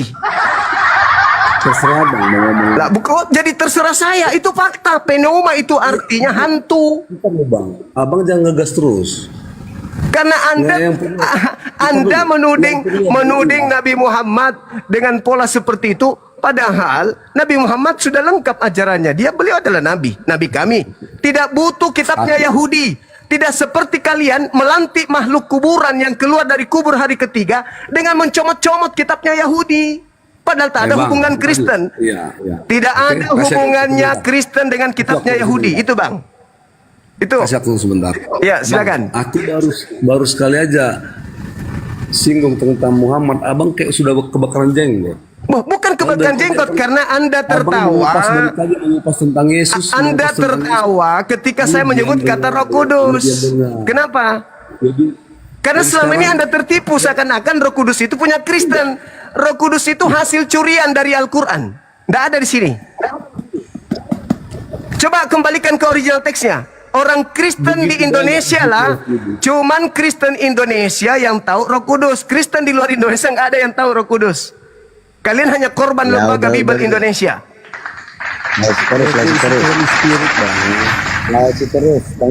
Spirit itu bukan bahasa Yunani. Bicara dulu lah. Iya, silakan Saudara Holong. Coba Holong. Nah, gini, lanjut terus. Gini ya, aku nggak bisa lama juga di sini karena aku tetap ngelapor nih. Kalau aku bicara di komal seperti ini pasti tetap ngelapor kayak tadi ya. Gini, ketika Bang Juma mengatakan Kristen mau menyembah apapun itu ceritanya, satu kuncinya, Bang. selagi orang Kristen mengatakan Yesus sebagai Tuhan, pasti bakal nggak ketemu ngobrol sama abang. Iya. Iya, nggak bakal ketemu bang. Selagi mereka itu mengakui 3 dalam 1, tetap nggak ketemu sama abang cara ngobrolnya. Enggak. Itu juga betul. Itu betul. Tapi yang parah di saudara-saudara Kristen ini, ketika Yesus berbicara kepada orang Yahudi, orang Kristen merasa kalau Yesus itu bicara dengan dia. Padahal yang berbicara dengan Kristen ini adalah makhluk goib yang datang kepada Paulus.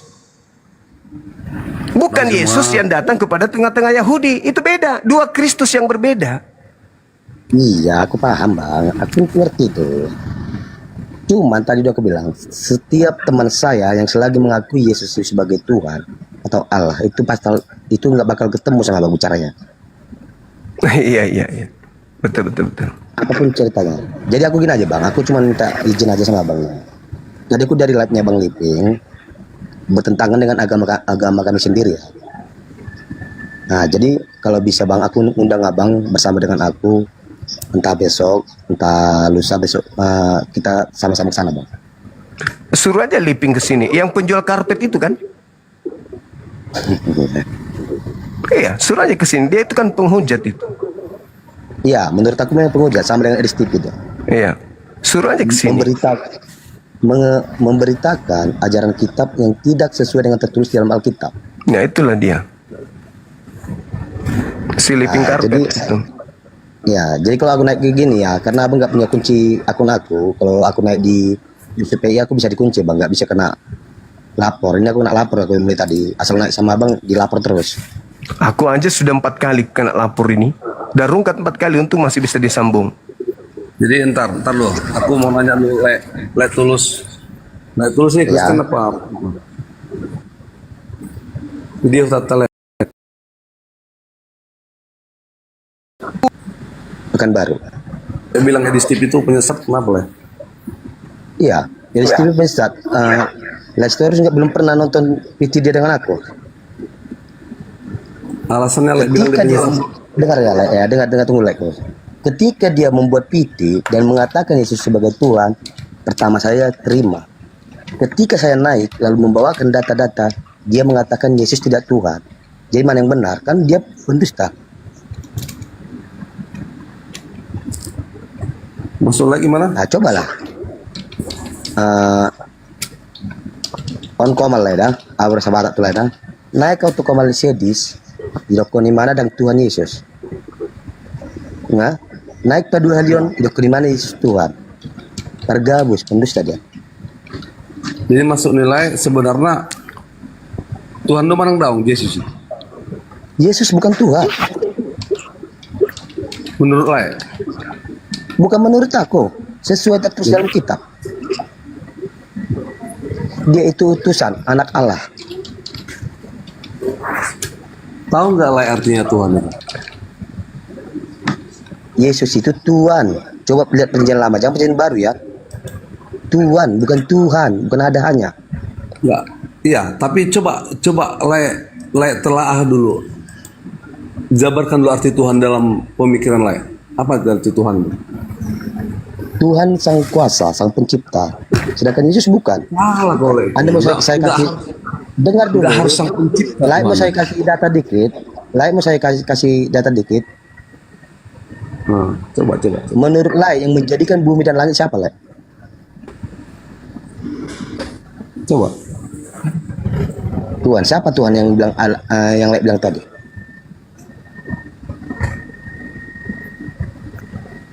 Halo.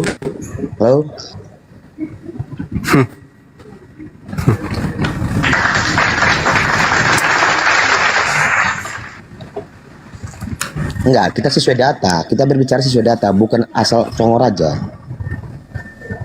Kan gitu. Aku Kristen bang, Protestan. Iya tahu aku. Nah, cuma kalau dikatakan Yesus sebagai utusan atau anak Allah, saya pun saya akui. Nah, tadi pertanyaan saya gini lah terus. Yang menjadikan langit dan bumi siapa? Tuhan Lai bilang. Yang menurut Lai Tuhan itu siapa?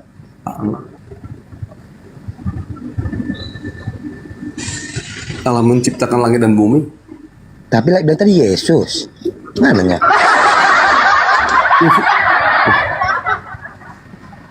Lai, pernah nggak baca di Yesaya 3:10 ya? Karena begitu besar kasih Allah akan dunia sehingga mengaruniakan anak yang tunggal. Berarti Bukan Yesaya itu. Ulangi secara pelan. Yohanes Kita itu. berbicara. saya nggak mau bilang Tritunggal ya. Dalam bahasa kita nggak Tritunggal. Tapi Iya, maksudku kita berbicara dengan pelan. Begitu besar, coba diulang, Le. karena begitu besar kasih Allah akan dunia ini sehingga dia mengurniakan anak. Allah loh, Le. Allah bukan Yesus. Sehingga setiap yang percaya tidak binasa melainkan beroleh hidup yang kekal. Ya Allah kan. Aku saya akui kalau itu. Pemahaman lain masih jauh kalau begitu. Bukan pemahaman yang masih jauh, Le. Kita sesuai fakta. Enggak, Lai terlalu dangkal pemahamannya kalau begitu. Tuhan itu Lai bisa kutuhankan, Lai. Bukan berarti Lai pencipta. Ngerti, Lai? Sekarang gini aja, Le. Menurut Lai, Kalau Tuhan aku itu bisa dilihat. mengagumi Lai lebih dari orang lain yang ada di bawah langit ini, sama aja aku menuhankan Lai. Tapi bukan berarti Lai pencipta langit dan bumi. Coba tanya Bang Juma itu, pasti ngerti dia. Udah tidur dia tuh. Ini nggak Bang Jum, bener kan? Apa tuh? Bener nggak Bang Zuma? Apa itu? Ketika aku mengagumi Bang Zuma melebihi dari manusia yang ada di muka bumi ini, melebihi siapapun yang ada di bawah kolong langit ini, aku mengagumi Bang Zuma, menghormati Bang Zuma, mengagung-agungkan Bang Zuma, sama aja dengan aku dengan menuhankan Bang Zuma kan? Bener nggak Bang Zuma? Salah itu. Berarti Anda tidak mengetahui konsep Tuhan. Tapi bukan berarti Bang Zuma pencipta langit dan bumi. Tuhan itu pencipta langit dan bumi. Kalau Anda kagum kepada saya, Anda kagum kepada makhluk, bukan kagum kepada Tuhan. Kalau Anda kemudian mengatakan saya seperti itu, saya Tuhan, berarti Anda sama halnya menuhankan Paulus. Karena Anda menjadi Kristen karena mengikuti Paulus. Berarti Tuhan Anda itu ada banyak. Paulus juga Tuhan Anda berarti. Lukas Tuhan Makanya Anda. saya katakan, menurut Anda, Tuhan itu bisa dilihat enggak? Hah? Menurut Kusitorus, Tuhan itu bisa dilihat. Jadi memang banyak statement pendeta mengatakan bahwa Yesus adalah 100% Allah, 100% manusia. Itu salah. Kalau aku bilang Yesus adalah 100% Allah tapi tidak 100% manusia, dia hanya menjelma sebagai manusia, Le. Makanya pribadi Yesus itu tidak bercela. Selama di dunia dia tidak bercela.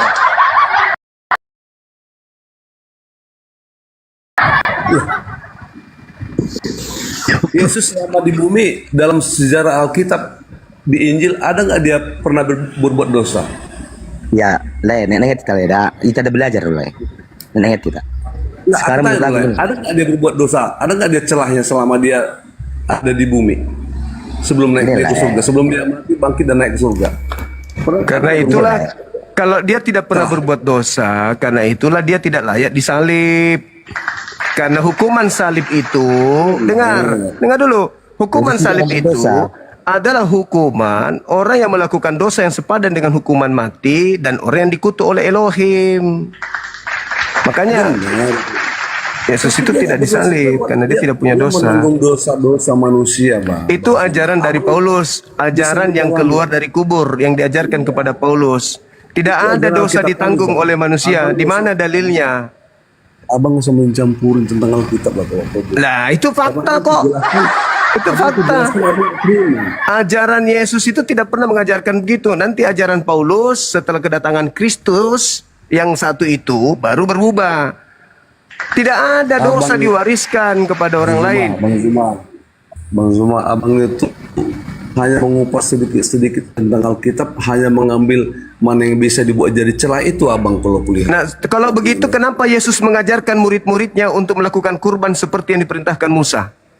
Kenapa? Matius 8 nomor 4. Kenapa Yesus mengajarkan muridnya untuk berkurban hewan? Matius 8 ayat 4. Coba abang buka. Ya. Bacalah di situ.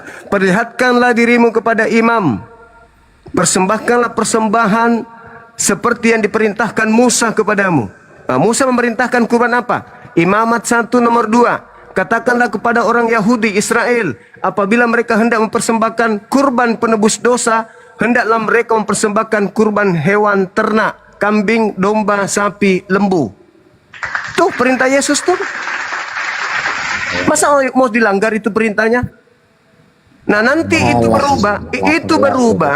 itu berubah setelah ada Kristus datang kepada Paulus.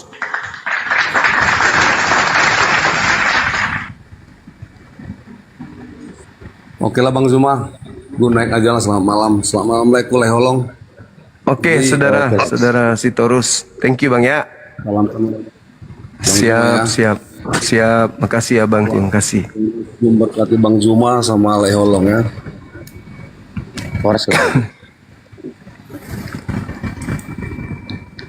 Nang hadong berakal orang-orang itu. Aku nggak bisa lihat Bang Juma loh. Kok bisa? Kena lapor lagi aku nih Bang. Oh ya? Kenapa ya asal naik ke sini aku kena lapor? Mungkin teman-teman yang tidak suka dirimu itu tidak menerima Yesus sebagai Tuhan. Emang fakta loh Bang, itu tertulis. Ya itu dia makanya, baguslah. Artinya Anda selangkah lebih maju dari mereka. Kan gitu. Di Pekanbaru rupanya ya? Iya. Kemarin aku hampir semalam, hampir sebulan aku di Pekanbaru kemarin. Enggak tahu Bang. Iya. Malam ini aku di apa terus di rumahnya Bang apa Ustadz PI kan? Oh iya, bagus, belajar di situ juga bagus. Iya, sama Uniripa juga ya. Cuma gini, aku tadi sama aku minta maaf ya, kalau abang bisa lihat wajah aku di situ, entahlah, aku nggak bisa lihat wajah abang. Oh ya? Enggak, kami bisa lihat kok. Tunggu dulu, kita naikkan dulu Bang Handi ya. Saya ada telepon dari tim ini Makassar kayaknya ada sesuatu. Bang Handi naik dulu Bang Handi. Ada tim anak-anak bela diri, ada WA. Bang Handi, monitor Bang Handi. Bang Handi boleh naik dulu sebentar. Apa lagi aku? Bang Handi monitor.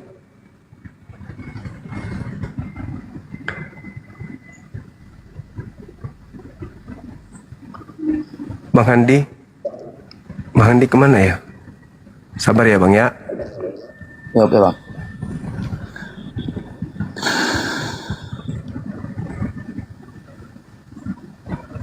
Moderator saya pada nggak ada ya.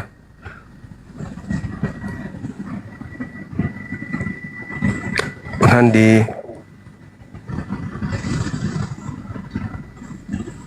Bunda Rahma,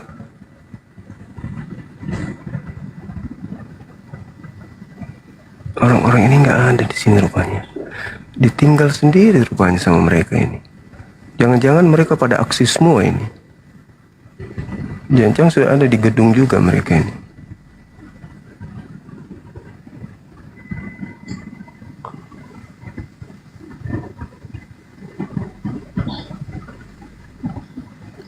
Kenapa lah kok malah aku naik?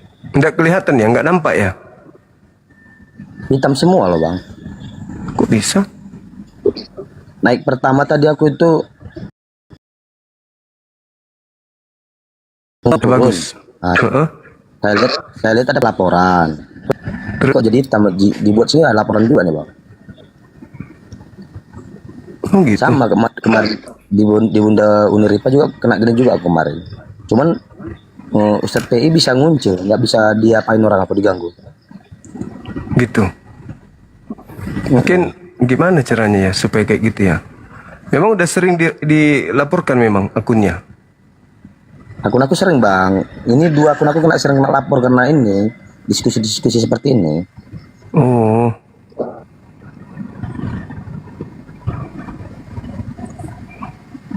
Bang Handi ada nggak di komal-komal lain teman-teman? Di MPI tadi ya, di MPI dia, Bang Handi. Itu.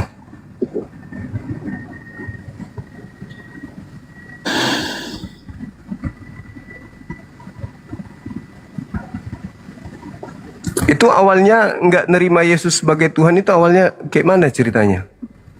Ya karena saya pelajarin Bang. Dari umur berapa? Gini loh Bang, pertama kan aku dulu kan ngikut-ngikut tuh di TV Lintas Agama ini kan Bang kan. Iya. Dulu kan saya tuh pecinta Bang Edis TV dengan Bang Liping kan. Saya sukanya dari Bang Liping, pintar bermain kata-kata. Sukanya dengan apa, dengan Edis TV karena bisa dalam Al-Quran kan gitu. Tapi ketika saya ikuti selalu, waktu saya pertama naik dulu, kalau nggak salah ya 4 bulan yang lalu aku naik ke Ustadz PI. Itu dulu kan Ustadz PI saya maki-maki terus ya. Nah pertama awal kan, cuman ya saya ngambil dalam hati ya untuk apalah saya maki-maki orang. Lebih baik saya pelajari dulu, aku orangnya nggak ngerti kan gitu. Ya ketika mendengar seperti abang ini lagi diskusi, buka ini halaman ini, buka ayat ini, saya buka. Disitulah saya bisa ketemu ya Bang. Oh gitu. Iya. Iya.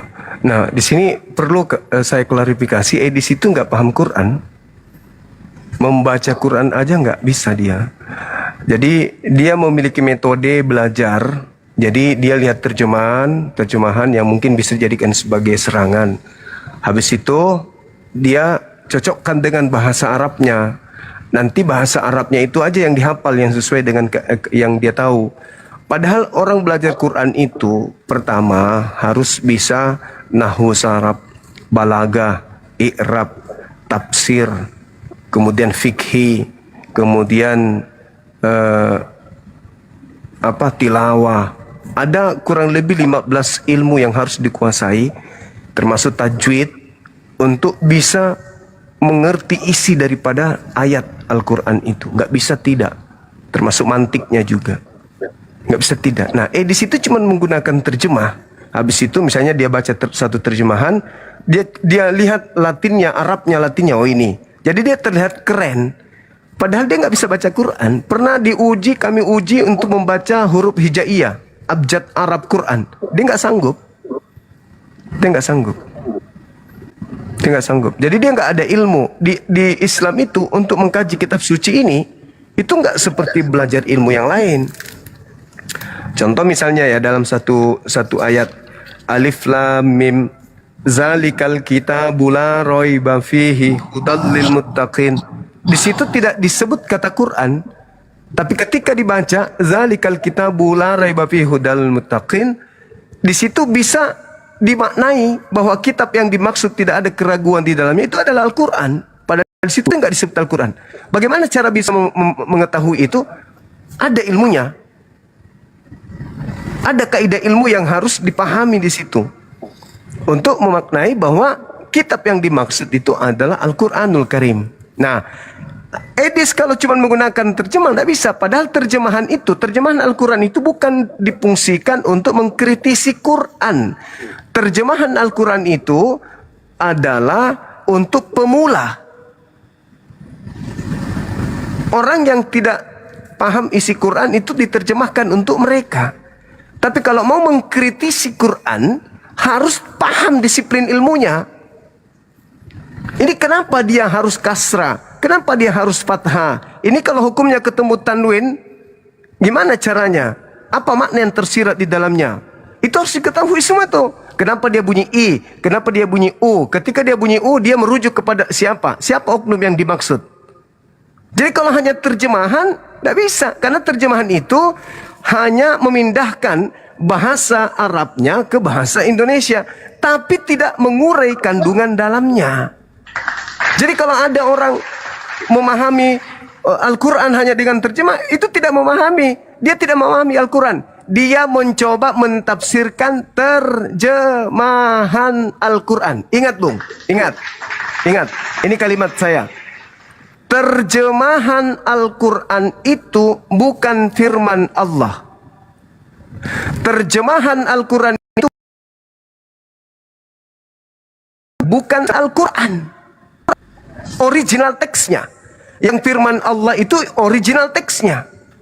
Nah, bagaimana caranya bisa memahami kandungannya? Dasar-dasar pijakan disiplin ilmunya harus dikuasai. Makanya kami mondok 6 tahun. Lanjut lagi S1 sampai 4 tahun. Lanjut lagi S2 sampai 3 tahun. Begitu seterusnya. Untuk memahami Quran itu tidak gampang. Mau membaca terjemahan habis itu, saya paham Al-Quran. Di dalam Al-Quranmu dikatakan, nggak bisa gitu. Orang yang punya ijazah untuk mengajarkan Quran itu mereka yang minimal sudah bisa baca kitab gundul.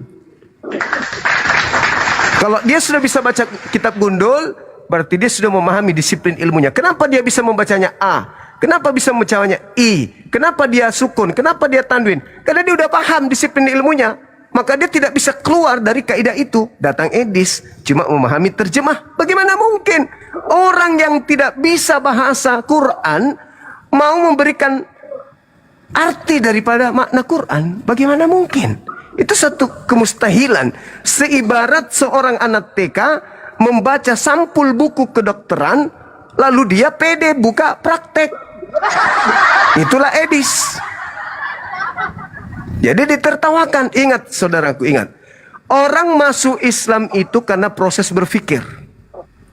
Bukan karena percaya, bukan asal yakin, bukan asal imani.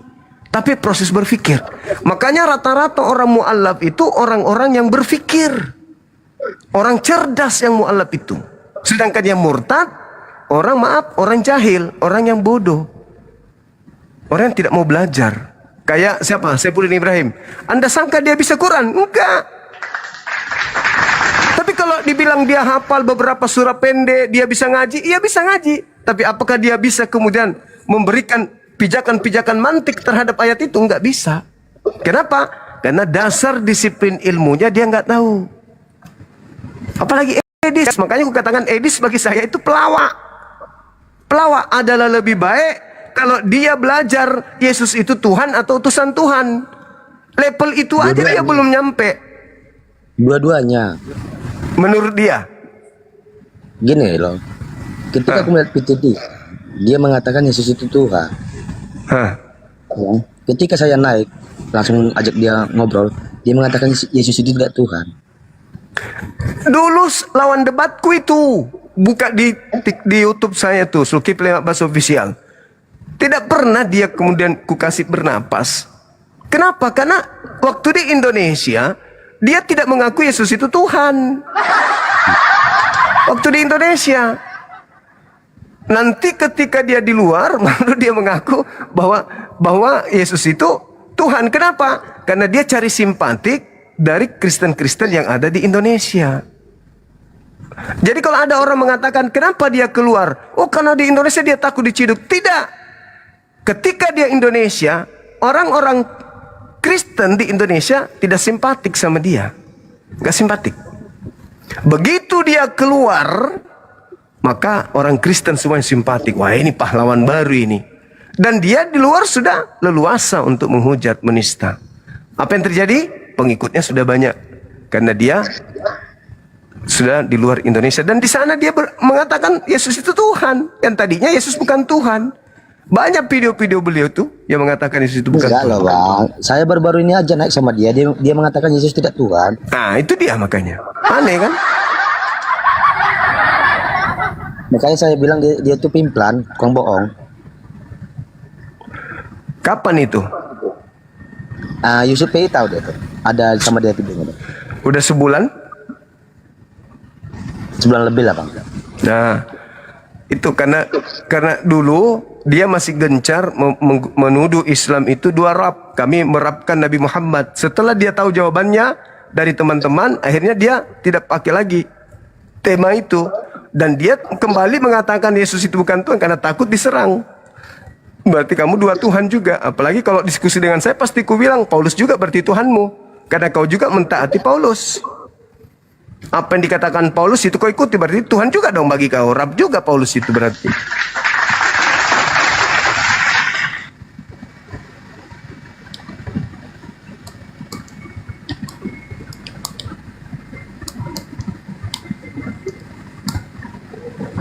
Oke, Bang Handi, Assalamualaikum.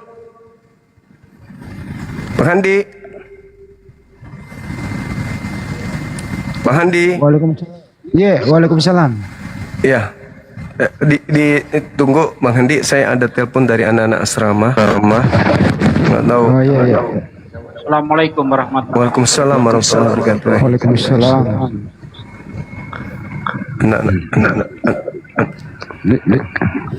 Kantor apa gitu, ada sedikit kredit. Iya, agak kredit memang di sana. Iya. Bentar ya Bang Hendi ya. Iya. Akhi, Ahi. Mohon izin minta tolong. Sip. Double suaranya Pak ya. Tes. Sekarang gimana? Cek. Masih. Doubling. Ya, aku yang nggak dengar suaraku sekarang. Tes. Doubling. Masih Pak De. Masih. Aku tutup kamera dulu Bang ya, aku coba ya Bang ya. Ya nggak apa-apa Bang Holong. Tetap semangat Bang. Soalnya nggak hitam semua nih, nggak bisa aku lihat. Oh ya? Cek. Ya udah Pak De, coba. Sekarang masih doubling. Cek. Ya aman. Aman. Oh, sip. Jadi Bang Holong ini sudah tidak percaya kalau Yesus itu Tuhan. Ya memang harus begitu ya, orang yang namanya pernah hidup di muka bumi kok. Dia sendiri yang ngomong dia adalah utusan Tuhan. Mulai kapan, Bang? Gak percaya Yesus Tuhan, Bang?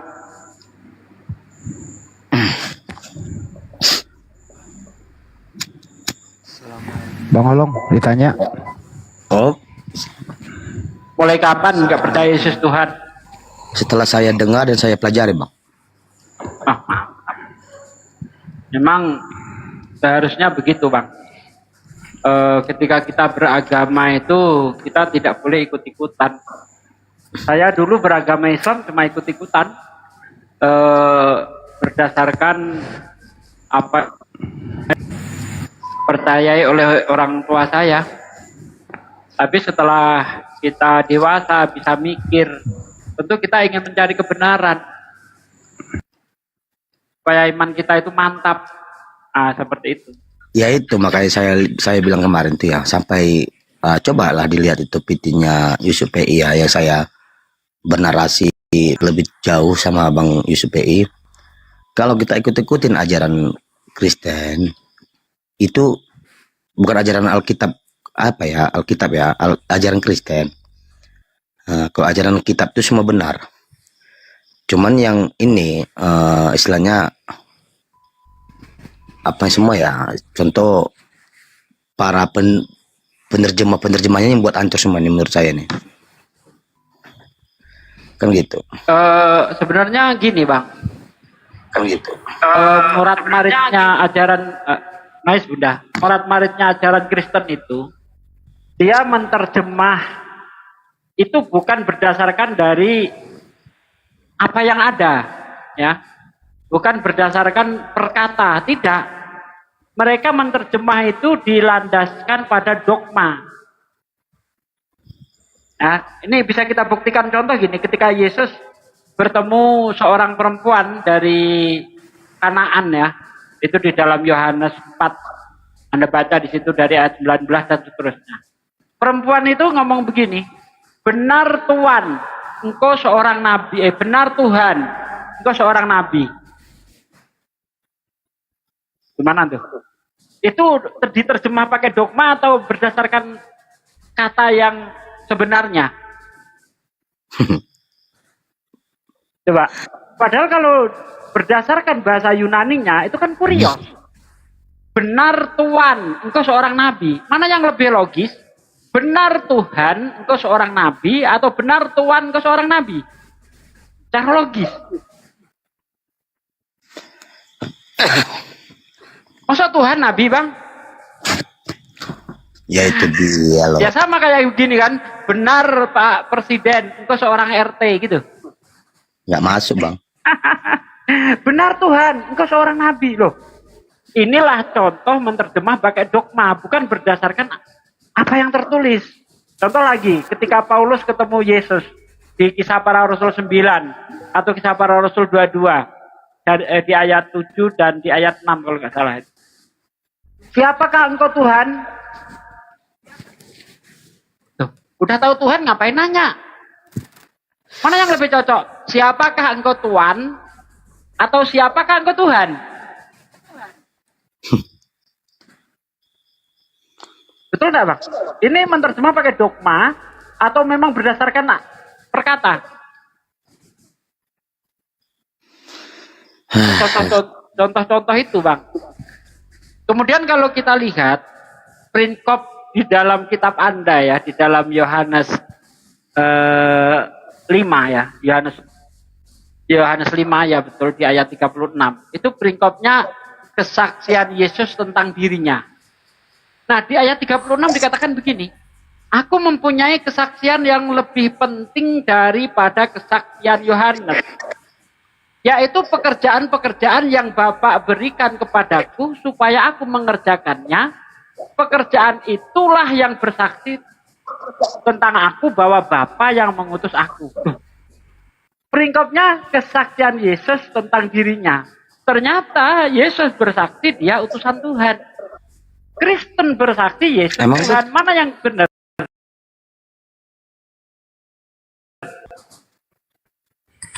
Yesus. Nah, Yaitu Allah. Betul, saya setuju. Yesus utusan. Ya syukurlah Bang, Anda sudah tidak menelankan Yesus lagi. Setidaknya itu ada kemajuan lah. Orang di Bible tertulis kok Yesus hamba Tuhan. Ya di Matius 12 ayat 18. Ya, Assalamualaikum warahmatullahi wabarakatuh. Waalaikumsalam warahmatullahi wabarakatuh. Kena coba deh, Pak. Iya. Coba kita sambut dulu ini Pak Pendeta ini. Siapa tahu bisa menyadarkan Holong supaya kalau ada teman-teman kembali. yang diajak ngobrol dulu Bang. Soalnya kalau aku diajak ngobrol nanti Bang. Ya ini ada pendeta pendamping nih. Siapa tahu bisa menyadarkan Pak Holong bisa kembali menuhankan Yesus. Selamat malam Pak Pendeta pendamping. Astaga. Pak Pendeta Frans. Halo. Ya, selamat malam Pak. Malam. Gimana tanggapan Bapak? Ini ada saudara Holong nih, dia Kristen tapi nggak percaya lagi Yesus Tuhan. Gimana pendapat Pak Pendeta? Oh, itu urusan dia, Pak. Berarti dia cuma Kristen KTP, labelnya aja. Kalau begitu Pak Pendeta, data apa yang paling akurat di Bible itu mengatakan Yesus itu Tuhan? Karena gini, Yesus itu dia adalah Tuhan. Iya, di mana tertulis itu Pak? Sekarang dibilang datanya loh, laikku. Sabar, tanya dulu data. Ya betul itu lah ya Holang. Data bukan perasaan ya lah ya Holang ya.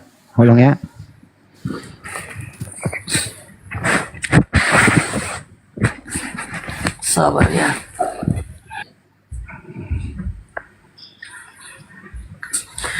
Kalau perasaan sih semua orang kalau rasa atau iman gitu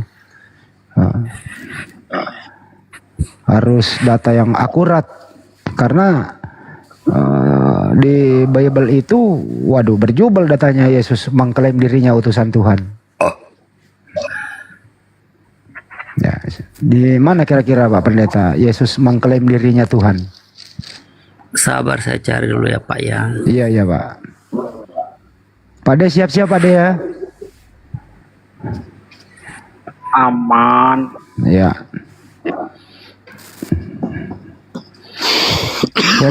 Saya kalau ada Pak De itu saya diam aja dulu.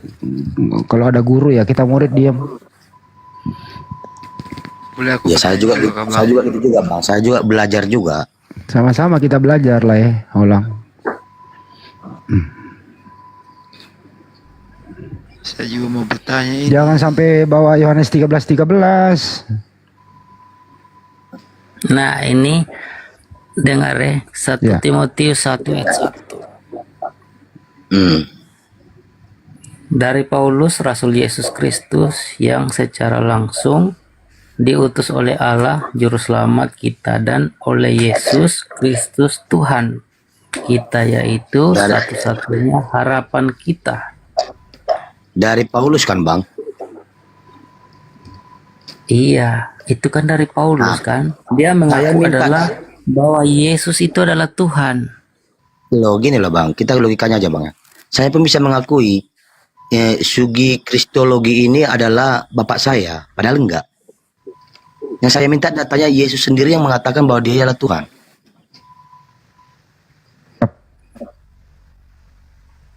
Nah, kalau kata orang itu bisa dijadikan dalil, ini berbahaya. Para murid Iya, pernah memang. menyebut Betul. Yesus hantu.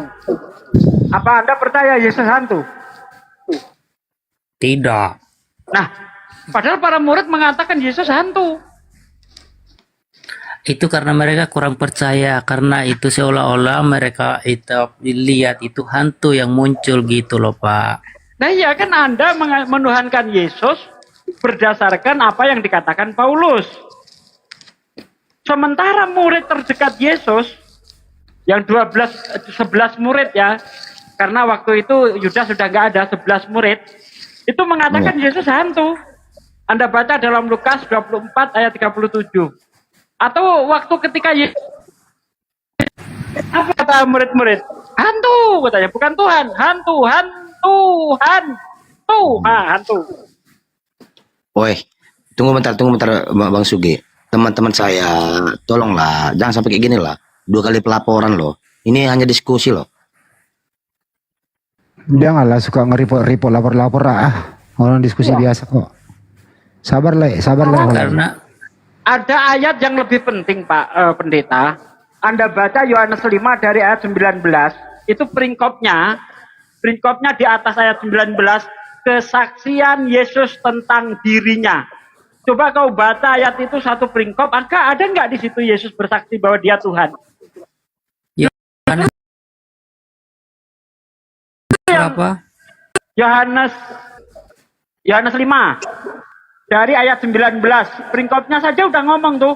Kesaksian Yesus tentang dirinya. Kau baca sampai habis itu ayat. Sampai ayat 37. Adakah di situ Yesus bersaksi bahwa dirinya Tuhan? Sabar, Pak, saya coba. Justru yang saya temukan apa? Kata Yesus di ayat 36 misalnya kan. Aku mempunyai kesaksian yang lebih penting daripada kesaksian Yohanes. Tuh, kesaksian Yohanes saja nggak penting, apalagi kesaksian Paulus. Tunggu Pak. Ini kan kesaksian Tuhan Yesus tentang dirinya tentang dirinya. Kau baca. Kau baca Maka di situ Yesus ada nggak Yesus bersaksi bahwa dirinya Tuhan? Aku berkata kepadamu sesungguhnya anak tidak dapat mengejarkan sesuatu dari dirinya sendiri. Jikalau tidak ia melihat Bapa. di Ini situ melihat udah gugur Bapa. dia Tuhan.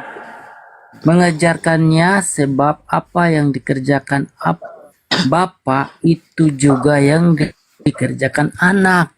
Ngerti maksudnya yang dikerjakan Paham anak. sekali. Saya sangat paham sekali. Sebab Bapa mengasihi. Iya, Sebab saya Bapa paham mengasihi Pak. Oke, anak. saya jawab satu ayat, saya jawab.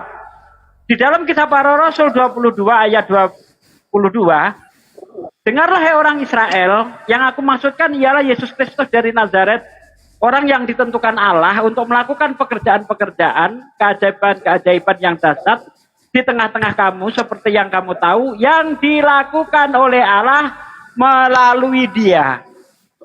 Jadi Yesus melakukan pekerjaan. Itu perkataan siapa? Khotbah Petrus. Itu perkataan siapa? Perkataan Petrus. Khotbah Petrus itu. Tujuannya ke siapa? Kepada orang Israel. Kan Khotbah jelas Petrus ayatnya. tujuannya Kepada orang Israel. Nah, Dengarlah hai orang Petrus Israel. itu untuk menyadarkan orang-orang Israel, Bapak. Nah, ya. Menyadarkan orang-orang Israel. Menyadarkan orang-orang Israel bahwa Yesus Tuhan atau utusan Tuhan? Menyadarkan orang Israel untuk Kalau Bapak membuktikan baca Yesus Alkitab, Tuhan jangan atau baca utusan? satu ayat. Pak, Anda nggak usah mengajarin saya soal Bible. Saya pakarnya Bible, nggak perlu baca, Pak. Ya, nggak perlu baca saya. Gak usah ngajarin Bible. Dari Kejadian sampai Wahyu udah selesai saya baca, ngelotok di otak Pak. Gak usah kau ajarin soal Bible. Ini pakarnya nih. Belum ada pendeta yang berani debat dengan saya buka open camp tanpa buka Bible. Belum ada. Gak usah ngajarin Bible sama saya. Ya, bahkan tadi saya mengatakan kepada Anda, Yohanes 5 dari ayat 19 saya tahu peringkopnya, terus tahu saya ayatnya. Gak usah khawatir soal Bible. Gak usah ngajarin saya. Oke? Enggak. Ini Pak, kalau masalah Yohanes 5 ayat 19 sampai 37, itu kan kesaksian tentang kesaksiannya Yesus. Tentang sendiri. dirinya. Ya Untuk kan? dirinya. Nah, untuk dirinya. Di ayat Makanya itu, gini, Pak, makanya ada kita tidak Yesus? baca. Bentar, saya tanya sama Anda. Di ayat itu, adakah Yesus bersaksi tentang dirinya bahwa dia Tuhan? Ada enggak? Nah, makanya saya baca dulu. Saya baca dulu. Gimana kalau saya nggak baca? Ya, baca. Gitu, karena Kalau baca ada, dulu iris baru telinga saya. Gini. di ayat yang ke-20. Pendeta Frans. Ketika saya masuk Pak. diskusi, gini ya, ketika saya naik diskusi lintas agama ini, saya dulu orangnya sangat garang melawan. Pertama kali itu saya lawan Ustadz PI, sampai saya maki-maki ya. Setelah saya pelajari ya, saya mulai merendah ya, karena apa? Saya pelajari. Gini aja Pak, kalau ada memang Bapak mendapatkan data Yesus mengatakan dia sebagai Tuhan, ini yang dikembali semua yang nggak seiman dengan saya tantang kembali mereka semua. Makanya saya baca dulu Alkitab biar Soalnya yang Bapak baca itu aja bolak-balik. Aku mau kurung liping aja, itu aja bolak-balik. Enggak ada yang memastikan. Semua di awan-awan, ibaratnya di awan-awan. Ya silakan baca. Silakan baca dari ayat 19 sampai ayat 37 Anda baca. Cuma satu ayat kita nggak akan mengerti gitu loh Bang. Iya, bacalah. Kalau kita baca seluruhnya, kita akan mengerti. Gitu. Sebelum Anda baca, saya udah hatam ayat itu. Coba kau bacalah. Di mana di situ Yesus bersaksi bahwa dirinya Tuhan. Silakan. Kamu comot satu ayat Pak, boleh. Dengar di ayat yang ke-20, sebab Bapa mengasihi anaknya. Nah, dan ia menunjukkan kepadanya segala sesuatu yang dikerjakannya sendiri, bahkan ia menunjukkan kepadanya pekerjaan yang lebih besar lagi daripada pekerjaan-pekerjaan itu, sehingga kamu menjadi heran. Sebab sama seperti Bapa membangkitkan orang-orang mati dan menghidupkannya, demikian juga Anak menghidupkan barang siapa yang dikehendaknya. Bapa tidaklah menyerahkan penghakiman itu seluruhnya kepada Anak, supaya semua orang menghormati Anak sama seperti mereka menghormati Bapa. Barang siapa tidak menghormati Anak, ia juga tidak menghormati Bapaknya yang mengutus dia. Aku berkata kepadamu, sesungguhnya barang siapa mendengar perkataanku dan percaya kepada dia, dia itu Tuhan yang mengutus aku. Ia mempunyai hidup yang kekal dan tidak turun dihukum, sebab ia sudah pindah dari dalam maut ke dalam hidup. Pindah dari maut ke dalam hidup, mengerti ya? Oke. Aku berkata Bang Sugi, izin jawab ya. Ya. Enggak, bentar Bang Holong. Dari ayat udah cukup Pak. Saya tanya sama Bang Holong. Dari ayat yang Bapak Pendeta baca, ada nggak di situ Yesus itu indikasi bahwa dia Tuhan? Gini loh, makanya saya mau tanya sama abang ini. Siapakah Bapak, siapakah anaknya tadi? Awal dari Bapak baca tadi. Gini, kalau tidak melalui Bapak, Anak itu tidak ada gitu loh maksudnya. Makanya dari pekerjaan itu yang baik. Pertanyaan saya, siapakah Bapak itu, siapakah Anak itu? Bapak hidup dalam dirinya sendiri. Demikianlah juga diberikannya Anak mempunyai hidup. dirinya sendiri dan ia telah memberikan kuasa kepadanya untuk menghakimi karena ia adalah anak manusia. Jangan kamu heran akan hal itu sebab saatnya akan tiba bahwa semua orang yang di dalam kuburan akan mendengar suaranya dan mereka yang telah diberbuat baik akan keluar dari bangkit untuk hidup yang kekal, tetapi mereka yang telah berbuat jahat akan bangkit untuk dihukum. Aku tidak dapat berbuat apa-apa dari diriku sendiri. Aku menghakimi sesuatu dengan dengar dan penghakimanku adil sebab aku tidak menuruti kehendakku sendiri melainkan kehendak Dia yang mengutus aku. Ya udah yang Kalau aku bersaksi tentang diriku sendiri, maka kesaksianku itu tidak benar. Ada yang lain yang bersaksi tentang aku dan aku tahu bahwa kesaksian yang diberikannya tentang aku adalah benar. Nah, kamu telah mengirim utusan kepada Yohanes dan ialah bersaksi tentang kebenaran. Tetapi aku tidak memerlukan kesaksian dari manusia, namun aku mengatakan hal ini supaya kamu diselamatkan. Ia adalah pelita yang menyalakan yang bercahaya dan kamu hanya mau menikmati ketika saja cahaya itu. Tetapi aku mempunyai suatu kesaksian yang lebih penting daripada kesaksian Yohanes, yaitu segala pekerjaan yang disarankan Bapa kepadaku supaya aku melaksanakannya. Pekerjaan itu juga yang dikerjakannya sekarang dan itulah yang memberi kesaksian tentang aku bahwa Bapa yang mengutus aku. Bapa yang mengutus aku, dialah yang bersaksi tentang aku. Kamu tidak pernah mendengar suaranya, rupanya pun tidak pernah kamu lihat. Oke, sekarang dari ayat 19 sampai ayat 37 yang Anda baca, adakah Yesus bersaksi bahwa dirinya Tuhan? Atau Yesus bersaksi dia utusan Tuhan? Dia utusan Bapa. Nah, peringkopnya jelas kesaksian Yesus tentang dirinya. Ternyata Yesus bersaksi tentang dirinya bahwa dia utusan Tuhan. Batal Yesus dari Tuhan. Tidak ada satu ayat pun yang bisa memperkuat bahwa Yesus itu adalah Tuhan. Tidak ada satu ayat pun dalam Bible. Ya, terutama ucapan-ucapan Yesus itu. Gini aja lah, Pak Frans Daniel. Menurut Abang, derajat mana lebih tinggi, Allah Bapa atau Yesus? Kalau menurut saya sih, kalau kita mau pelajari Alkitab itu, Allah itu berarti dia tuh Bapa. Mana derajatnya lebih tinggi? Yesus tuh Mana anak. Yesus tuh anak. Ya, derajatnya lebih tinggi mana? Mana yang lebih tinggi derajatnya? Ya, Bapak yang lebih tinggi lah, Bapak yang lebih tinggi. Contoh, kalau kita punya Bapak, kita punya orang tua, mana yang lebih berkuasa? Kita atau Bapak? Gitu. Itu bagus tuh Bang, jawaban Abang. Bagus. Kalau Anda mengatakan, bentar Bang. Kalau Anda mengatakan bahwa Bapak lebih tinggi derajatnya daripada Yesus, maka status Yesus tetap utusan. Karena menurut Yesus dalam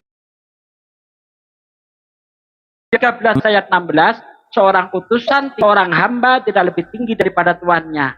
Yohanes 14 ayat 28, Bapakku lebih besar daripada aku. Yohanes 10 ayat 29, sebab Bapakku lebih besar daripada siapapun. Jadi Yesus tetap mentok. Karena Yohanes 16 ayat 3, karena begitu besar kasih Allah akan dunia ini, sehingga ia telah mengaruniakan anaknya yang tunggal, supaya setiap orang yang percaya kepadanya tidak binasa, melainkan beroleh hidup yang kekal. Betul, saya setuju, nggak ada masalah dengan ayat itu. Masuki, tunggu. Karena besar karunia, apa tadi coba diulang Bang? Karena begitu besar kasih Allah terhadap dunia, maka ia mengaruniakan anaknya yang tunggal supaya setiap orang yang percaya tidak binasa. kepadanya tidak binasa, Oke. melainkan beroleh Yang hidup mengik- yang yang- kekal. Iya, tapi dia berbicara gini ya bang, yang mengikuti ajaran dia kan bang kan. Sekarang menurut abang yang mengikuti ajaran dia Kristen kah atau Muslim? Ya Kristen lah. Oh, Yang bilang gitu ya, Muslim Bang. siapa? Abang berdoa sujud nggak? Yang bilang Muslim siapa? Tidak ada datanya kalau itu ayat bilang Muslim yang mengikuti Tuhan.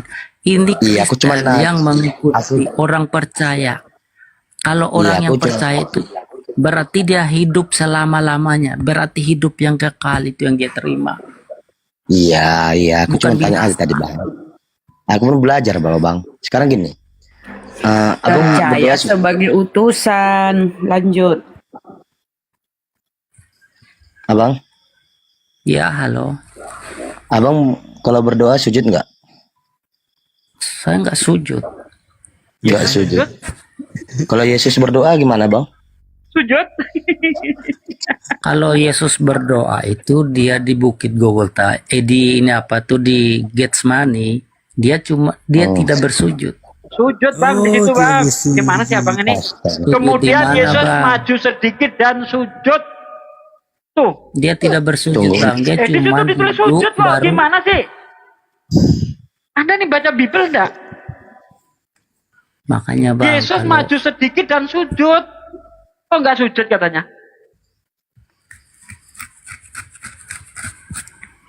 Gimana abang ini? ya terserah.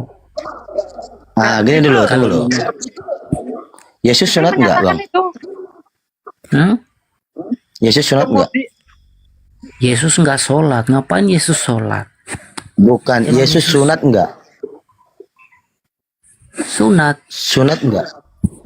Sunat. Kalau abang sunat nggak? Kalau menurut Alkitab sunat itu bukan sunat kulit katanya, berarti sunat hati. Atau lagi kan? Padahal ada perintah sunat bukan hati, sunat ada kulit. perintah sunat Yesus, mulut. abang makan Ada babi juga, nggak? Bang.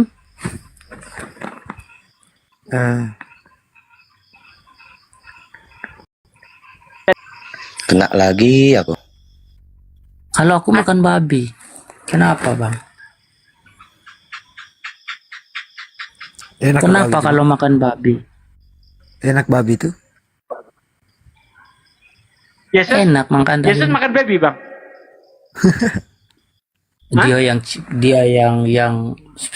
Yang cipta mana dia mau makan? Hah? Yesus yang mencipta. Karena gini bang, karena gini, semua yang Tuhan ciptakan itu baik adanya. Tapi Tuhan kan melarang Baik makan babi adanya. kan? Tapi Tuhan kan Makanya- melarang makan babi bang. Melarang itu bukan larang, tapi ada penggenapannya di perjanjian baru di Mana? satu Gimana Yesus membolehkan makan babi? itu ada ayat-ayat yang genap di Mana? 1 Korintus 8 itu. Paulus Karena lagi, saya kalau nggak ada buat- Paulus Anda nggak bisa jadi Kristen rupanya bang. Katanya yang Anda ikuti ajaran Yesus, tapi kok yang kamu ungkapkan ajaran Paulus. Sementara ajaran Paulus dan Yesus itu bak bumi dan langit. Jauh bedanya. Bang, Yesus memuliakan hukum Taurat. Yesus menegakkan hukum Taurat. Bahkan menghilangkan satu titik dari hukum Taurat, kata Yesus masuk neraka. Menurut Paulus hukum Taurat itu kotoran. Filipi 3 ayat 8. Kok Anda bilang sama? Katanya ngaku pengikut Yesus. Tapi kok yang disampaikan ajaran-ajaran Paulus? Gimana sih? namanya Paulus itu adalah Rasul Yesus Kristus bang. Kalau dia Rasul Yesus, seharusnya apa yang diajarkan Paulus dan Yesus itu sinkron. Tapi kok nggak sinkron? Kata Yesus, hukum Taurat tidak akan dilenyapkan hingga langit dan bumi lenyap. Matius 5 dari ayat 17. Kau baca di situ. Tapi menurut Paulus, hukum Taurat itu salib. Filipi 2 ayat 15. Menurut Paulus hukum Taurat sampah. Filipi 3 ayat 8, Anda baca dari ayat 6. Mengenai penganiayaanku terhadap jemaat, mengenai ketaatanku terhadap hukum Taurat, itu merupakan kebanggaan bagiku. Tapi setelah pengenalanku akan Yesus Kristus Tuhanku, semua itu kuanggap sampah. Nah, apanya yang sinkron? Gini Pak, yang Paulus katakan itu karena dulu dia suka menganiaya orang Kristen, orang percaya, makanya semua perkataan Paulus itu, semua itu anggapku itu semua sampah bagi Paulus. Dulu mungkin aku nyapa ketika aku berjumpa dengan Yesus, makanya aku semua. Kenapa cuma satu yang Anda ambil? Padahal di situ ada dua. Mengenai penganiayaanku terhadap jemaat, mengenai ketaatanku terhadap hukum Taurat, itu merupakan kebanggaan bagiku. Tapi setelah pengenalanku Yesus Kristus akan Tuhanku, semuanya aku anggap sampah. Kenapa bisa begitu? Karena menurut Paulus dengan matinya Yesus di tiang salib, itu Yesus memerdekakan kita itu dari kukuk perhambaan, dari peraturan-peraturan hukum Taurat itu. Seperti yang tertulis di dalam di dalam Galatia 5 ayat 1 sampai ayat 6, Anda baca di situ. Kalau kita masih melakukan sunat, ya masih melakukan hukum Taurat, sama saja tidak mengakui pengorbanan Yesus. Makanya setelah Paulus menjadikan Yesus ini sebagai Tuhan mati di tiang salib, hukum-hukum Taurat itu dianggap sampah. Gitu loh. Kenapa Tuhan Yesus mati di kayu salib? Itu untuk semua orang berdosa di dunia ini, termasuk saya dan Bapak. Itu ajaran siapa? Hah? Ajaran siapa itu? Nah, kenapa Yesus harus mati? Karena dia rela mati untuk semua orang berdosa, Pak. Di mana Yesus mengajarkan bahwa dia mati di tiang salib untuk menghapus sebagai dasar keselamatan? Di mana? Gak ada. Ada orang kaya bertanya kepada Yesus. Anda baca dalam Lukas 18 ayat 18 sampai ayat 24, atau di dalam Matius 19 dari ayat 18 dan seterusnya. Anda baca di situ.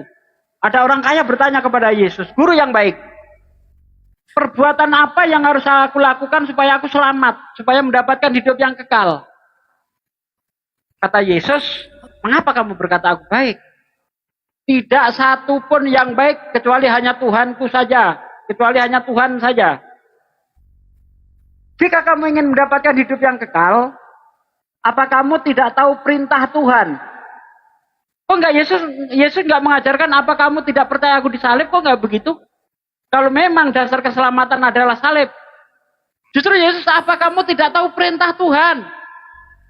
Jangan membunuh, jangan bersaksi dusta, hormati orang tuamu, kasihi sesamamu seperti kamu mengasihi dirimu sendiri. Kata orang kaya itu, semuanya itu sudah aku lakukan sejak masa mudaku. Kalau begitu, kalau kamu ingin sempurna, katanya, kurang satu lagi. Percaya aku disalib, menebus dosamu, gitu. Enggak juga ternyata. Apa kata Yesus? Kau jual semua yang... Bentar bang, saya belum selesai. Kau jual semua yang kau miliki, lalu kau bagi-bagikan kepada orang miskin, maka kamu akan mendapatkan harta di surga. Dan setelah itu ikutlah aku. Tetapi karena orang kaya itu sangat mencintai hartanya, dia pergi dalam keadaan sedih. Apa kata Yesus? Lihat, orang kaya itu nggak percaya aku disalib, makanya dia nggak masuk surga gitu. Enggak. Apa kata Yesus? Lihat, lebih mudah unta masuk ke lubang jarum daripada orang kaya masuk surga. Jadi Yesus tidak pernah menawarkan soteriologi salib sebagai jalan keselamatan. Yang menawarkan siapa? Paulus. Kalau dengan gini bang, ya silakan. Kan di samping Tuhan Yesus itu kan yang disalib itu kan penjahat. Apa dia dikatakan di situ?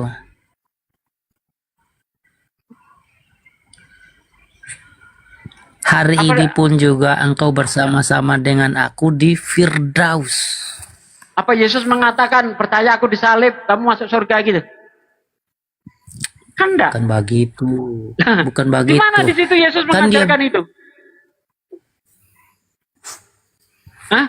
Oh, Makanya, kamu Bang, percaya aku dengerin dulu. disalib, aku Tuhan, kamu masuk surga gitu? Kan enggak. Kenapa orang itu bisa masuk surga? Karena dia membela Yesus.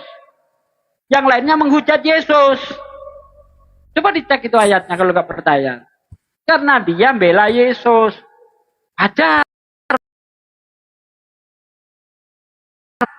Dia membela Nabi Tuhan. Kan masuk surga. Orang yang disalib itu juga masuk surga karena membela Yesus. Sementara yang lainnya menghujat Yesus. Emang Bang udah tahu kalau masuk surga? Tahu dari oleh mana Allah. kalau Bang masuk surga? Tahu dari Allah mana sudah- kalau mau masuk surga? Allah sudah berjanji kepada saya, kepada orang Islam. Anda baca dalam surah Mau masuk Al-Mu'minun surga.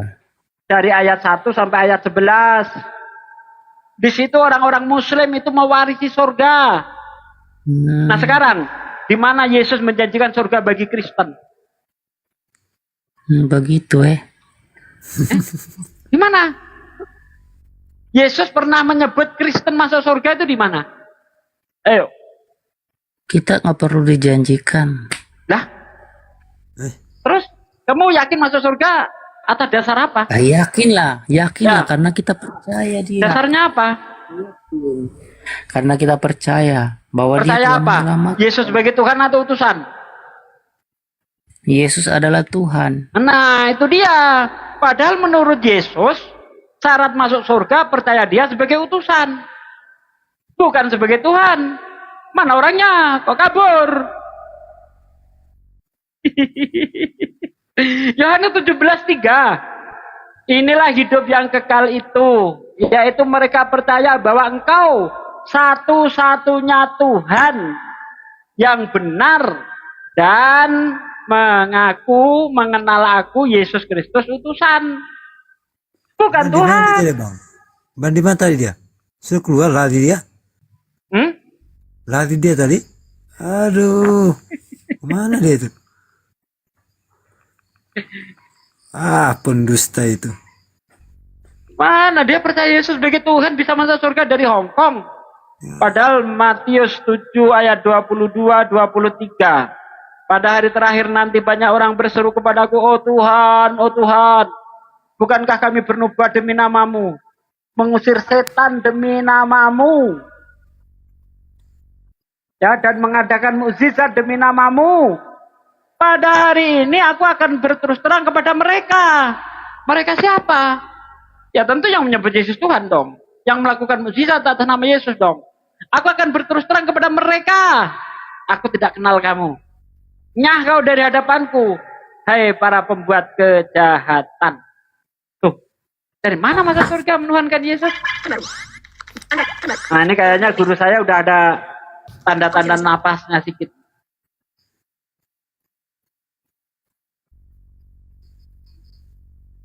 Bang.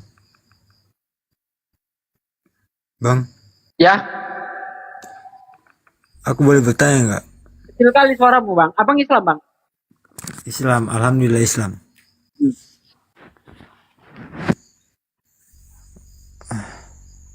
Aku mau bertanya ini tentang sholat.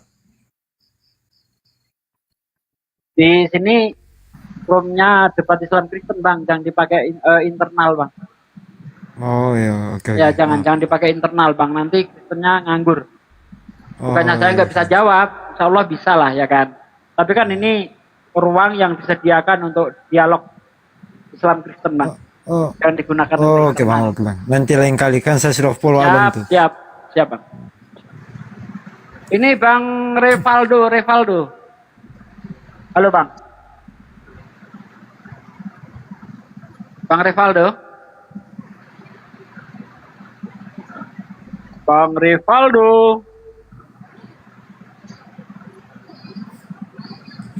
Ayo silakan kawan-kawan Kristen. Kita dialog baik-baik, nggak perlu hujat-hujat. Di sini ilmu yang kita utamakan, bukan asal gacor. Ayo.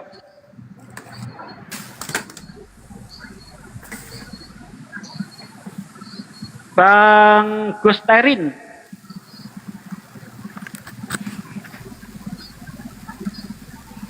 Bang Holong tadi mana Bang Holong? Sudah mulai sadar dia.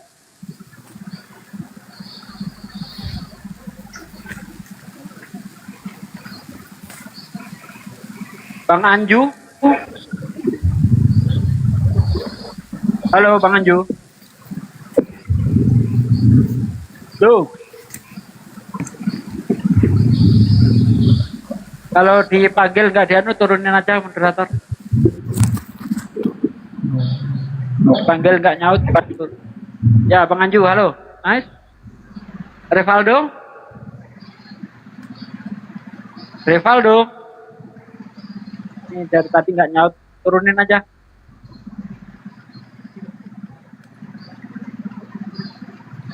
Oke, belum ada. Merokok dulu.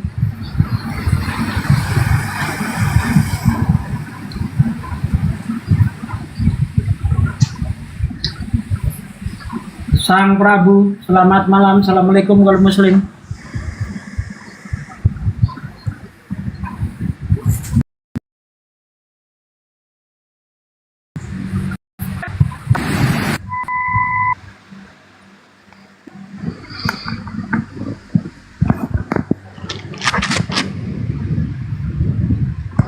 Assalamualaikum warahmatullahi wabarakatuh. Waalaikumsalam warahmatullahi wabarakatuh. Saya nyimak aja bang di bawah bang. Oh iya bang, makasih bang. Oke siap. Prabu, yuk.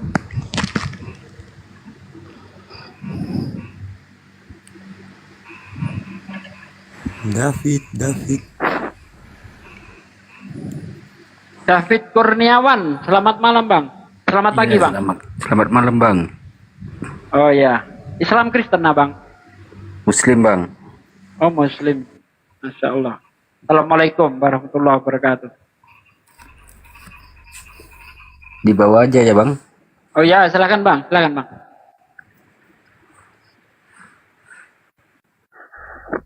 Bang Andi. Bang Andi monitor. Siapa yang monitor nih? Kita lempu. Aku jangan dibiarin sendiri dong, ajak ngomong dong. Bunda Rama dulu, yang lain dulu. Aku lagi ada kerjaan sama Akang dulu sebentar. Aku di kantor ini. Oh, ya. Gimana Pak Peta? Alhamdulillah, saya Pak De. Sehat? Masya Allah. Ini ada tamu baru datang, Eno Gumelar. Selamat pagi, assalamualaikum kalau muslim. Pak Peta, insya Allah datang Pak. Bang Peta. Insya Allah.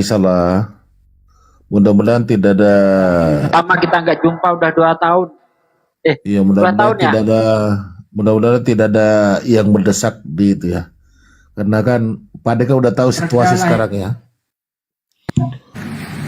Kondisi sekarang. Ribet, bikin ribet aja lihat. Aduh.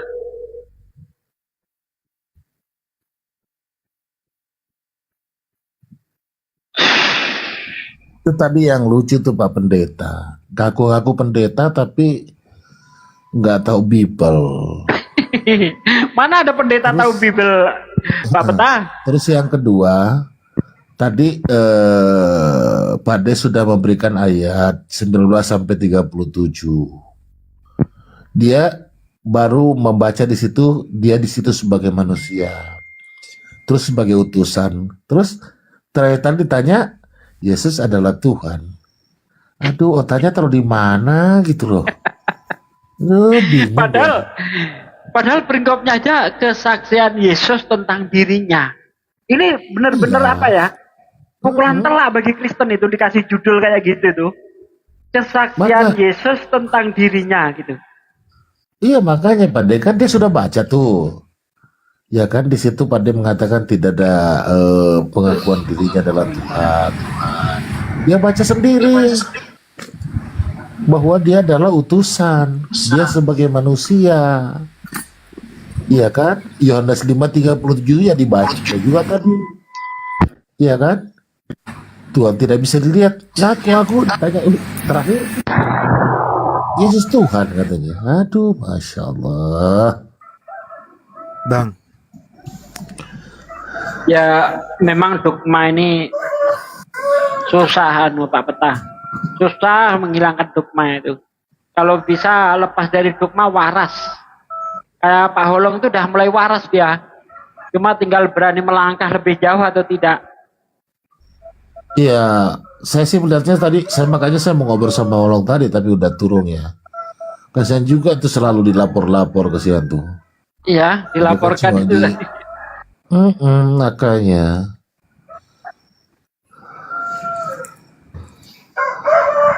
Edis mana berani kalau ada saya, mana berani naik dia. Edis, aduh, sekarang jadi kebanggaan Kristen. Padahal dulu Bapak Belur lawan saya itu.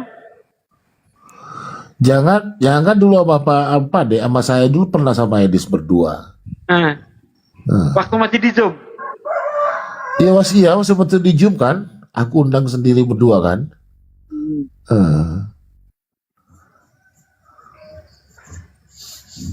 Edis.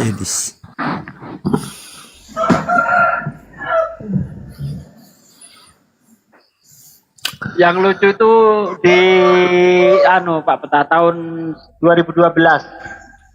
Edis itu berjanji mau menginjili saya setiap hari selama 2 jam selama 40 hari. Baru 3 kali kapok, gak berani lagi. Aduh, parah. Parah itu, betul-betul parah itu. Ada tamu. Oh ya, silakan. Bang John. Selamat pagi Bang John. Pagi Bang. Salam kenal. Salam Kristen Bang. Oke, lanjut Pak. Islam Pak Kristen. Apa yang mau dibahas Bang? Mau ditanya atau mau bertanya Bang? Mau bertanya aja lah. Nah, silakan Bang. Antara Nabi Muhammad sama Nabi Isa yang di Al-Quran itu lebih lahir yang mana, yang lebih dulu lahir? Antara Nabi Muhammad sama Nabi Isa. Nabi Isa lah Bang, karena Nabi Isa dalam surah As-Saff ayat 6 itu menubuatkan akan datangnya Nabi Muhammad Bang. Oh begitu ya Bang. Iya, Nabi Isa duluan lah. Orang dia menubuatkan akan datangnya Nabi Muhammad kok. Surat As-Saff ayat 6 ingat saya itu. Iya Bang. Terus gimana Bang? Iya. Saya kan cuman belum tahu aja tuh. Bedanya tuh 500 tahun tuh Bang. Beda 500 tahun ya. Ya.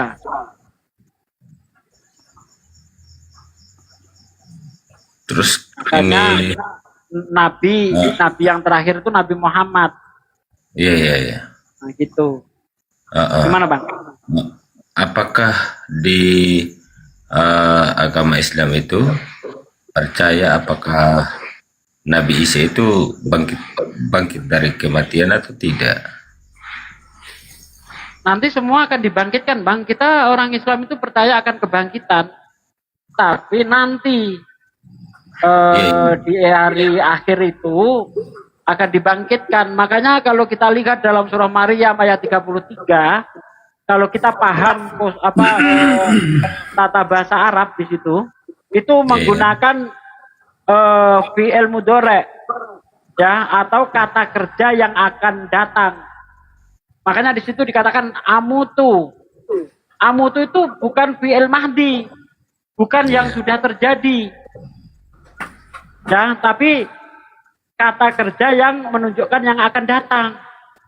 Iya. Nah, begitu Bang.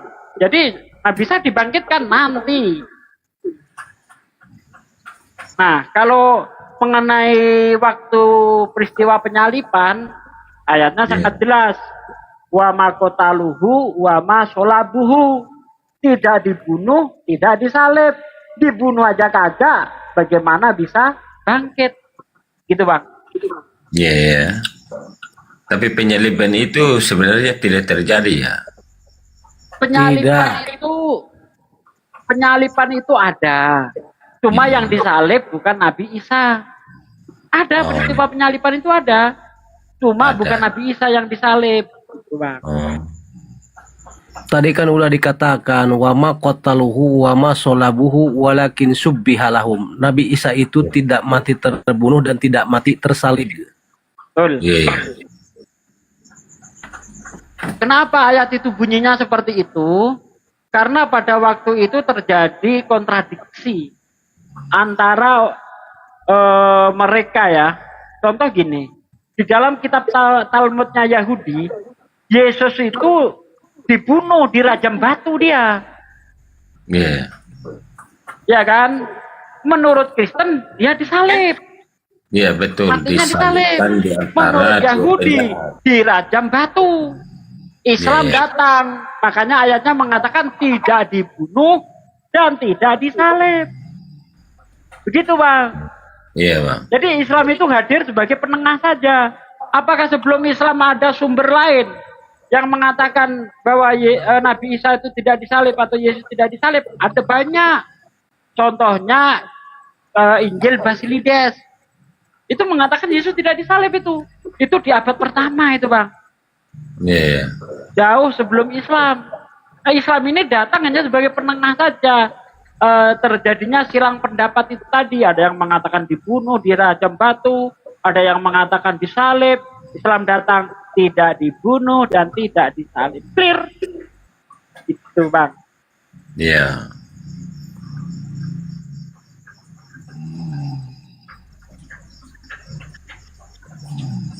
Cuman di dalam Injil kami kan dikatakan bahwa Yesus disalibkan, mati dan dikuburkan dan bangkit pada hari yang ketiga.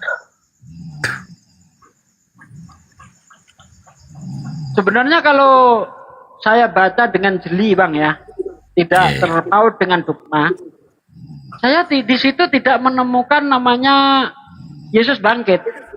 Tidak menemukan.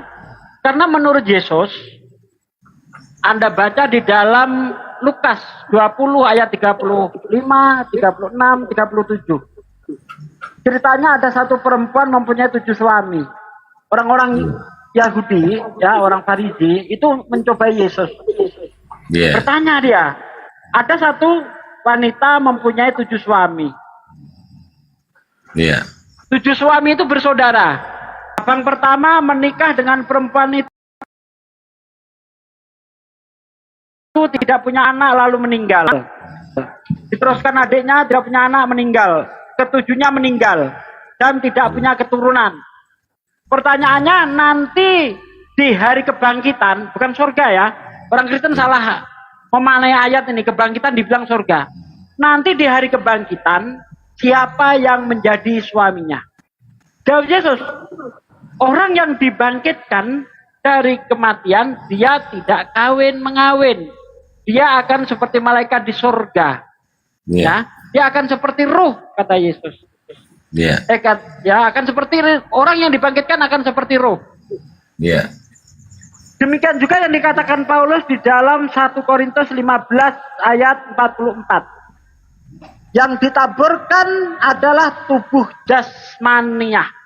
Yang dibangkitkan adalah tubuh rohaniah. Ya, Yesus dan Paulus sepakat bahwa orang bangkit berupa ruh. Demikian juga ketika Yesus menemui para murid, Anda baca dalam Lukas 24 ayat 36, 37 sampai ayat 43. Tiba-tiba Yesus hadir di situ. Shalom. Assalamualaikum terjemahan lama. Sekarang semoga kamu sejahtera. Para murid takut dan ngeri. Menyangka Yesus hantu. Menyangka Yesus roh. Apa kata Yesus? Mengapa kamu takut? Mengapa kamu ngeri? Ini aku sendiri. Lihatlah rabalah tangan dan kakiku.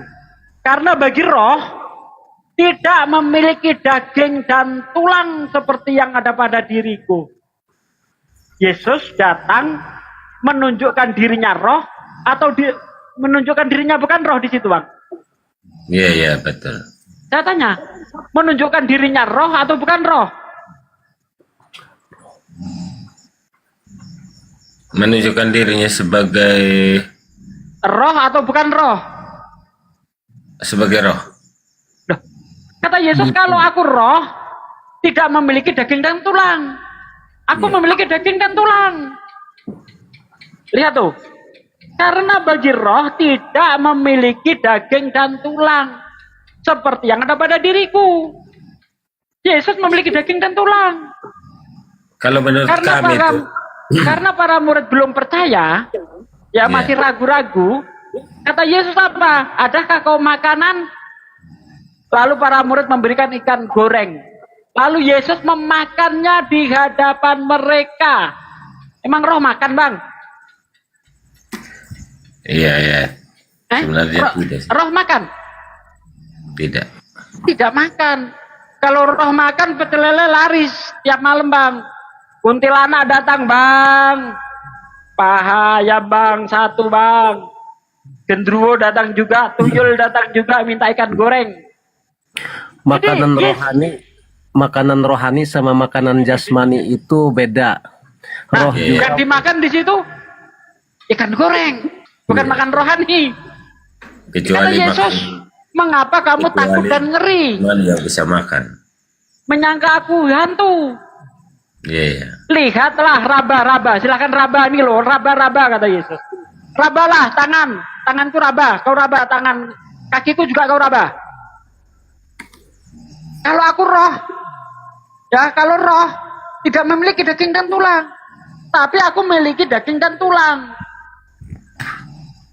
Makanya karena Yesus itu masih memiliki daging dan tulang, ketika mau diraba oleh Maria Magdalena, tidak mau dia, jangan sentuh aku katanya.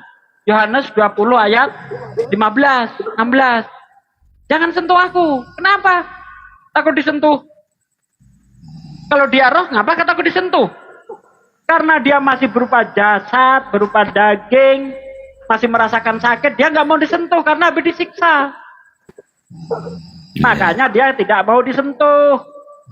Jadi Yesus belum bangkit. Kalau Yesus tidak bangkit, maka tidak ada penyaliban. Karena orang yang disalib, ya, itu tidak ada orang disalib itu mati dalam keadaan cepat 3 jam. Ya, 3 jam disalib mati itu nggak ada. Orang disalib paling cepat mati 3 hari. Makanya ketika Pilatus mendengar Yesus mati, dia heran. Anda baca dalam Markus 15 ayat 42. Atau ayat 52, saya agak lupa di situ. Pilatus heran mendengar Yesus itu mati. Karena memang tidak ada faktanya. Belum pernah terjadi orang yang disalib itu mati dalam waktu belum nggak ada. Gitu Bang, lanjut Bang. Cuman dalam iman kami kan Tuhan Yesus itu disalibkan, mati, dikubur dan bangkit pada hari yang ketiga.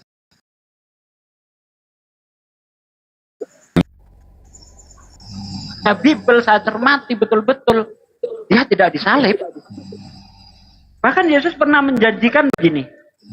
Anda baca dalam Matius 12 ayat 39 sampai 40. Angkatan yang jahat dan tidak setia ini meminta satu tanda.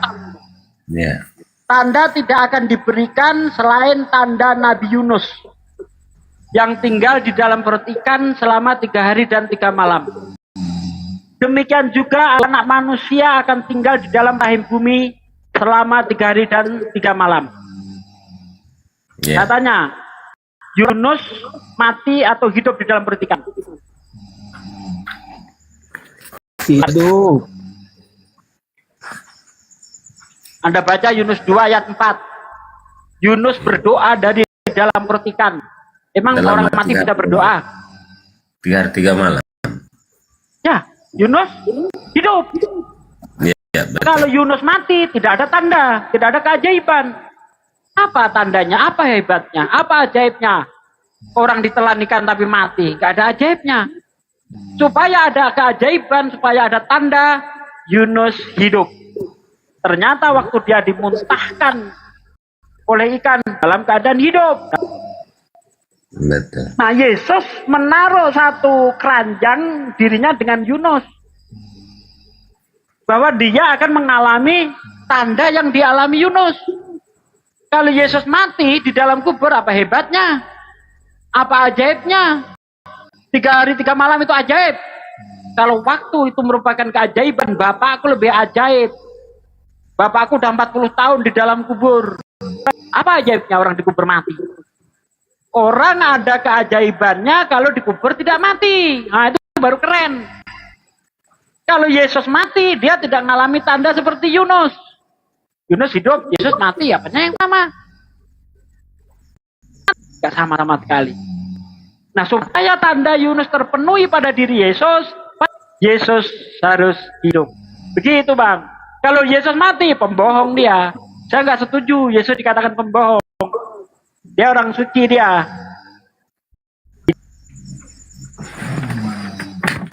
Oke, terima kasih. Bang.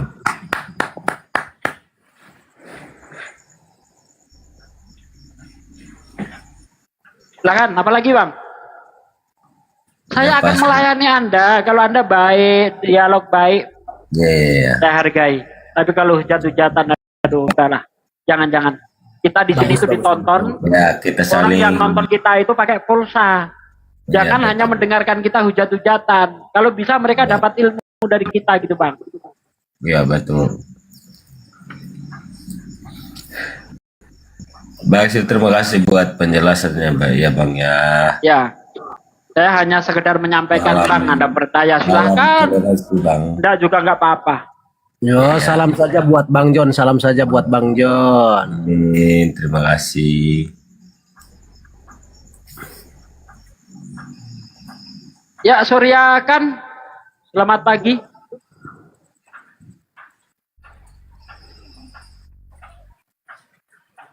Ayolah kawan-kawan Kristen, jadikan Bang John itu sebagai contoh.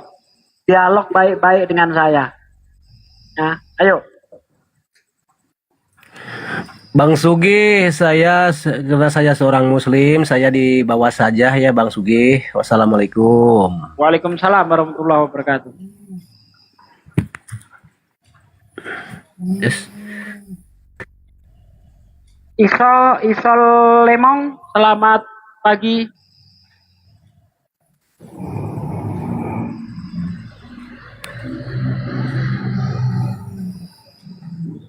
Siapa ini? Tekik. Selamat pagi. Assalamualaikum kalau Muslim.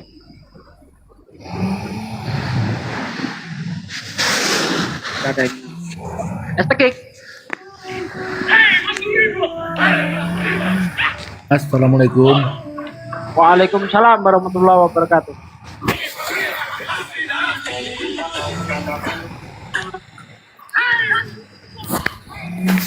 Selamat malam, Bang Fiji. Ya, gimana Bang? Sehat, Bang Fiji. Islam Kristen Bang? Islam, alhamdulillah. Masya Allah. Gimana Bang?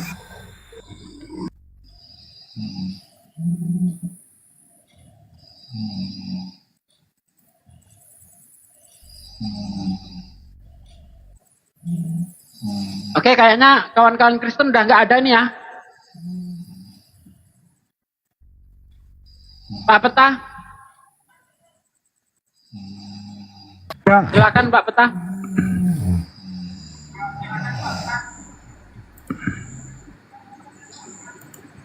Pak De, Ya. ini juga kan dalam kondisi Banjuma lagi juga sibuk di sana. Mungkin kita tutup aja dulu komalnya Banjuma. Beliau supaya beliau bisa konsentrasi ya, merespon hal-hal di belakang layar kan gitu. Kita sudahi dulu. Makassar sudah sekarang ini di Makassar ya. Saya sekarang di Makassar nih. Sudah 2:30 di Makassar. Jadi Bang Juma harus waktunya juga rehat lah ya. Gimana, setuju? Setuju. Oke teman-teman semuanya, terima kasih yang telah menonton video ini. Kalau ada kata-kata hilap dari kami mohon maaf. Dan alhamdulillah ada satu saudara kita tadi dari seorang putra Buddha yang memeluk Islam. Semoga saja dengan adanya diskusi ini, edukasi, orang bisa mendapatkan hidayah agar kembali ke Islam. Untuk itu saya persilakan Pak Deh untuk membacakan doa kafaratul majelis sebelum kita tutup. Tafadhol Pak Deh. Udah lama saya nggak disuruh Bang Andi kayak gini ya. Dulu tiap malam. Oke, saudaraku sekalian, terima kasih Anda sudah menyaksikan, menjadi penonton setia di kesempatan kali ini. Ya, semoga apa yang kita perbincangkan, yang Anda saksikan, yang Anda dengarkan menjadi ilmu untuk kita semua, menjadi hikmah untuk kita semua, dan semoga menjadi jalan hidayah untuk saudara-saudara kita yang belum kenal Islam. Demikian saya tutup.